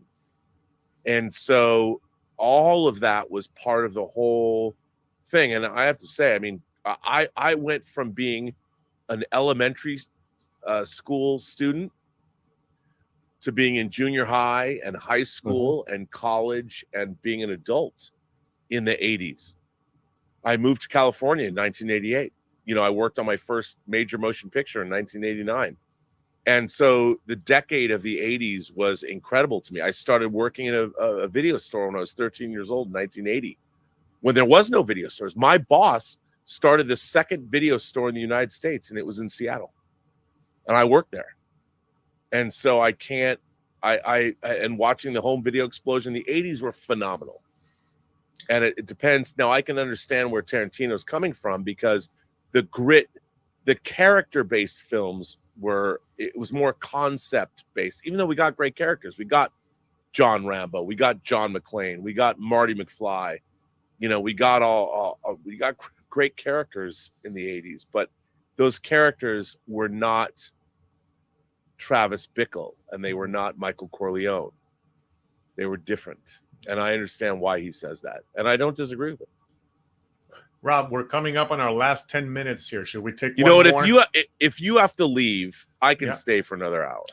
No. I was just doing it because you had said you had to get going. Yeah, I mean, so I can stay till 3. We can stay till 3. Okay. Yeah, just no one else can put up their hands, so we can get to everybody. Well, these are going to be the last few callers. Okay, so then now Mario, all the way in Portugal is the last. We have Bon coming in now. Bon Necron, you should be able to unmute. Am I? There you are. You are live. We can hear you. Awesome. So, hey, Rob, how you doing? What's going on, man? How are you? Oh, I'm doing all right. I just downloaded my video, full video, last night onto 2 of my channels.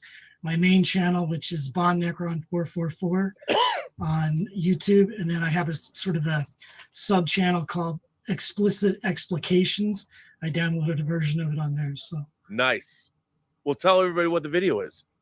It's basically, like I talked about before, I'm just going over locals community guidelines, and it's sort of meant to be, I guess, educational. There's a lot of TNA in it, and there's things in it that you probably have never seen before. I put some special effects in there that will raise some eyebrows. Hopefully they don't kick me off over it, but I think, under the pretext that I'm being educational, I can probably get away with a few things, but it's basically, just going through their terms and dissecting them one by one.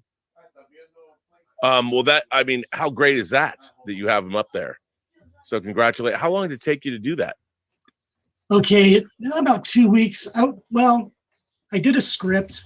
First, I conceptualized it, worked on it. Then I did a script. And then you and I talked, I think, 2 Saturdays ago. Yeah. So then I downloaded a sort of, at first I was going to break it up into sections because I wanted to keep it under half an hour. So I released my first section during the Thanksgiving weekend. But then I was watching some YouTube channel that supposedly advises people on YouTube. And he goes, no, do longer form. So I ended up just making it all into one video, which is just over an hour. Oh, okay. And it's got obviously the part where I'm going through the language, but I've got video breaks. I've got almost like music videos interspersed in it. And I talk about the time back in '86 when I worked at the video rental warehouse. It used to be Major Video, then it became Blockbuster Video. Yep. And the whole Tracy Lords incident, I talk about that a bit. Yep. So basically it's just me talking with a bunch of video footage and stills that I, got off the internet. So that's really cool. I can't wait to watch it. Yeah, I'd like your input because I really would respect. Yeah, I want to see it. Be critical and let me know. Or send me the link on Twitter because my DMs are open and I'll put it out on the channel. Okay, DM on Twitter. Yeah, just send me a direct message on Twitter and give me the link and I'll tweet it out. Cool. I'd appreciate that because I made it. I've spent some time on it and I'm a little bit groggy because I was up till I think I downloaded it last night about 2 a.m. So. Well, congratulations for doing it. That's fantastic. And we'll see. Maybe, I'm up for ideas about what to do with the channel, but I thought this would be one of them. And then if people like it, I'll do more of the same. But yeah. Well, that's great. It's great that you did it. Yeah. Well, you got to do things in life, right? You can't just. Yeah. But I love that. I mean, to put out the work. I mean, that's great. I really relate to what you said about The Ninth Gate. I love that movie. The thing that I really love about that movie is being in the background that I have in the occult world. Every type of character you run across in that world is represented in that movie. Yeah, and it's based on a book. I think the book's called The Club Dumas. Yeah. And I've never read the book, but I agree with you. I mean, it's such a funny. I mean, it's very funny. My grandmother, my step grandmother, my grandfather, my mom's dad was married to her mother, and she passed away in 76. I was a little kid, and then he got remarried to his childhood sweetheart, a woman named Sissy. Shirley was her, but we called her Sissy. And when I first met her, I was like 9 years old or 10 years old or something. And the first, she always told this story before she passed away. The first thing I asked her I said, "Do you believe in the occult?" That was the first thing I said to my grandmother to be, and I can't even imagine what she thought about that. But I did it. You know, I've always been a fan. Like, I want to believe that all of that exists. I want to believe it's real. You know, but it is real. I know, but it's hard. it's hard to. That my problem with all of this is it's all so humanocentric. True. Like, if there's truly the occult, it would not be. It would have existed before Earth was here, and yet we've anthropomorphized all of it to relate to humanity. God too, the other side of it as well. The divine and the occult. We've anthropomorphized all of it. It's like we can't, because we only exist as we are. So we can't imagine something that we aren't. That's why, as much as a racist as he was, I love Lovecraft's ideas of the old ones. Oh, yeah. You know, the elder gods that are out there, because even though he talked about them as serpents and creatures and whatever, if the occult exists, it's been here long before Earth was created, and it'll be here long after. And yet we can only imagine it in human terms. Right. And but if you're let's say you're a higher intelligence of some kind, let's not specify what kind, but you're a higher intelligence and you're trying to relate to humans, they probably can't comprehend you as you are, at least not in your fullness. So you're going to try to gear yourself towards what they can understand. And if you connect to an intelligence that's of a higher order, it may manifest to you in some way that wouldn't blow your little simple brain, right? Of course, but I would ask you this: why would a higher intelligence care about us? There are levels. I mean, I think there are levels of intelligences that don't care about us at all, and then there are ones that are maybe just a little bit above us that care too much. But see, already you've anthropomorphized them, because you're now giving them a value based on our own experience of the universe.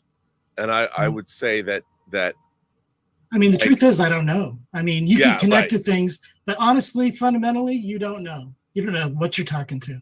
No, we don't. And that's the thing. We don't know. You know, it's funny. I was watching a video today that the James Webb Telescope has found for the first time on an exoplanet that there's biological activity in the atmosphere.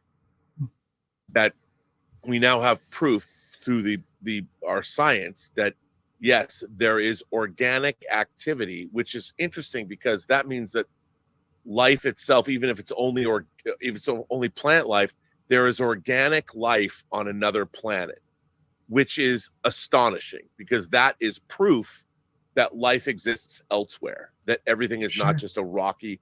And the funny thing about it is, because we've made an instrument that can actually find this. That's part of the reason we has found, but now it's like, it's not sexy.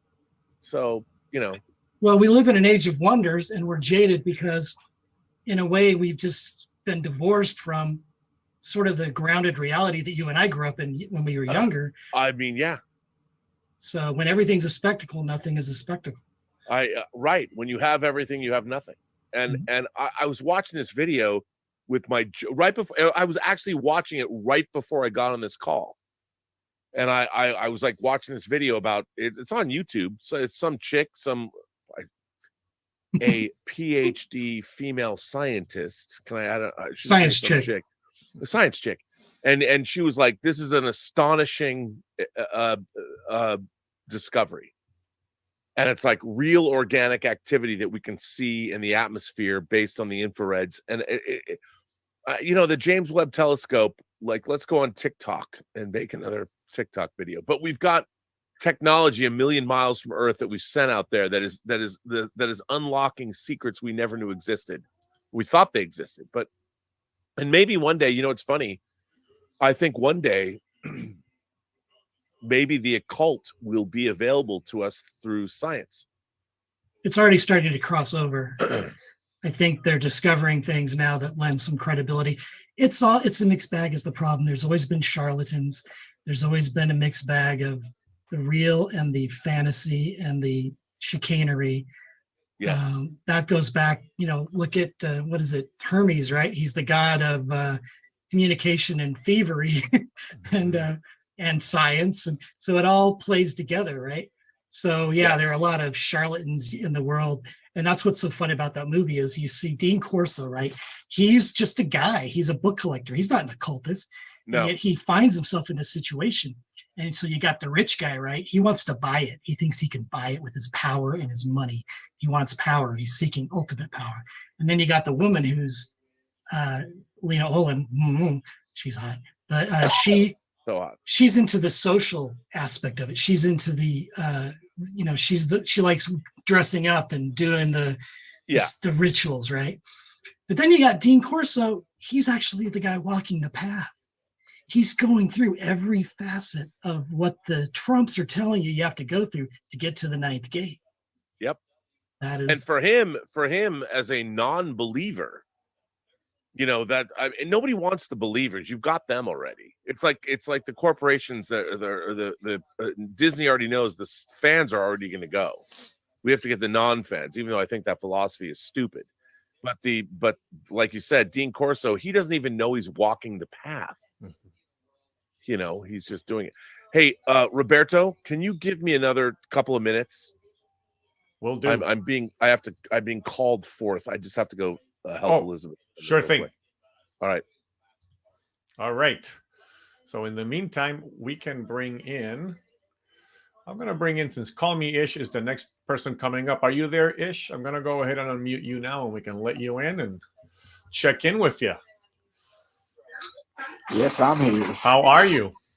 Good. How are you guys doing today? I'm doing okay. Rob had to report to Elizabeth, so you know how that goes. Yeah, I'm happy he was taking a little extra time because I was going to be upset because the last chat I didn't get to get in because my stupid bank account, they drew something out that I wasn't expecting, so my account went low. Oh no! And I didn't get to. I couldn't get the money back into the account in time to get it to call, and I was like, "God damn it! I missed the call. I wanted to talk to Rob so bad." Oh jeez! I hope you were able to. I hope you were able to resolve that. Nowadays, Yeah. Oh yeah. I took care of it. Yeah. Yeah. Except Disney tried to get me too because my Disney Plus subscription I got it through Roku. Yeah. And I didn't set it up for it to annually resubscribe or whatever, and it did it. And it was like $80 it took out of my account, and I put that in for something else. Yeah. And it took it. I was like, ah! It's amazing, I in a class that I teach, I do a little bit of financial management with my students, and one of the things that I have them do is go through your bill and look at all the subscriptions you have and which ones you're actively using and which ones you're not. And it's amazing how people are like, oh my gosh, I had no idea I still had that subscription, and they're just getting charged monthly, and so I'm like, okay, well then those are things that you can do to save a little bit of money. Yeah, because I gotta go through that because I didn't like that either. That it did that because I thought, last year they sent me almost 2 weeks before the payment came up. They sent me an email saying that my subscription was getting ready to renew. I need to renew it again. I didn't get one this year, and they just renewed it automatically. I was like, wait a minute. Oh man, I'm sorry. And I had issues with my card, so I had a new card issued to me. So I was like, how are they still able to access my account when I had it on that card? But I guess once they have it, they can just go into your bank. I got to talk to my bank about that. Yeah. Well, they'll still charge the bank. Then the bank will sort it out with you. That's how it goes. Yeah. And I'm sorry, but Die Hard is not a Christmas film. So yeah, this is an interesting argument. It continues to go back and forth. because you know what? I never even thought of it until I started watching the John Campea show. Yeah. And they started talking about it. That never even crossed my mind that would be a Christmas movie. Yeah, I mean, it takes place during Christmas time. Exactly, and that's the question, right? Is a movie that takes place during Christmas a Christmas movie? Like if you think about A Christmas Story, you really can't tell the story of A Christmas Story unless it happens during Christmas. Yeah. Right, because it's all about getting a specific gift at that time of the year and all that stuff. So that to me would be a Christmas movie versus Die Hard or like Iron Man 3. Iron Man 3 takes place during Christmas. Yeah, and I do not consider that a Christmas. But you wouldn't consider it a Christmas movie per se. Yeah, so that thought had never even crossed my head. Yeah. And I asked my mom that, and she was like, "What?" I was like, "Yeah." So see, my mom's not even a movie person, and she doesn't think that either. I don't think so. But Rob does have a point in the broader sense of depending on how you define Christmas. If it's about bringing family together, if it's about. But Rob's doing that to argue his point, make his point, try to validate his point. But we're not falling for that. We're not falling for that. I'll let you argue that with him when he gets back. So speaking of Disney Plus, what did you get a chance to check out all these new trailers that dropped this last week? And a couple of them were Disney related, with the Guardians one and the Guardians Indy one. The Indy one, I need to watch it again, because when I watched it, I was kind of distracted.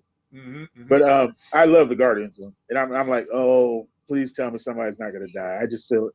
I mean, I don't mind if they break up and they all go their own separate ways, but they can't kill any of those characters. I'll just lose it. I'm wondering. I love the Guardians of the Galaxy. With James Gunn, kind of officially leaving the MCU with Guardians of the Galaxy Volume 3, if he's going to have it be his swan song, not just for him, but also for the characters.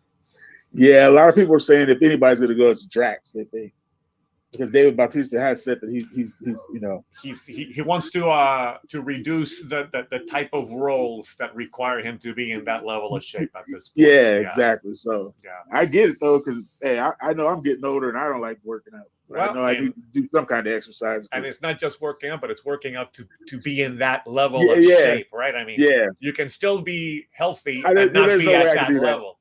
Yeah, there's no way I couldn't even imagine trying to stay like that. It's also something I heard Chris Evans say a few years ago. It's just like, it's just not sustainable, the level of physical fitness you have to be in to be able to sustain, to continue to stay in that shape, so.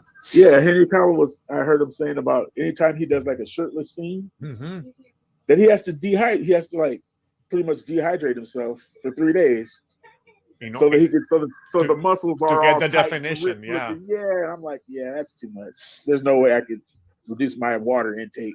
And I remember seeing, this was a few years back, I think, when Hugh Jackman was doing the Wolverine in that movie. He was working out mostly his upper body, so you could see this thin little chicken legs and then this huge upper body. So all right, I'm gonna leave you to Rob here. We got Ish with you, Rob. Ishmael, how are you, sir? How you doing, Mr. Burnett? How's your mom? Good today. She's doing good. Yeah, you know what? I showed her the video that we did that you guys did after we did the viewing for the Batman. And oh man, her face lit up. She turned on red. It was so hilarious. I wish I would have recorded it, because when John was talking about her how she laughs and stuff in the movie and she talks, I tell her that all the time. Like, Mom, that's a TV, right? They can't hear you. But she talks to the screen. But she was like so embarrassed and giddy. It put a big smile on my face. Oh, that's good. I love that. It was great to meet your mom. Yeah, that was the Batman screening, right? Yeah, at the Batman screening. That was an awesome. Like, I don't understand. Like, I know. I mean, it costs John money. We have to pay for it, but it's great. So John, on the John Campea show, he's done some fan screenings where he'll rent out a theater and have fans come. And we did that for Doctor Strange, and we did that for the Batman. And he talked about doing it for Wakanda Forever, but we didn't. But I wish we would do more of those, especially at the Burbank. It was so awesome because that was outside. There's that statue of Batman. Yeah, it's great. Yeah, it was really special for me too, because I like seeing you guys and Chris and Aaron, and Aaron's her son is so cute. Oh my God, that little kid. So cute. And I'll tell you, Chris and Aaron are the best. I love them. It's so much fun, but can we just talk about your cookies some more? Yeah, well, we could talk about. I was asking if you were going to be home for New Year's Day, if you're visiting your mom, because I heard you were going to visit your mom. Maybe. No, I don't. I think I'm going to be home. I don't. I was going to go up. To be honest, I don't have a valid photo ID. I am waiting to get my driver's license and my passport. Oh, okay. And I renew my passport and driver's license, and my driver's license is a real ID now. When they have so you don't need your passport.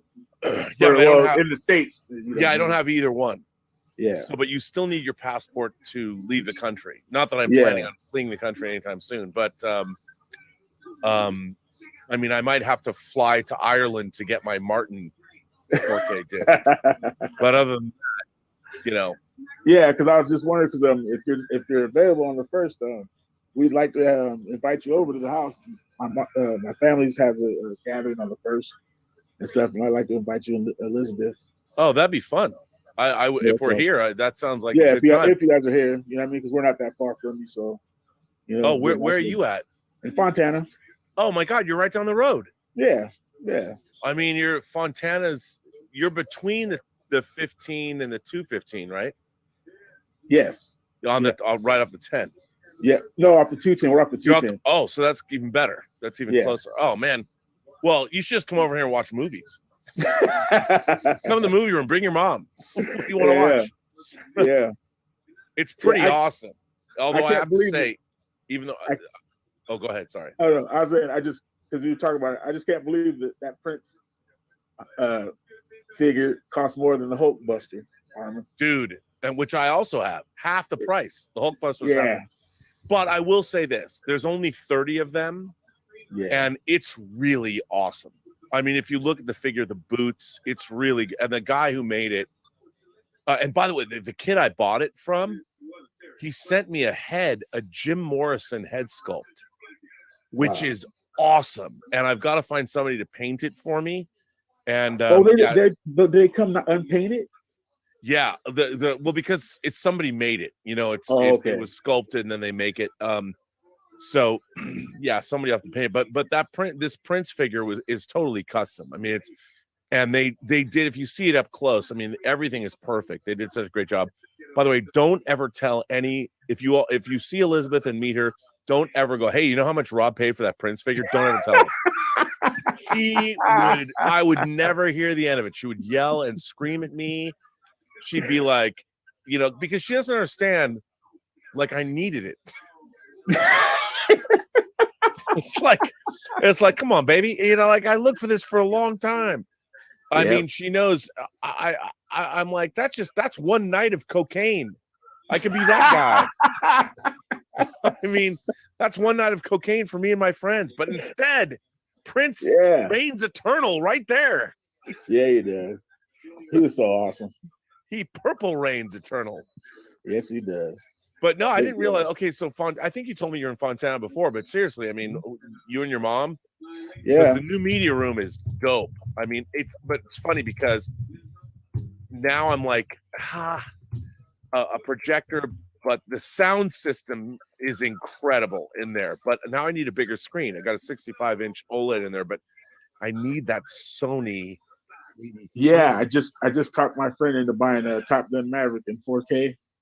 And we watched it at his house because he has an Atmos system and stuff in his house. And dude, awesome. That movie sounds so awesome. It's unbelievable. That and Dune, the new Dune. Yeah, those are the two. But that Top Gun disc, because I still need to add more speakers, but I have an Atmos system as well, and it's incredible. That disc is incredible. Yeah, I was when I saw Top Gun at the Edwards when the same time when Ray saw it. We saw it in the 4D. Yeah. Man, that 4D, that I didn't notice that it moved as much as it did. It almost threw me out of my seat twice. Oh, it's amazing. Have you guys ever come out to the Harkins Theater in Redlands? No, I haven't. My friends said it's pretty nice. It's really nice. I haven't been there. It's really nice. I mean, it's funny because we should stay in touch because it'd be cool to have like movie days at the Harkins. Bring your mom and we could all go because my mom and my aunt always go to the movies. Yeah, they snuck out and saw Wakanda and didn't even tell me. Made me mad. Oh man. And let me tell you, that would have been fun because when I saw Wakanda Forever, like there's nothing like saying, like you talk about your mom. I had 10 black women sitting behind me. I have never had the emotions that were pouring out of them during Wakanda Forever. It was like being in Sense-Around, because oh my God, they were so emotional. And you know, Lael, who I do Midnight Musings with, he told me that when he saw Wakanda Forever, like a 70-year-old woman put her hand on his, he didn't even know her. Wow. And when she saw it, she turned to him and told him that her son had died of cancer in the last 6 months. And by seeing Wakanda Forever, it was so cathartic, the experience of seeing it for her. And man, the women behind me, it was the greatest thing ever, because I was in the second to the back row, and I've never seen, like, they didn't even leave when the credits, when the lights came up in the theater. They were all still sitting down, and they were crying. And I mean, I don't want them to be sad, but that was it was so, you could feel the emotion coming out of them. White people aren't like that. They were quiet. It's like in church. I never understood. I was always like, you know, the difference. It's all about church. White people are told to shut the fuck up when they go to church. You go to a Southern Baptist church, it's the call and repeat. And I like that. I think that's great. And it's just a different way of experiencing something. But man, those women, I felt it. I liked Wakanda Forever a lot. Yeah, I really did. I thought it was great. But seriously, man, we should go to movies together. We'll make it. Rob and Ish will have to make a date, so make it happen. We will make it happen. All right, your namesake is coming up, Rob. Ricky Burnett. Ricky Burnett. Hey, Rob. What's going on, man? Just sitting here trying to get through the pain. I got a bionic knee. You did? On November 9th, yeah. Does that mean you walk in slow motion now? Yeah. But they had a hell of a time putting me back together.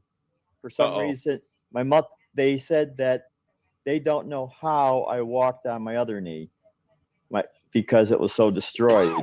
Wow, what happened to it? There was nothing left of it. There was no kneecap. There was no cartilage. There was nothing left. But yet I still walked on it because I had to. Wow. And so when they put all the new stuff in, and the metal and the plastic, they had a hell of a time getting my legs straight, and then getting it put in place, because the muscles are so tight.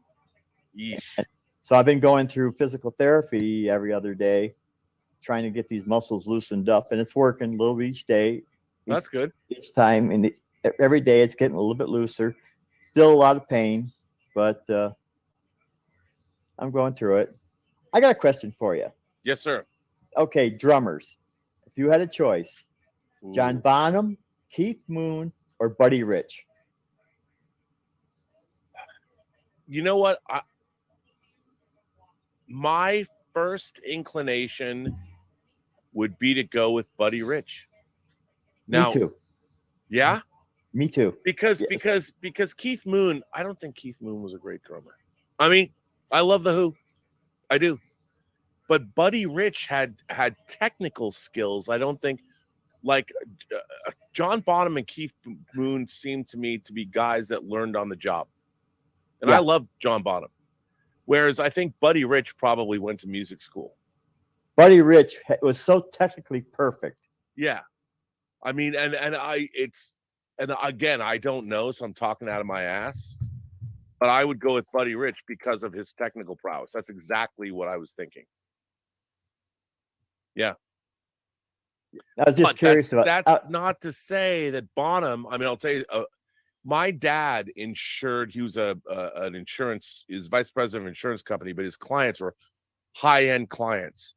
And he insured Concerts West, which was a big concert promotion company. And when John Bonham died, Led Zeppelin was coming to Seattle, and they were doing West Coast tour. And it became a huge deal for my dad. It was a nightmare for him. And I never got to see John Bonham drum live. I was bummed out. But Keith Moon obviously he passed away before I saw the Who play, which I saw at the Kingdom, which is terrible acoustics, but I still saw them. Same place I saw the Stones, but I love the Who.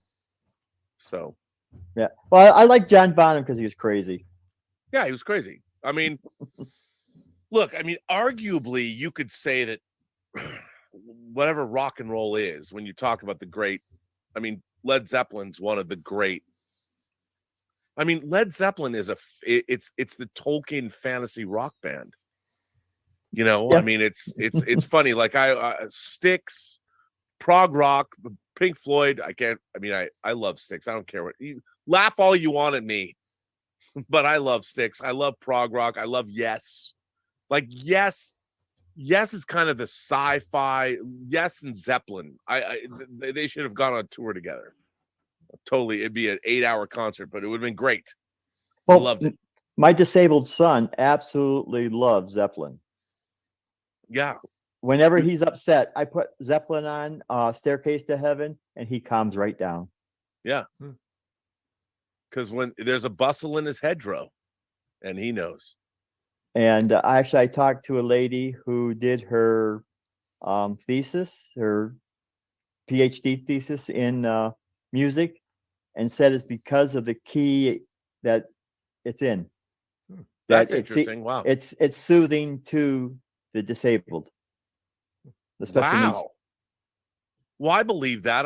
Sound acoustic input can do that. And have you ever tried playing?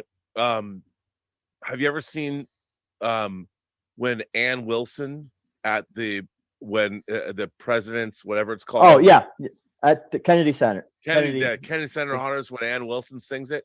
Yes, that's one of the I love that. I love watching the look on Jimmy Page and Robert Plant's.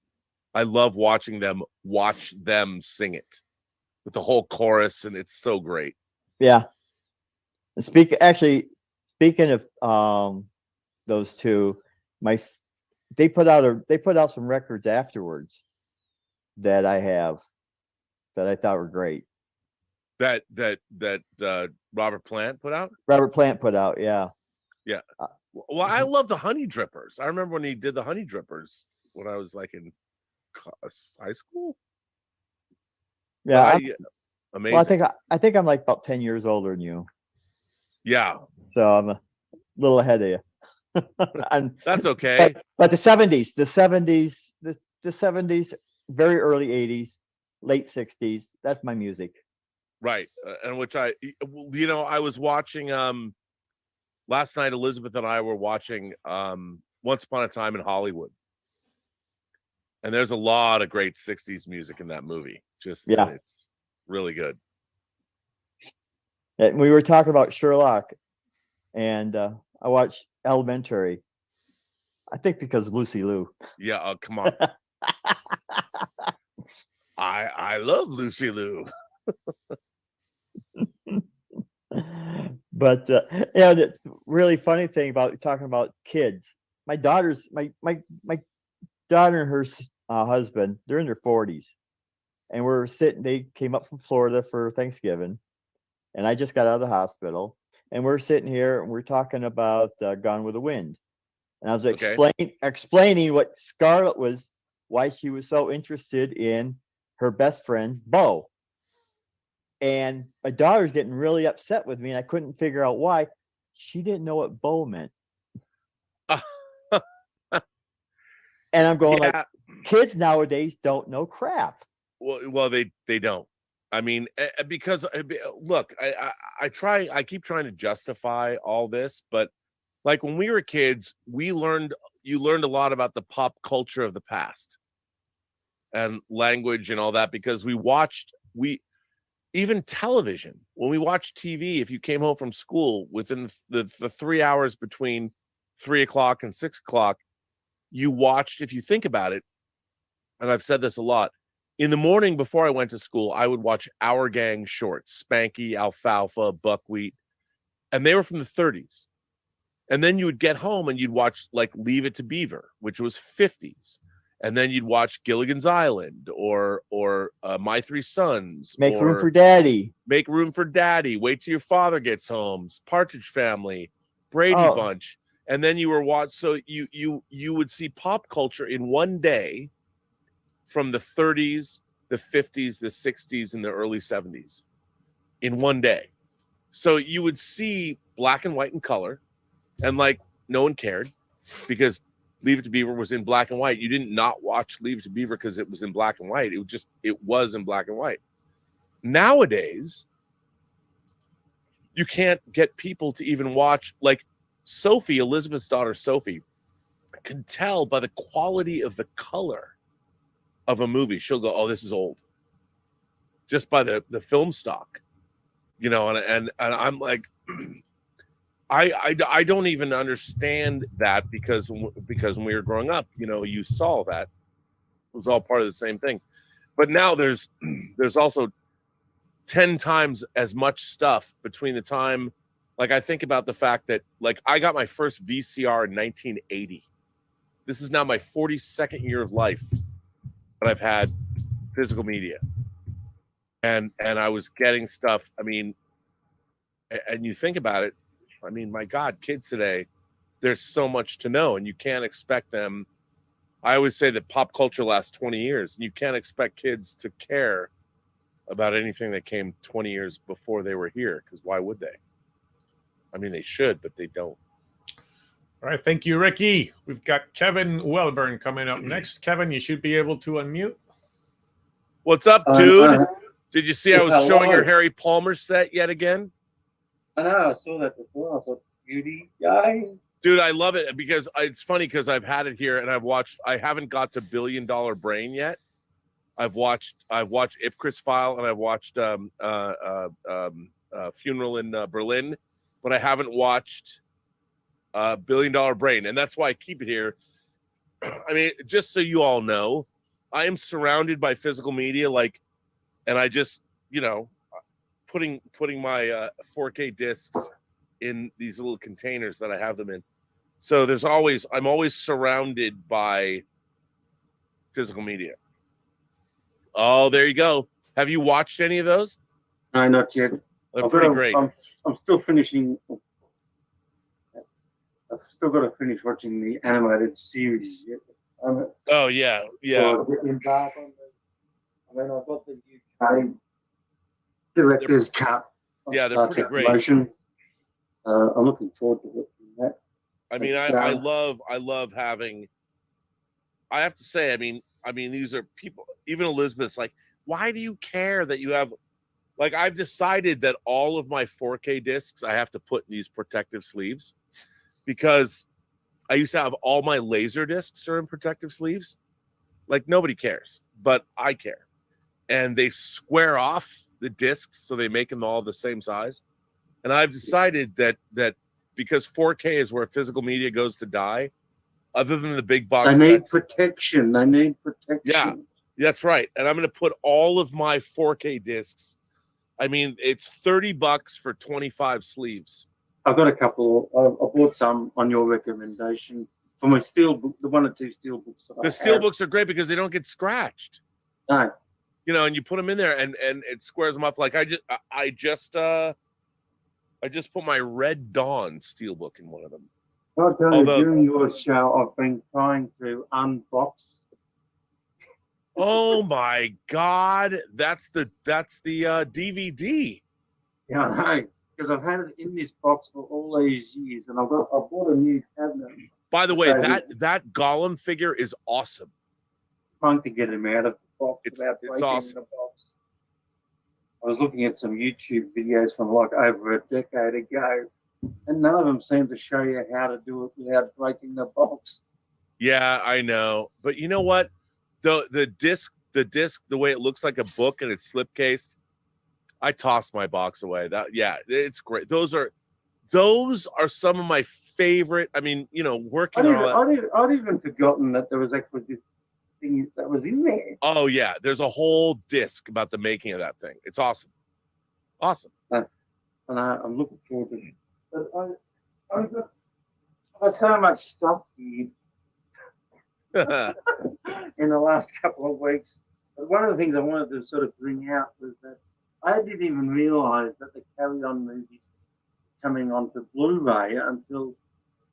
Now that's also, isn't that Imprint? Did Imprint do Yeah, that? Via Vision, yeah. The parents No, come. Via Vision. Now we don't know that show in the United States, but I saw that they were putting it out. One of the greatest series of comedies, about 27 movies or something. Yeah, we don't know it. But you've got all of the classic great comedy stars. By the way, I have a huge order that I forgot. I was like, where's my Imprint order? And I paid for it like months ago. But one of the discs that I paid for does not come out until, well, on this December 7th, the day of Star Trek The Motion Picture's 43rd anniversary.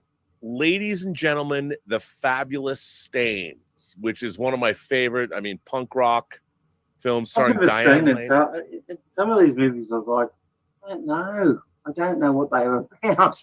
Well, yeah, but I'll tell you, I had a big order from them that I placed like months ago. They're going to finally ship it to me, and I can't wait to get it because I love that movie. That was a DVD I'm going to get to take out and replace. One thing I had to do was to go and buy these from the US. Well, is that Timeline?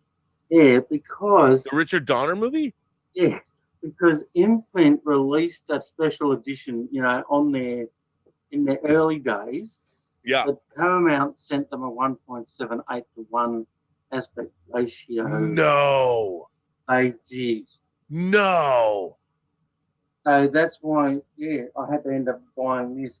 Just when I read that, I thought, you've got to be joking. You know what? Here's the thing.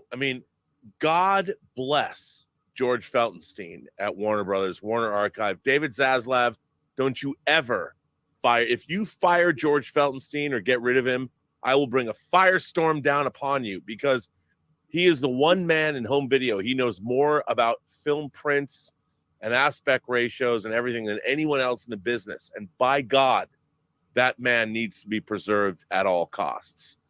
Because the fact that Paramount would send a Richard Donner film to Imprint to put out, this is the problem with, I hate to say it, it's the problem with America.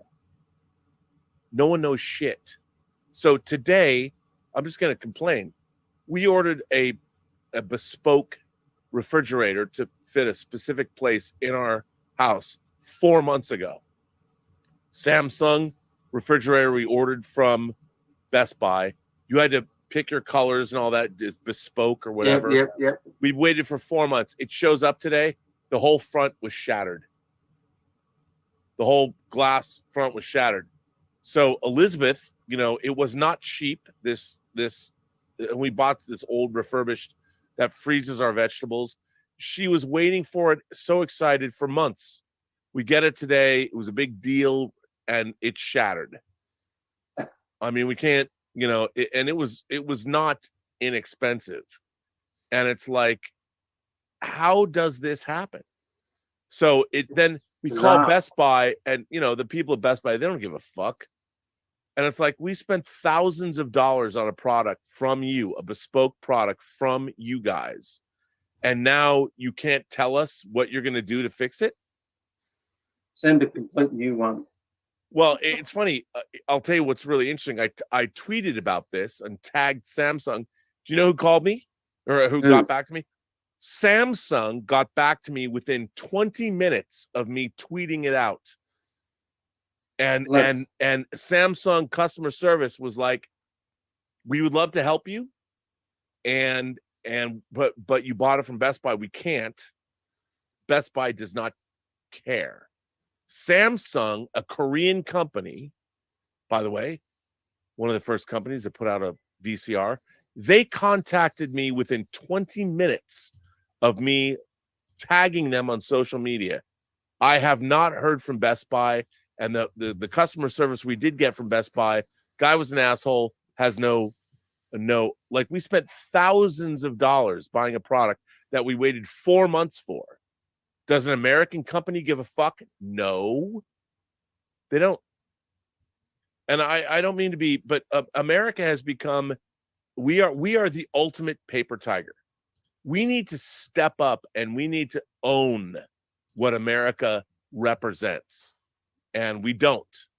The fact that I can get a Korean company based on one social media tweet getting in touch with me within 20 minutes, still have yet to hear from an American company. And Elizabeth is also complaining that my beautiful plasma screen in our bedroom is not as bright as the OLED screen. I tried to explain to her the difference between plasma and OLED. And she's not having it. And I'm like, all right. But you know what the best part is? She doesn't know this. I'll be like, baby, if we can buy an 83-inch Sony Master panel on time, I'll move the OLED screen that's in the media room into our bedroom, and I'll retire the plasma screen to the guest room. So really, she doesn't even realize she's playing into my plan. Yeah, this is all part of your master plan. Well, Hassoni also has a master plan. We're going to bring him in right now. Hassoni, you should be able to unmute. Oh, you're on there twice. I don't know which one of these two. There he is. Hold on. Let me go ahead and do the other one. Ask to unmute. I love Hassoni every time I say. Are you in a car now? I have him here twice. Hold on, wait, you got to unmute him. Yeah, I have. There we go. Yes, Rob. I'm in a car. Hassoni, where are you going, man? I'm in a car with my best friend, and we are coming to my place actually. And I was waiting for my cue. And I have a story to tell, Rob. Tell the story. The floor is yours, Hassoni. Okay, but before I tell the story, Rob, I want to tell you something that I always wanted to tell you, but I never have. Okay, Rob, I want you to go to your Twitter now and check your messages. I wrote to you maybe 2 weeks ago. I just want you to write me your PO address. I want to send you our 3 comics for free. Oh man, I want them. Okay, I'm doing it right now. Okay, now, so what is your name on Twitter? My name on Twitter is AYSSON Isan De Niro. Isan De Niro. That's my name on Twitter. AYSSRM? AYSAN. Oh, SSAM. AYSAM? Yeah, N. Isan. Oh, okay. Hang on. Isan De Niro, bro. So, yes, I get the PO address so I can send you the stuff. All right. And then I can go on to the story. All right, I'm going to send you this now. Thank you, bro. Tell us the you story. Found me? Yep. Yes. Okay, no. Rob, the story is. Tell the story. So the story is, bro. Okay, just let me get out of the car. Bro, okay, get back. So, Rob, the story is a couple of days ago, okay? The thing was, Uh-oh.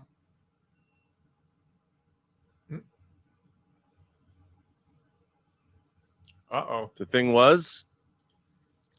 Oh, man, we lost your signal. We lost Hassoni. He's on the phone, and the connection seems to be a little tricky there. Well, if he comes back, let him back. Okay. Oh, there I'm back now. Oh, I'm there's back. back. Okay. We lost you, Hassoni. Go ahead. So the story is. The story is, Rob, a couple of days ago when you had your Rob observation, okay? I had a date, okay? And on this date, we were going to chill, we were going to watch some movies and talk. I get it. Netflix and chill. Wink, wink, nudge, nudge. Yeah. But, Rob, I got a notification that Rob Observation Live is out, okay? Wait. You were on a date? You were with a lady and you came to watch Rob Observations live? I'm getting there. Trust me. Okay. It's getting better, okay? So the thing was, Rob, I see this notification and, I really love your observations because they are fun and they are soothing. And they're really fun, Oh, thank you. So I tell her, this is my friend from YouTube and stuff like that. Bro, she got so mad that I didn't want, to have the time with her there. And I told her, please, I need this, okay? So she stayed, okay? And he stayed. And then she's starting to get a little bit annoying because she was talking shit about movies, okay? No, she was talking shit about Quentin Tarantino, okay? Listen. Uh-oh. She saw that headline, okay, that everybody is talking about. Yep. Why is Tarantino not sponsoring the Marvel stars and everything? And I tell her, because you have to understand where Tarantino comes from.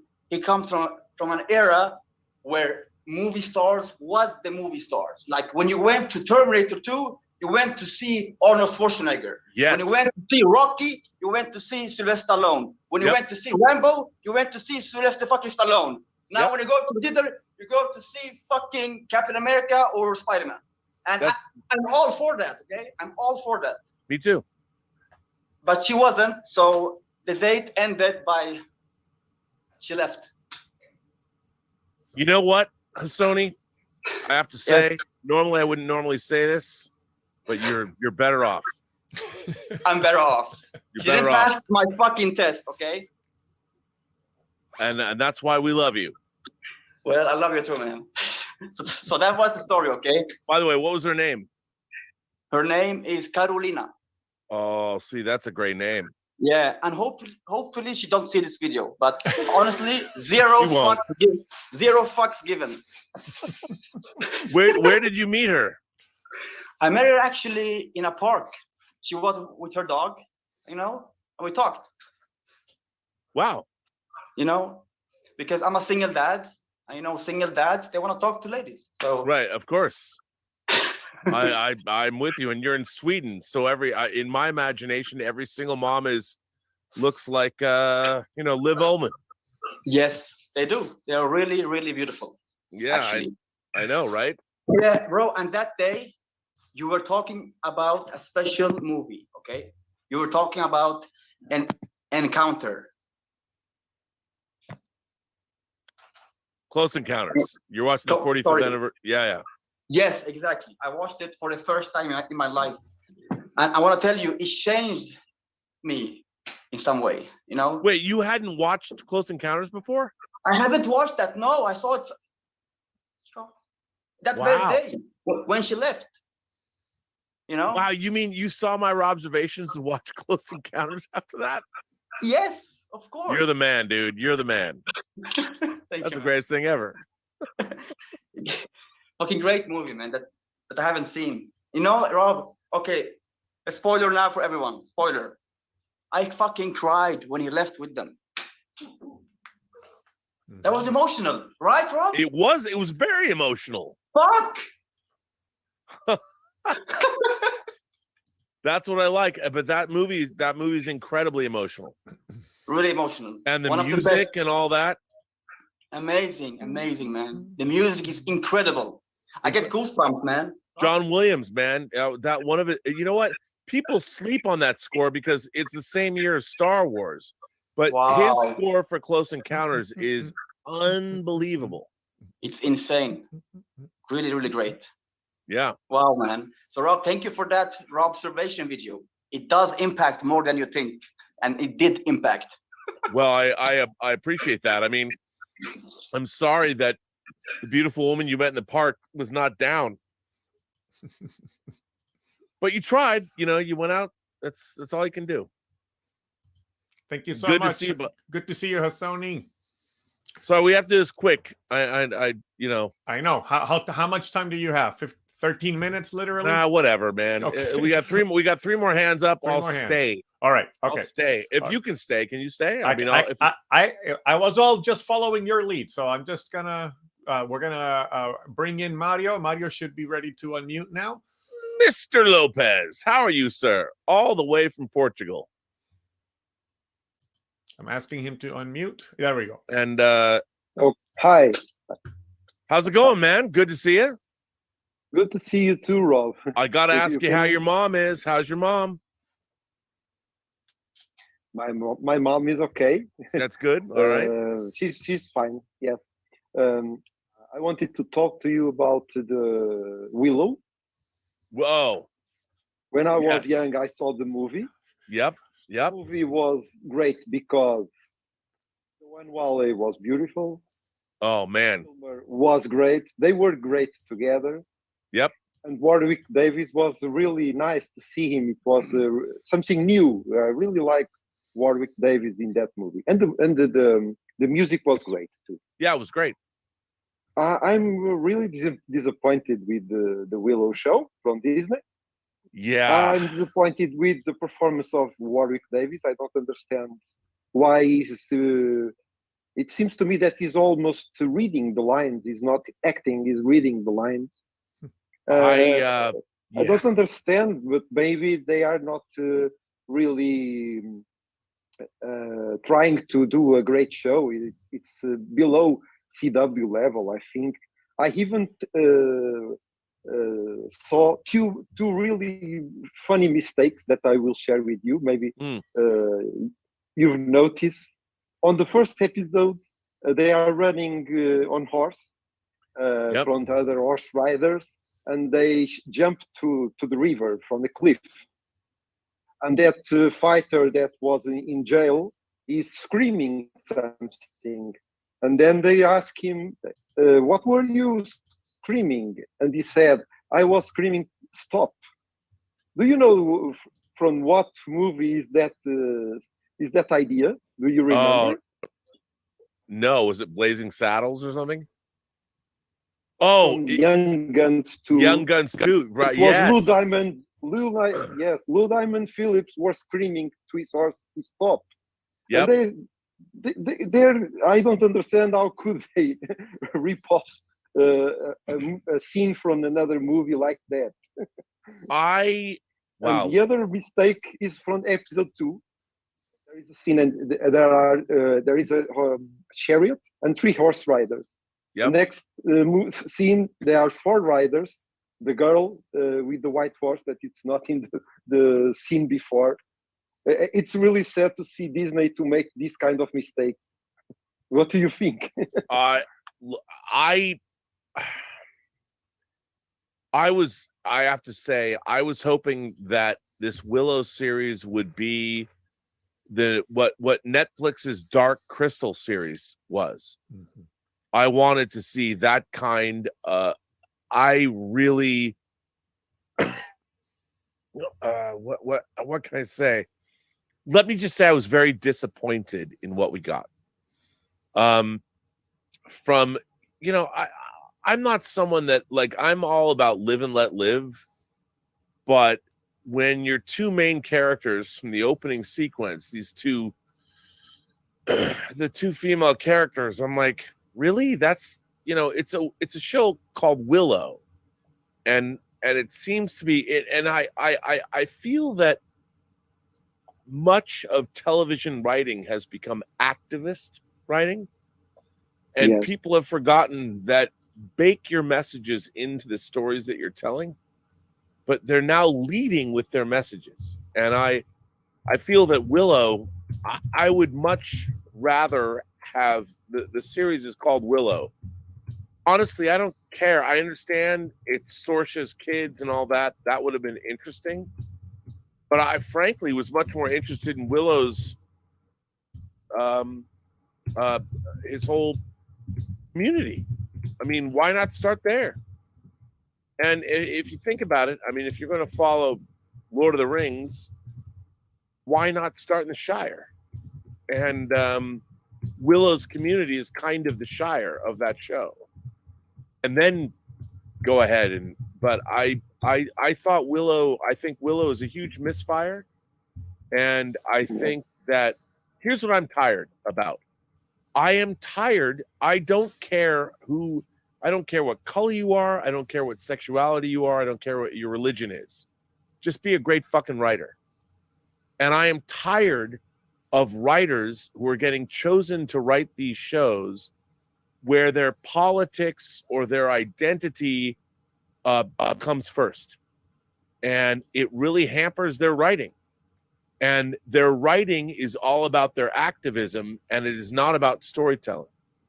And it's funny because I'm not going to go make videos about this on YouTube or whatever, but there's a lot of the people are responding to the fact that the writing that we're getting is substandard. And this is the problem. We should be getting better writers. We should not be getting people that are hired to write because of who they are. And this is problematic.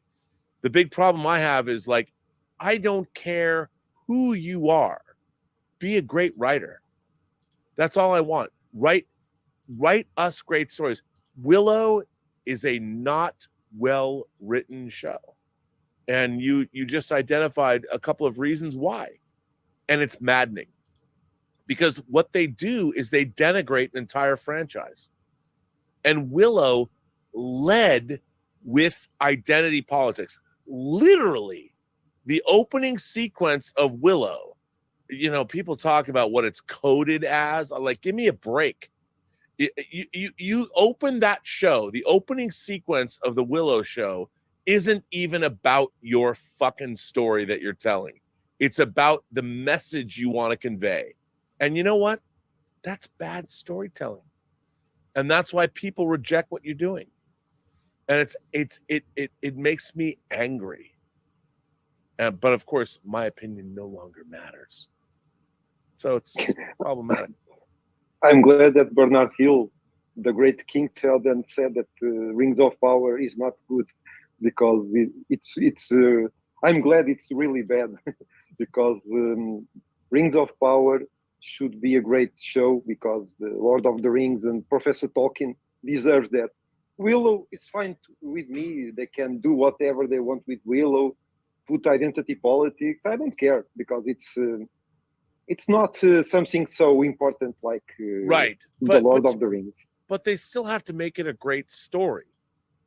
And here's like, first of all, I couldn't even get past the hairstyles of the human characters. I'm like, are you kidding me? You've got your princess character that looks a little Prince Caspian. Let's make her as let's make sure that she's as gender unspecific as possible. And it's frustrating because it's so heavy-handed and it's not well done. And we all want are great stories well told. And I've never felt like I'm all about everybody being able to tell their stories. That's the entire premise of this whole YouTube channel. But when I watch stories they're not well told, I've never seen something that I was so surprised by as much as I was by Willow. And I'm like, how do you allow this? How do you allow this? But whatever, it's fine. Thank but you, it's Mario. not as good as it should be. Good to see you. By the way, tell your mom hello. Yes, greetings to your mom. And here is Justin Toner. Dude, what's going on? Let me unmute him. Hold on. Yeah, you should be able to unmute now, Justin. Okay, there we go. Now I can speak. Hi, Rob. How are things? I'm doing okay. I'm recovering from having a chest cold. Feeling a lot better today, finally. That's good. Had to get some, had to get some antibiotics prescribed because it just wasn't going away. It's been almost 2 weeks. So those are being sick sucks this time of year.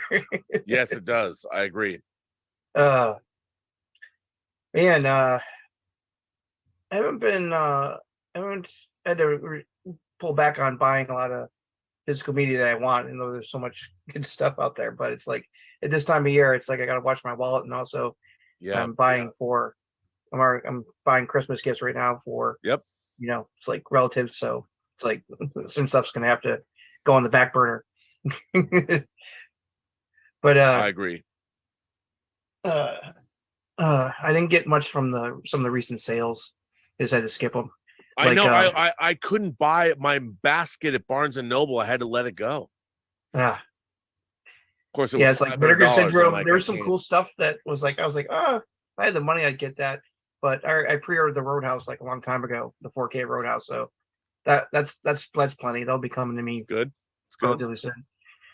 And man, Man, they just keep throwing out good stuff. Like I just saw like Second Sight finally announced when the Martin 4K is coming out. Did you see them? Fuck Second Sight. Why? Only UK or Ireland. It's no US import. Will not. I was like, click. Don't send it to me.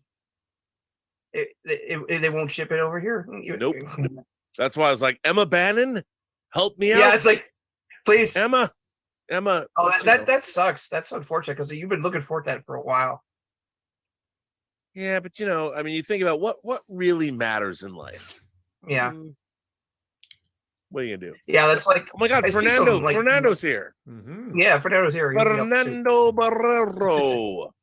Yeah, it seems some of those like UK only releases just like like same with Arrow, but there's some cool stuff that's coming up that's going to be in the US. So I'm like cool. By the way, my package with both Highlander 4K discs and the Discreet Charm of the Bourgeoisie. Not only did Amazon UK charge me, send it to me, it disappeared wherever it is. Even the tracking number they sent me from whatever they used disappeared, gone. That's unfortunate.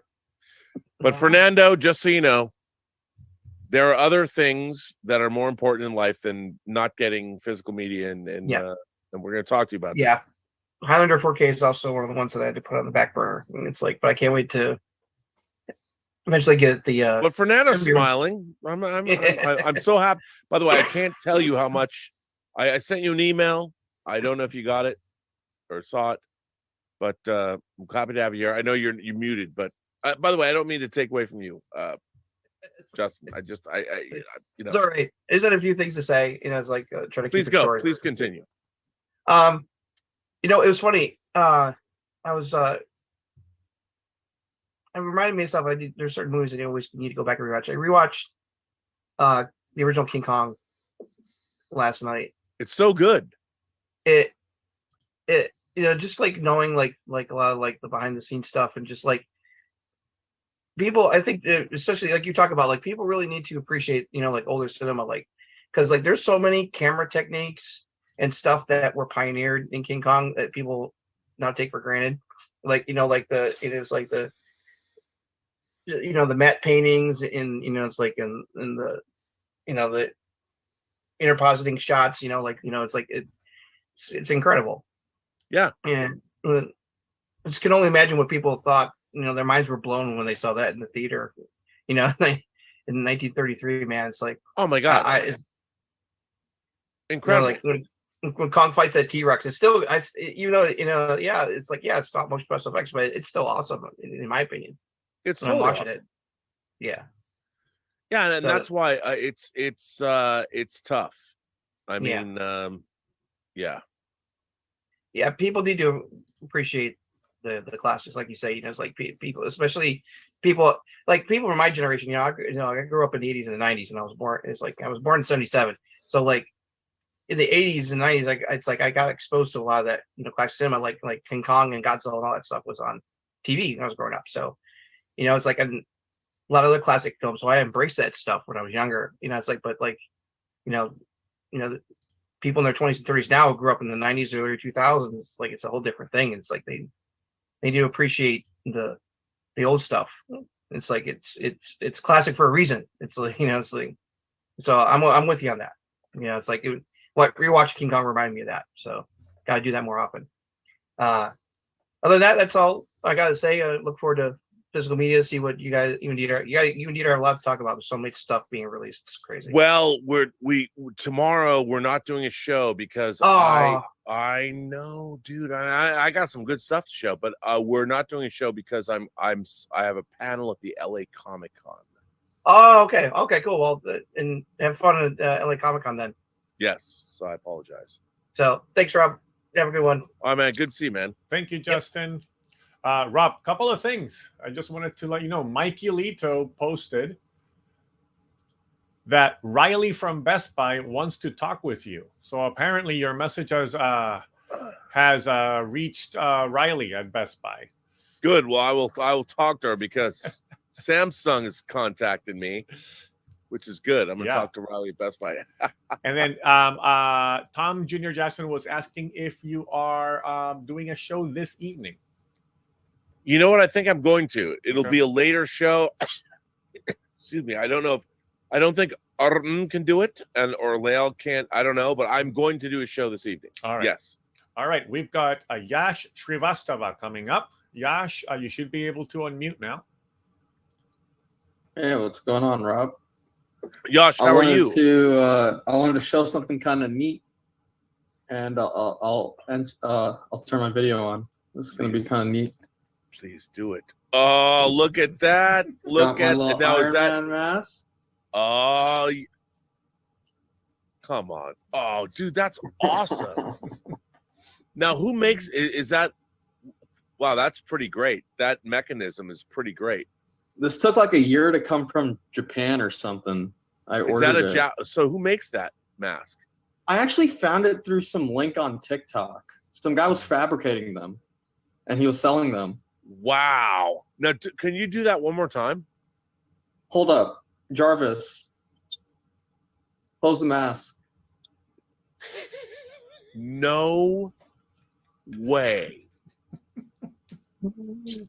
And it lights up. That is Yeah, it's badass. like voice activated too. It's neat Now, as can fuck. you see through it when it comes down?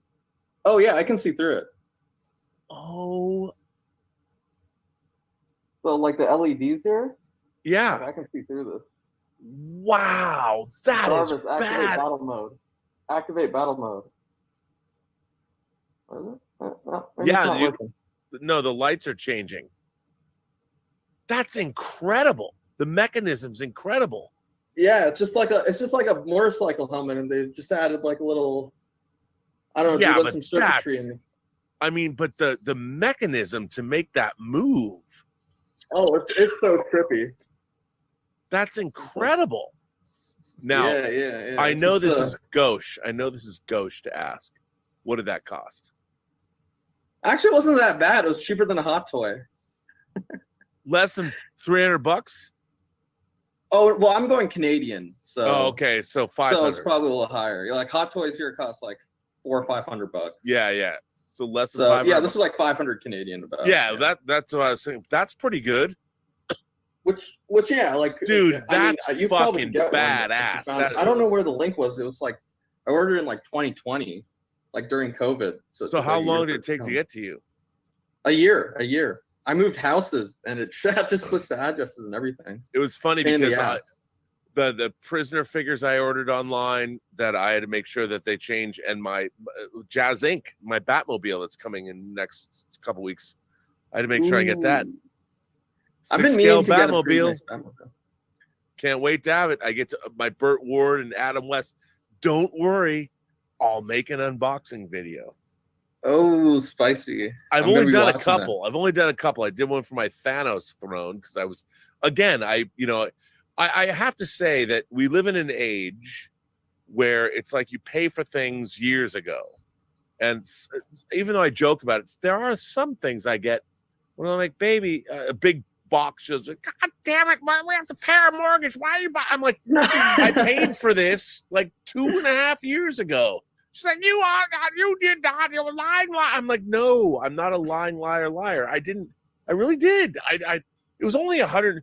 I bring out the throne. She's like, that did not only cost $125. I go, yeah, it did. And then I have to like find Yeah, it. And I'm no like one ever crossing my believes the fingers. price. I'm like, if I remembered, was it really $125? Yes. I'm like, Or was thank it- God it really was. That's hilarious. badass. The thing about women is they'll never understand boys and their toys. No. Well, they don't because here's the thing: women are pragmatists, and I love this about women. And great women are like, buy whatever you want. After, of course, the house we live in and the food we eat's paid for, and the heat or the power or the I love You that. gotta get I your love that. priorities straight. And honestly, to be honest, like I will put this on you. I will ask you this, Yash. Explain to the world why you need that mask. You don't have to tell me. Oh, but why yeah. do you need it?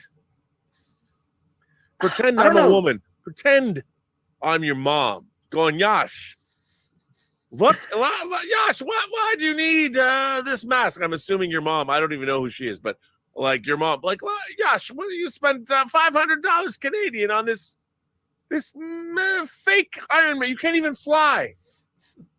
Why'd you buy it? Well, the mask, like, see, if it was a hot toy, it's harder to justify. But with the mask, when it's doing all these little things, all you gotta do is demo it once, and then everyone's like, oh, I get it. I get it. Right. We do. I do. I'm like, that's the most badass thing ever. But yeah, like, I mean, it's just I'm a kid, you know, like I just love, I'm interested in dope tech, and I just like things that look By the cool way, shit, you know, like that shit that you bought is fucking dope. I want it one. Is, I'm like, it is. You know, like I saw so it TikTok, dope. and I'm like, I gotta have it. There is no question that is fucking awesome, and Yeah, I no. wish I had known about it because, by the way, the mechanism as you put it on your head, it just looks cool the way it moves, and it's awesome. That thing is awesome.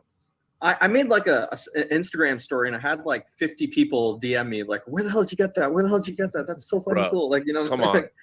But that wasn't really the point. I was just trying to have a dramatic entrance. I really just wanted to ask you something before, but I don't know if there's time. Go ahead, ask me. Shoot. Yeah, go ahead. So it's just a quick kind of one-off question, but I hadn't watched Point Break in like 15 years. So last night I love was this watching, question already. Well, you know what? My idea of Point Break was it's a lot more like campy. But when I'm watching the movie, I was like, man, why did I doubt Catherine? But you know how you say never always bet on Cameron? Do you I'm like, know there should be Cameron was married to Catherine Bigelow? I know. That's why and yo, if there is a neat thing, if you watch Near Dark came out before Terminator 2, if I'm not mistaken. Yes, it did. And you know that tanker scene with Bill Pack? Oh, how do you even have it on hard? How does it even? I thought it was like not even available on home video. Oh, That's dude, nuts. come on, man. Not only do I have this is Dieter Bastian. Look what else I have. This is the American Twilight release. I mean, wait, hang on. Ooh, look at that. I thought the rights were all hung up somewhere because it's really difficult to find that. Oh, Just try watching it's incredibly difficult to find it. But you know what? They are all lying liars that lie. They don't even remember what came out.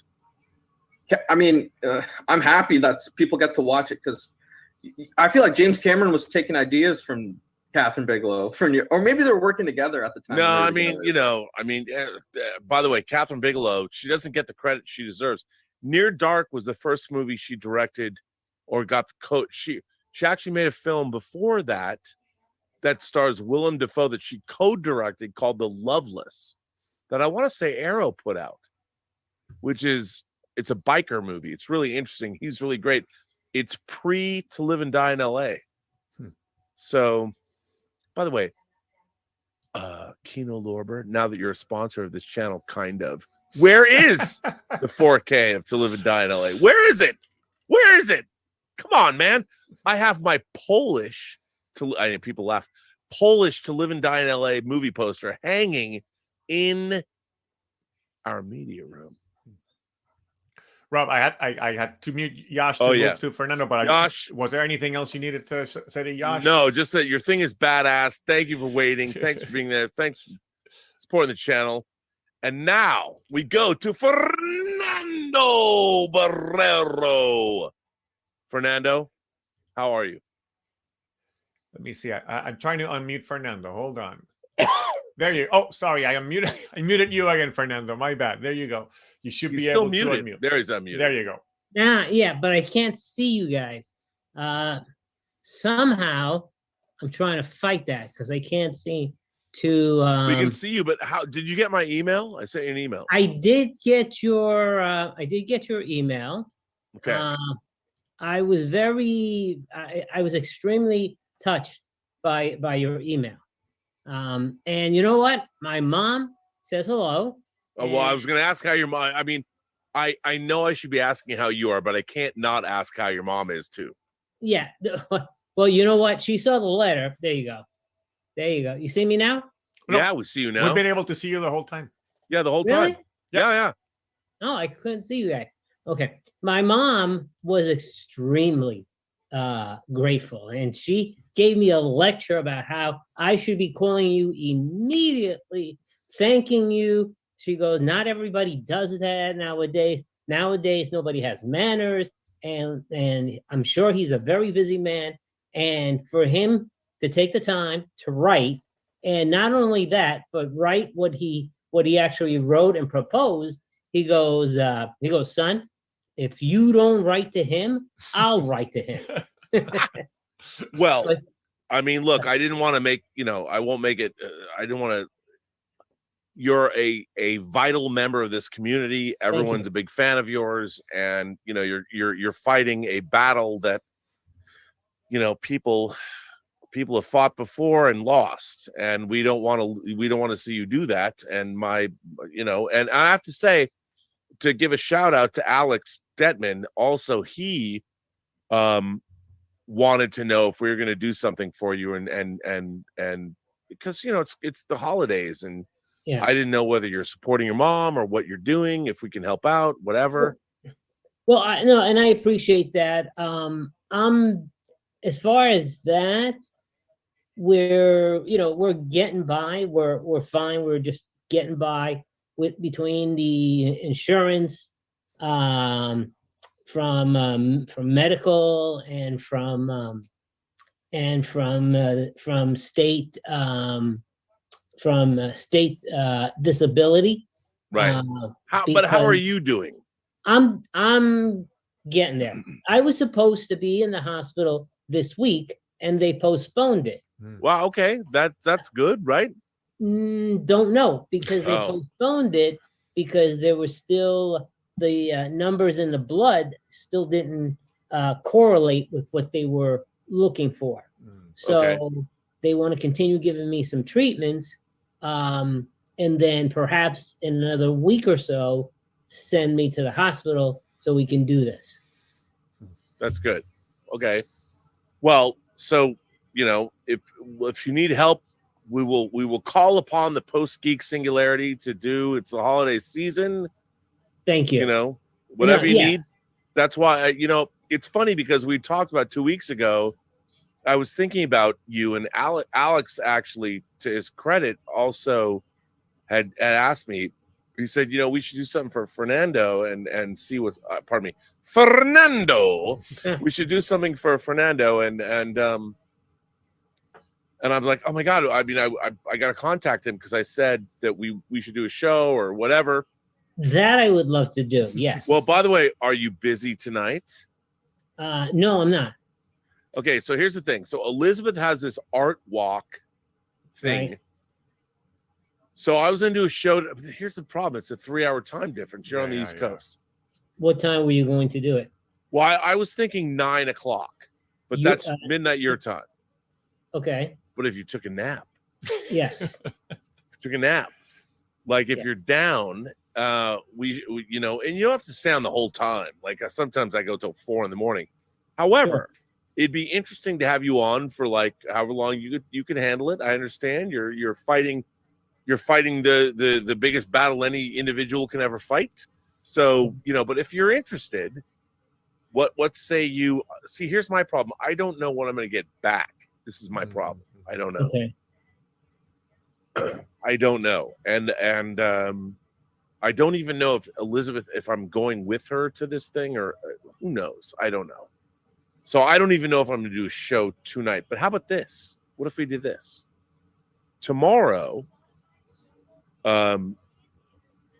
if we set up a time maybe to do a show like maybe 9 o'clock your time, which would be 6 our time or something, we should maybe do a show or something. That'd be fun.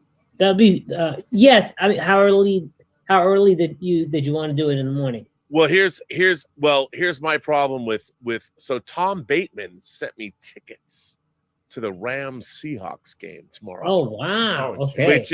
But I have to speak at LA Comic Con, so I'm in LA. I'm at LA at 11 o'clock, 12 o'clock. Then I drive to SoFi Stadium, hopefully with Elizabeth. We watch the game, which starts at 1. Right. Which is over, and how long? I don't even know how long it's going to take for me to get back home. But yeah, the game will be over at about 4:30. Yeah, and it'll take us 2 hours to get home. Yeah, 6:30. Yeah. And now we can talk about this later. Yeah, we can. We can. But let me ask you this: what do you want to talk about? We could talk about our favorite subjects. We could talk about movies we enjoy. Now, can you get out because of? I know you're getting treatment, but can you go to the movies now? Yes, I can. Have you seen something in the last week? I've seen Wakanda. Okay. And what else? I haven't seen anything this week, but yeah, I saw Wakanda Forever, and what else did I see? There was one other one that I saw. What did you think of Wakanda Forever? I enjoyed it. I really did. I did too. I thought it certainly swung for the fences.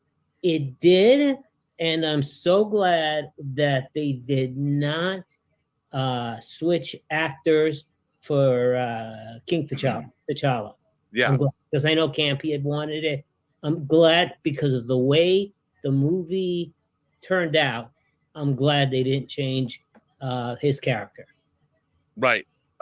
Me too. It's such a strange thing. I mean, you know, I'm a fan of filmmakers, and Ryan Coogler is now, for me, 4 for 4. He had an insurmountable task. Yes. You know, he really did. And what he was able to do with that film, I mean, I know one of the things that people don't quite get is that there are people that make movies. They don't just appear.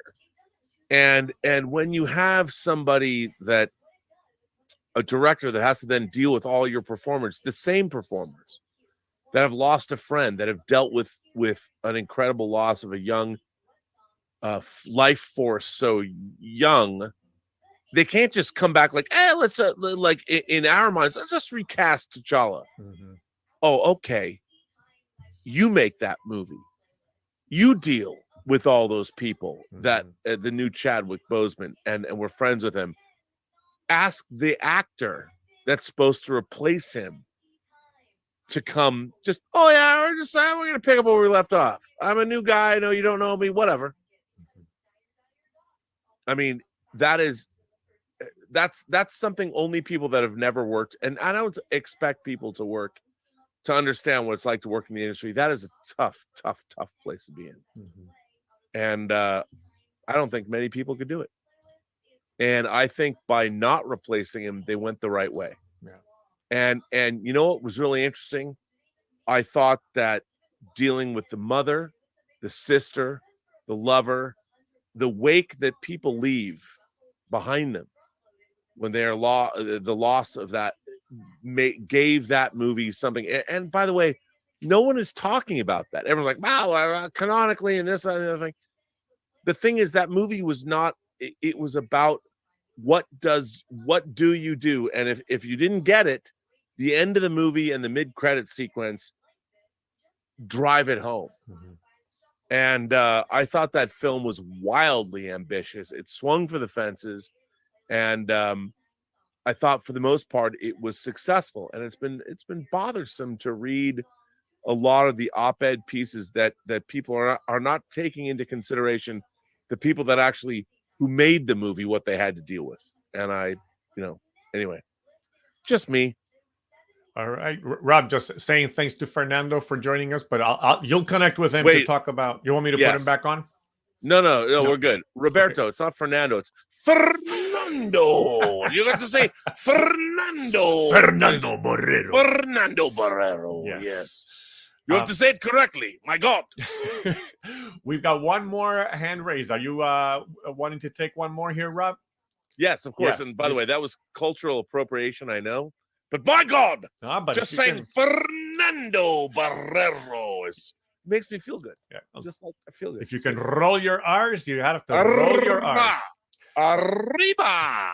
All right. Chris should be able to unmute now. Chris, how are you?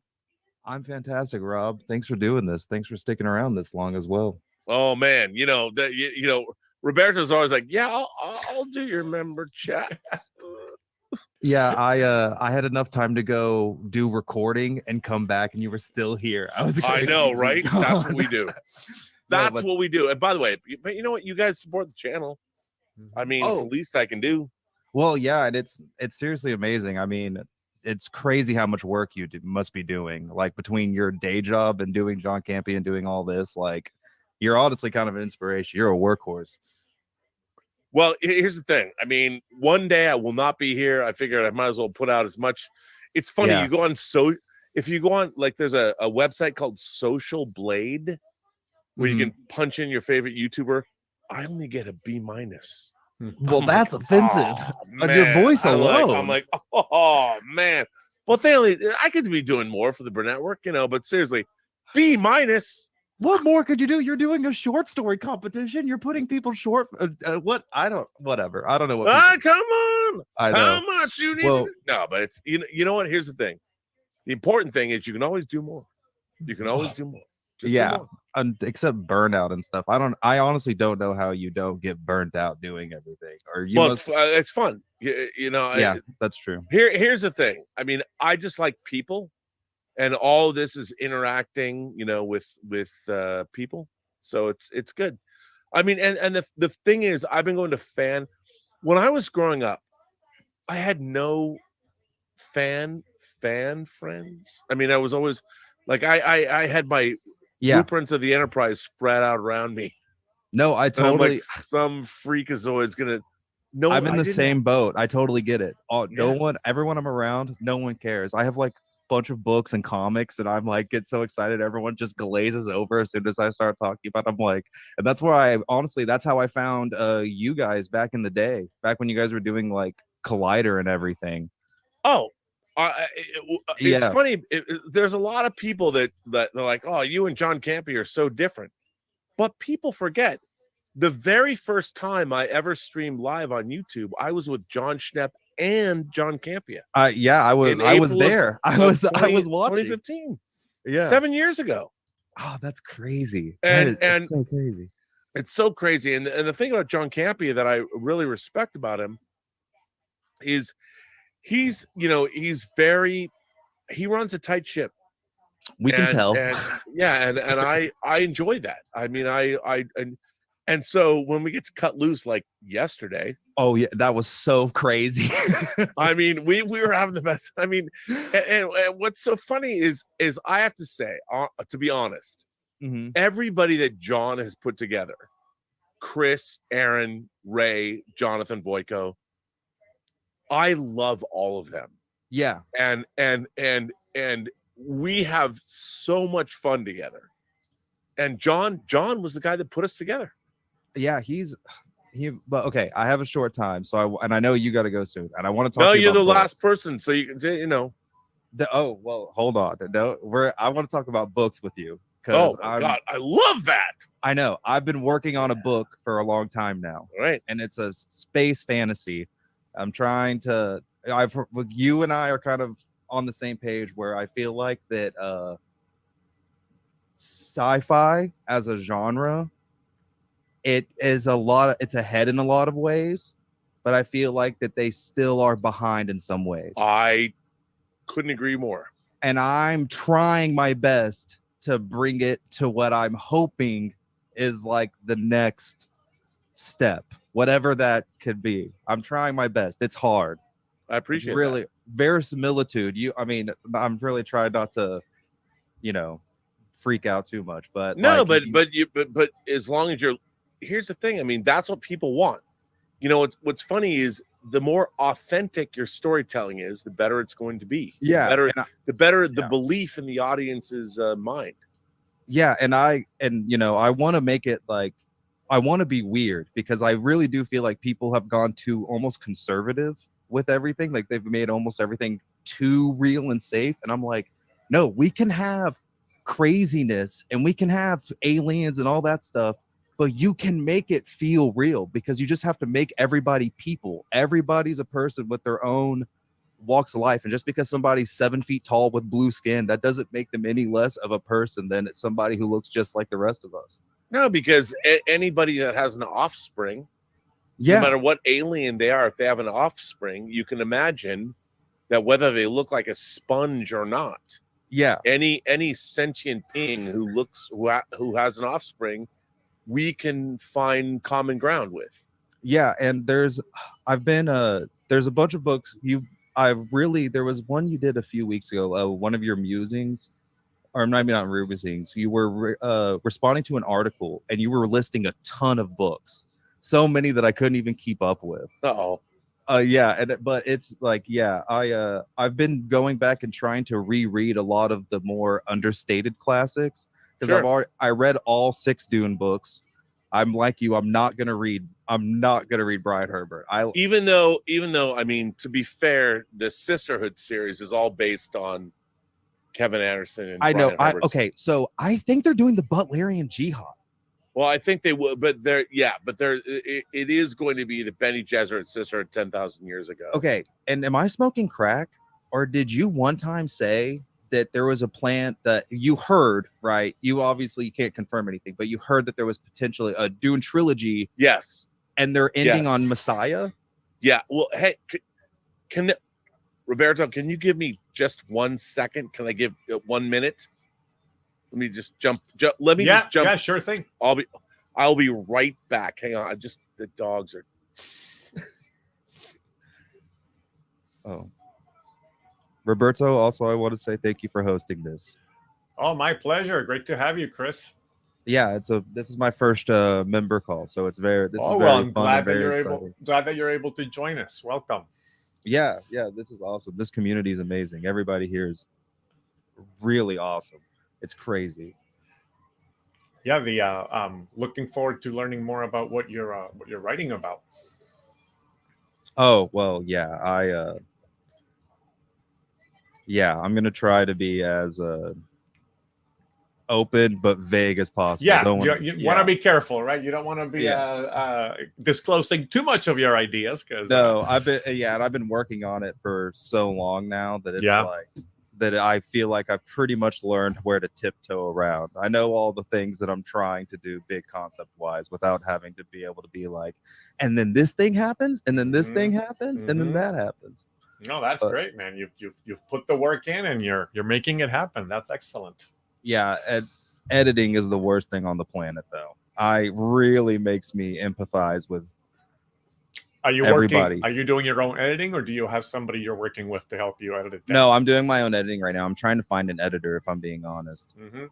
So if anyone in the community doesn't mind helping with editing, it's a real rough marble right now. Yeah. So I gotta, the best thing I ever heard was pretty much everyone saying, "Oh, your first draft sucks."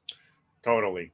Yeah, your first couple drafts are going to suck. Yeah. And especially if it's your first book, it's not going to be the best thing ever. Like, it's going to be rough. You have to but you have to get it done. And luckily I finished the first draft. Mm-hmm. And so now I'm like really going in and like hammering out the editing. And that is probably the most demoralizing part, if I'm being honest. Yeah, my oldest daughter is an aspiring writer herself, and she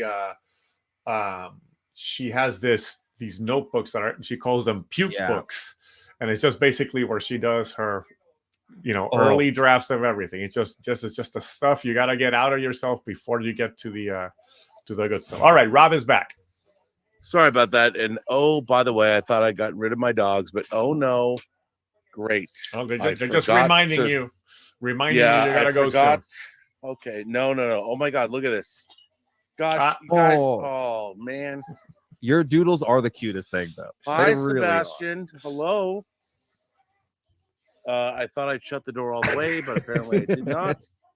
Here come everybody. They're spilling everything everywhere. But anyway, so the question you had asked, I had heard that they were going to do 3 Dune movies. So they would do Dune broken up into 2 movies. So it was going to be Dune Prophet, and then Dune Messiah. Right. And because Dune Messiah is a short book. And for those of you who don't know, call it the jihad that here's Gilly. I know, dude. I know. If you don't know the Dune books, it gets very bloody and gigantic. Oh, okay, guys. As you can see, this is actually a great climax for this member call. Okay. So yes, how did you feel about God Emperor? I like God. I'm a fan. I feel like I'm crazy because I also love that book. That's my favorite one of the whole series. There's a lot of people that I think feel that way. I mean, I do like oh man, these dogs. You know, I went out to try and prevent this from happening, but by the way, can I just say that this cheddar popcorn, cheddar with a kick, this is the greatest popcorn ever. If you like, it's like signature. It's Vaughn's or whatever. I don't know if you have Vaughn's, but it's like I don't use. Look at this. Look at here's the man. Here's the man, the myth, the legend. Come here, Gilbert. Come on up. Come on up. Come on, dude. You can do it. I know there's so much. Oh, there he is. Look at the majesticness of Gilbert, the Gilberian from planet Gilbar. I know. Oh, look, you look at the camera. Look at this guy. This guy is the best. Right, buddy? You are the majestic one. You're our oldest dog. You're 5 years old. And you're like, he's Superman. Look at this guy. Look at this guy. Come on now. Oh my God. Are you not the greatest dog in the world? I know. Awesome. Gilbert's like, enough of this bullshit. I can't deal. Oh, now here comes like we're trying to have you know what? If there's a best way to end this member call, I don't even know what. I guess are we ready to that's call? totally fine. Chris, did you get your questions through? Because I think we're getting ready to close shop. No, that's totally good. I All wasn't right. even expecting to get in at all, so this was amazing. Well, Chris, Thank you guys it's so good much. to see you. First of all, I want to thank everybody. Come on, Tallulah. Come here. Wait, here. If I can get more. Here, you come up, Tallulah. Come here. Come on, come up. Come on, here you go. Look at this. I got Doodle Mania here. I got Doodle Mania. You know? This is Sebastian. Oh, I know. You love me. I know. All the girls are going, disgusting. But this is Sebastian who he's licking my keyboard. Don't do that, buddy. Don't. Sebastian is going to be 11 months old on December 10th or 20th, December 20th. And Tallulah is going to turn 4 and Gilbert just turned 5. So there you go. Awesome. All right, and, Rob.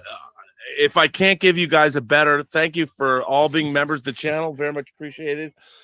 I mean, Gilbert is just destroying things, and wow, he just I don't know why he had this, but okay.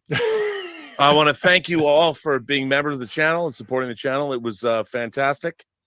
Another great member call. I want to thank Roberto Suarez for allowing these to happen. Gilbert, please don't eat all this stuff. Oh man, sure thing. This is what I was trying to avoid. I forgot to shut the whole door. We got to let you go before they destroy their observatory. Yeah, and they will.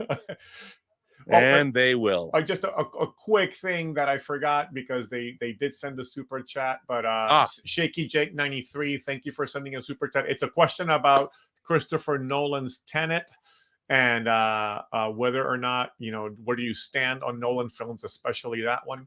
But I don't know. I'm a huge fan of Christopher Nolan. I mean, I Inception is probably my favorite movie of his. I love The Dark Knight. I love what he does, but I do think honestly, I mean, I hate to say it, but I do think his attitude about sound is wrong. Because here's the thing about movies. Movies are all fake. They're all fake. And I understand one of the great storytelling techniques is to create verisimilitude, to create reality. But within the confines of a movie, when you can't hear the characters, even though you're trying to recreate reality within the context of a film, people are willing to overlook verisimilitude when it comes to sound of people's voices. Sure. Yeah, if you're on a plane, you want to hear some kind of a rumble or whatever. But if you can't understand what people are saying, because if someone's saying, "I want to crash your plane," if you can't hear them, it's problematic. It shatters verisimilitude. You have to understand how verisimilitude is wielded. Right. It's like the same reason you use lighting. Yes, exactly. Yeah. I mean, you put highlights in people. You put that little highlight, and that's all. All of that's fake. All movie making is fake. What you want to do is sell people on the reality of your fakeness. Right. Yeah. All right, Rob. Well, I hope you have a good art show with Elizabeth. Yes, thank you to all of you. I'm sure I'll post pictures on Instagram. Awesome. Gilbert is devouring. All right. We're going to have to let you go. Wow, he's just getting into everything. All right. And maybe we'll see you tonight. Maybe not. We'll see what happens. Yes. All right. And Frendo Barrero. Well, we will talk soon. Sounds great. Thanks, everybody. Say hi to your mom for me.